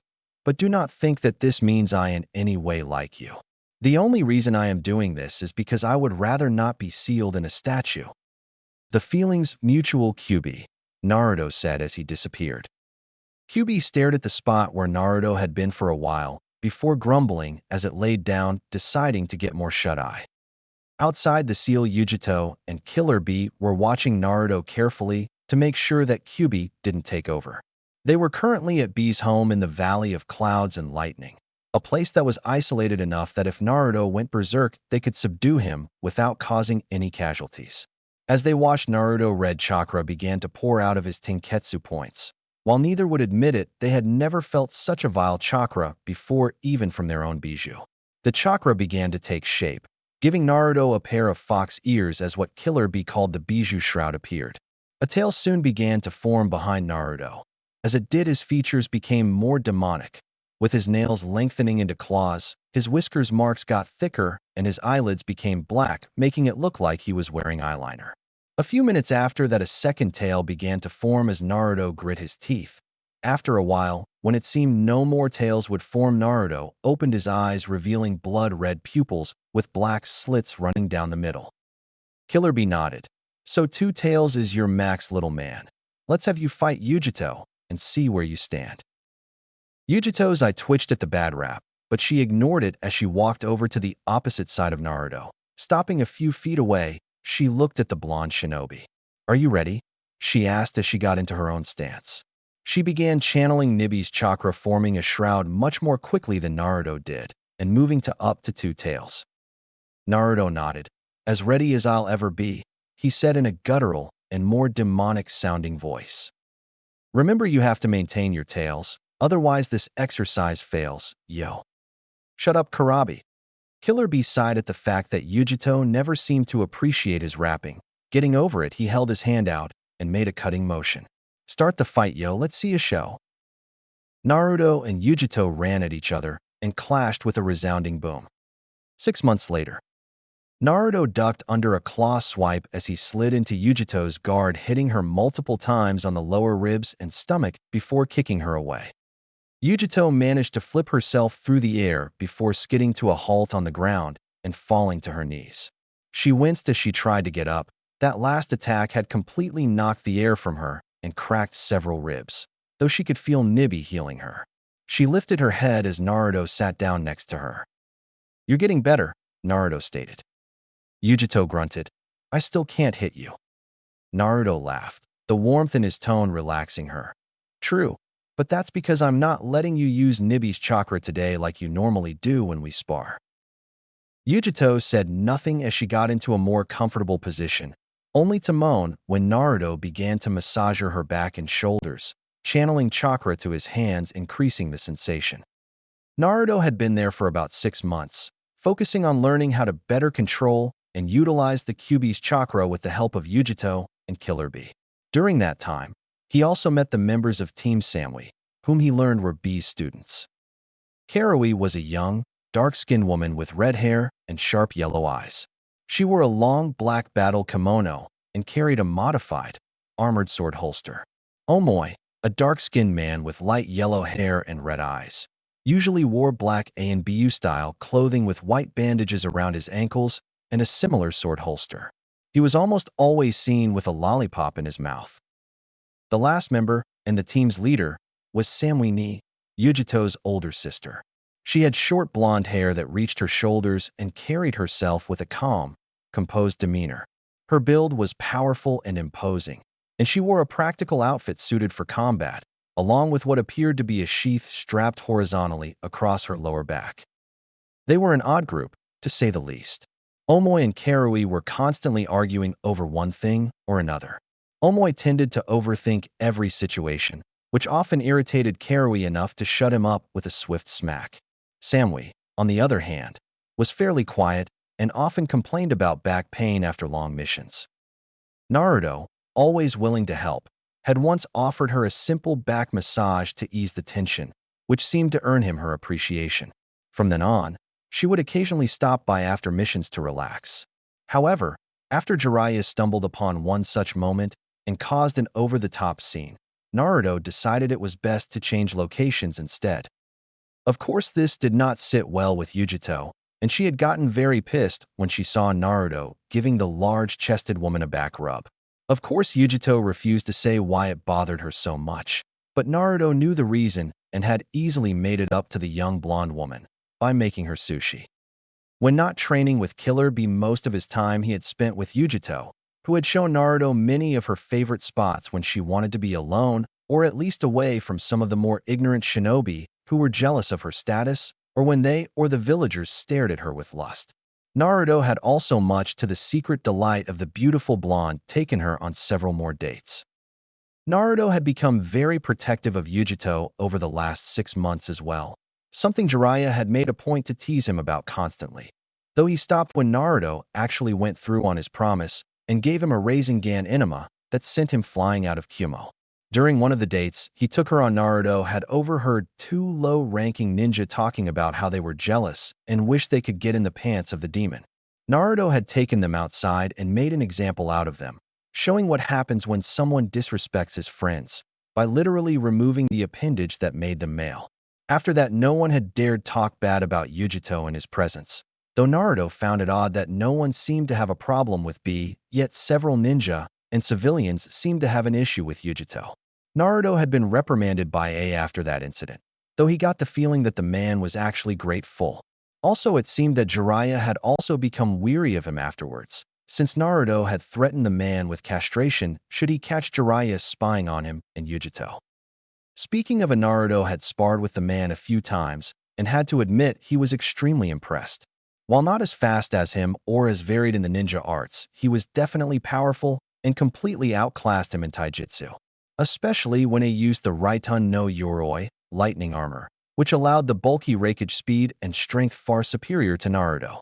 The blonde had learned that the jutsu sped up a person's neural synapses, increasing their speed, strength, and reflexes by a factor of 4. The only way the blonde could keep up with him was when Naruto used Kyuubi's chakra. Even then it was hard since they had sparred with Killer Bee many times. He could have used the Hiraishin, of course, but he did not want to draw attention to himself. Naruto himself had earned the man's respect after their first spar and had been asked to have one again with him, as well as an arm wrestling match. He felt Yujito start to sway and realized that if he did not stop, she would fall asleep. Taking his hands off her back, Naruto used his water affinity to draw in the moisture from the air before freezing it into a wall, which he leaned against, pulling Yujito with him and wrapping his arms around her waist. Even if she had wanted to, Yujito doubted she could have resisted. Her body felt like it had been turned into a pile of warm goop by Naruto's magic hands. With a slight blush, she wondered what else he could do with his hands. They stayed like that for about 15 minutes before Naruto broke the silence. "Ero-sensei and I are going to be leaving tomorrow." Yujito, who had wiggled onto her side, looked up at him in surprise and sadness. "So soon?" she asked. "I mean, you've only been here for 6 months, and I thought that well." She trailed off. How could she tell him how she felt? She could not even admit it to herself. She was broken from her thoughts when Naruto lifted her face to meet his. "Unfortunately, Ero-sensei's saying it's time to move on. I've learned a lot while I was here, and even though I can't fully control the Kyuubi's chakra, the old pervert feels it's enough for now. We've spent all the time we can here." "I understand." Yujito said. Her voice was far softer than normal. Naruto tightened his hold on her waist, bringing her closer to him as he put his forehead against hers. "Don't think that this is the last time we will see each other, Yujito-chan," Naruto said in a warm and compassionate voice. Naruto sat up straight as he reached into his cloak and pulled out one of the oddest kunai that Yujito had ever seen. It was several inches bigger than standard kunai and had strange symbols that Yujito recognized as seals along the handle. It had a tri-pronged blade rather than one blade. "What's this?" she asked as Naruto handed her the kunai. "That is how you will be able to see me again. Whenever you are in need of help or want someone to talk to, just throw that kunai into a wall and I will come." Seeing Yujito's confused look, he decided to elaborate. "That kunai is the secret to one of the most powerful jutsu in the world and was what gave my father his nickname." It took a second to realize what he was talking about.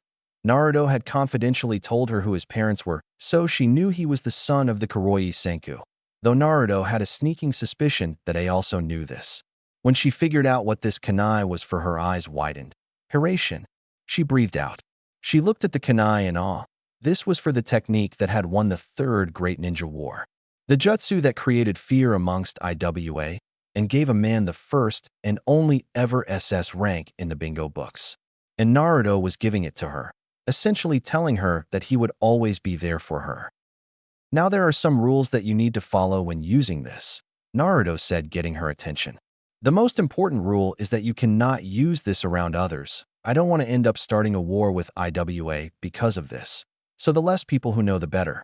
Also, when using it, just to limit it to when you really need me. Like you are in danger. You can also use it once every 2 weeks just so we can see each other. Because of my duties, I may not always be able to come. If you just use it whenever you feel like it, this will ensure that I come every time you use it." Yujito nodded as she looked at him. "Thank you, Naruto-kun." Naruto ears perked as a sly grin crossed his face. "There's no need to thank me, Yugi-chan. After all, being able to spend time with a woman as beautiful as you is always a pleasure." Yujito blushed. "Thank you, I've always found it pleasurable to be with you as well." Her eyes widened and her face heated up as she realized how her words could be taken. I mean, I always found your company to be dash. Her rambling was stopped as Naruto put a finger to her lips. No need to get so flustered, I was only teasing. Yujito puffed out her cheeks as she pouted, before they both burst out laughing. When the laughter died down, Yujito did something that she probably would have never done had she thought about it. Leaning into him, she claimed his mouth with her own. Naruto, while surprised that she had actually taken the imitative, recovered admirably and kissed back. Deciding not to be outdone, he wrapped his arms around her waist and pulled her close. Gently snaking his tongue into her mouth, causing the young woman to let out a moan, he began to explore. He was actually surprised that she did not taste like sushi considering how much of the stuff she ate. Her mouth tasted sweet, reminding him of vanilla ice cream. He decided not to think about it and just enjoy the feeling as Yujito began to use her own tongue in their little duel. Taking her by surprise, Naruto wrapped his own tongue around hers and pulled it into his mouth, allowing her to explore. At first, she only probed him tentatively. She had never actually kissed anyone before, so she was not sure what to do. With a little prodding from Naruto, however, she soon began to feel her way around with vigor. She found out that Naruto tasted a lot like ramen, much to her amusement. As she continued tasting, her fellow blonde Yujito felt as light as a feather. Her stomach was doing flip-flops, and there was an intense heat that she had never felt before as she was swept away by the sensations and taste of Naruto. It was everything she had ever imagined a kiss would be. Despite being a strong and powerful kunoichi who hated being dependent on others, she still had the same desire to eventually find love, no matter how much she would try to deny it. Deciding to take this elsewhere, Naruto picked Yujito up bridal style and disappeared in a swirl of leaves. Naruto and Jiraiya were at the gate about to leave. Naruto smiled as all the friends he had made while here stood in front of him, Omoi, Karui, and Samui, standing next to their sensei, the Hachibi Jinchuriki Killer Bee. The Raikage was standing a little off to the side with a smirk on his face as he looked over at Yujito, who was right in front of Naruto, a slight limp in her walk that the others noticed, especially Jiraiya, who was going to tease the Gaki for this later. Though there was also a slight melancholic look on her face. It was rather easy for everyone to see how much the young woman would miss Naruto. He had done more for her and spent more time with her than anyone besides A and B. So I guess this is it? Yujito asked, trying to be stoic. Naruto smiled as he cupped her left cheek, rubbing his thumb along the smooth skin. Yeah, but it won't be the last time you see me, so I wouldn't worry too much. You're gonna have to come back soon to help me make some tunes, yo. Naruto blinked as Killer Bee came up to him and started rapping again. He shook his head as he chuckled. Sorry, but I don't think I can help you rap or improve your rap. But if you need a good fight, look me up. Bee grinned. That's all I need, yo. Just give me a fight, and I'll do things right, fool. Shut up, Bee. Yujito jumped up and kicked him in the head, causing everyone to chuckle. I do hope you'll come back soon, Samui said as Omoi and Karui came up to him. I'm going to miss your messages. She rubbed her neck in emphasis. Yujito growled at her, but Naruto just laughed. Then I'll be sure to visit when I can. Wouldn't want you to get all cramped up and unable to even perform your duty as a kunoichi, would we? Omoi came up to him and did something no one would have expected. Reaching into his bag, he pulled out a sucker and handed it to Naruto. I figured you could use one for the road, he said as Naruto took it. Thanks, Naruto said as he unwrapped the sucker, putting it in his mouth. How come you give him a sucker, but not me? Karui asked with her hands on her hips. She had asked Omoi for suckers on numerous occasions, but he would never give her one. Because, Omoi rubbed the back of his head. You're always so violent and loud. Why can't you be quieter like our big-breasted teammate? Perhaps if you dash. He was cut off as Karui smashed her fist into his face, sending the man flying. Asshole. Shook his head as he moved over and shook Naruto's hand. Make sure you come back to visit. I could use another spar soon. Perhaps you'd even be able to compete with me in an arm wrestling match again. Naruto chuckled. Of course. As soon as he let go of the Raikage's hand, Yujito came up and glomped him, nearly knocking the boy off balance as he was forced to readjust his footing. Naruto smiled as he wrapped his arms around the blonde woman, rubbing her back in a soothing manner. Hey, come on now. I told you this won't be the last time you see me. Whenever you need me, just throw my kunai. I know, Yujito said as she held him tighter. Make sure you're careful. The last thing I need is for my fiancé to go and get himself killed, she said in a small whisper. Naruto laughed as he kissed Yujito on the head. You should know I'm always careful. Uh-huh, Yujito said, looking up with a deadpanned expression, not believing that for a second. That's why you tried fighting both B and Reikage-sama at the same time, right? Naruto looked sheepish. Well, I just wanted to make sure I could fight two powerful ninja at the same time as all, to get ready for when I face Akatsuki. Naruto turned his head away from her, getting nervous from the way she was staring straight through him. Come on, Gaki, you can make kissy face with your girlfriend when you come back. Jiraiya yelled, already walking away. I'm coming, Ero-sensei. Kami, can't I even say goodbye? He looked back at everyone and gave them a two-fingered salute. I'll see you guys around. He took off at a quick jog to catch up to Jiraiya. I wouldn't worry too much about that young man, Killer Bee said as he put a hand on Yujito's shoulder. He's not the type to go and kick the can. Yo, Bee, shut up, Yujito said as she sent another kick at his head. The Hachibi Jinchuriki chuckled as he stood up and walked off. Yujito looked back out where Naruto had been for a second before leaving as well. Omake. Yujito frowned as she walked around Kumo. She had been looking for Naruto for nearly 3 hours now. She was just about to give up when she heard something that made her freeze. People keep coming to hear our rhymes. We're the Jinchuriki 8 and 9. Yujito began to rush to the source of the noise as quick as she could, praying to Kami and whatever other deities she could think of that this was not what she feared it was. When they see us rap in, the peeps gather round. Everyone wants to hear our sound. Yujito turned around a corner and froze as her worst fears were confirmed. Killer Bee had somehow roped Naruto into rapping with him. The two were currently standing on the roof of a building. Both of them were taking turns rapping to the masses that were walking by and giving Naruto strange looks. Anger began to take over Yujito as she channeled Nibi's chakra. B. Naruto and Killer Bee stopped rapping as they heard the scream and saw a giant two-tailed demon cat that was growing larger by the minute. I think the kitty has really gotten mad. This seems to be bad. Naruto looked over at B. Dude, you might want to stop rapping and start running. Man, have no fear. I'm the 8 Tails Jinchuriki here. Yo. Boom. Inside his office, A watched as the giant two-tailed cat rampaged the city and shook his head. Great, now I'm gonna have to pay for damages again. At least my assistant can't complain about it being me this time. So here is the 3rd chapter of Namake's return. In this chapter, we get to meet the Reikage, who in exchange for information on Akatsuki and several jutsu from Konoha agrees to have his brother Killer Bee and Yujito train Naruto in the use of his bijou. We also get to see some nice, fluffy, and comedic moments between Naruto and Yujito. I also put in my first ever lemon.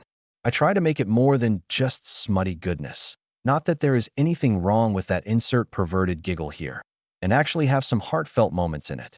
You will also notice this chapter is long. I had a lot I wanted to put in here, but ended up cutting out. Those parts I'll show in flashback since I thought the chapter was getting too big compared to others. Most of my chapter will be around 10,000 to 15,000 words, so I didn't want it to be unproportionate to the rest of the chaps. Please let me know what you thought of the chapter. Next chapter. Aika Aika the movie. You want me to do what?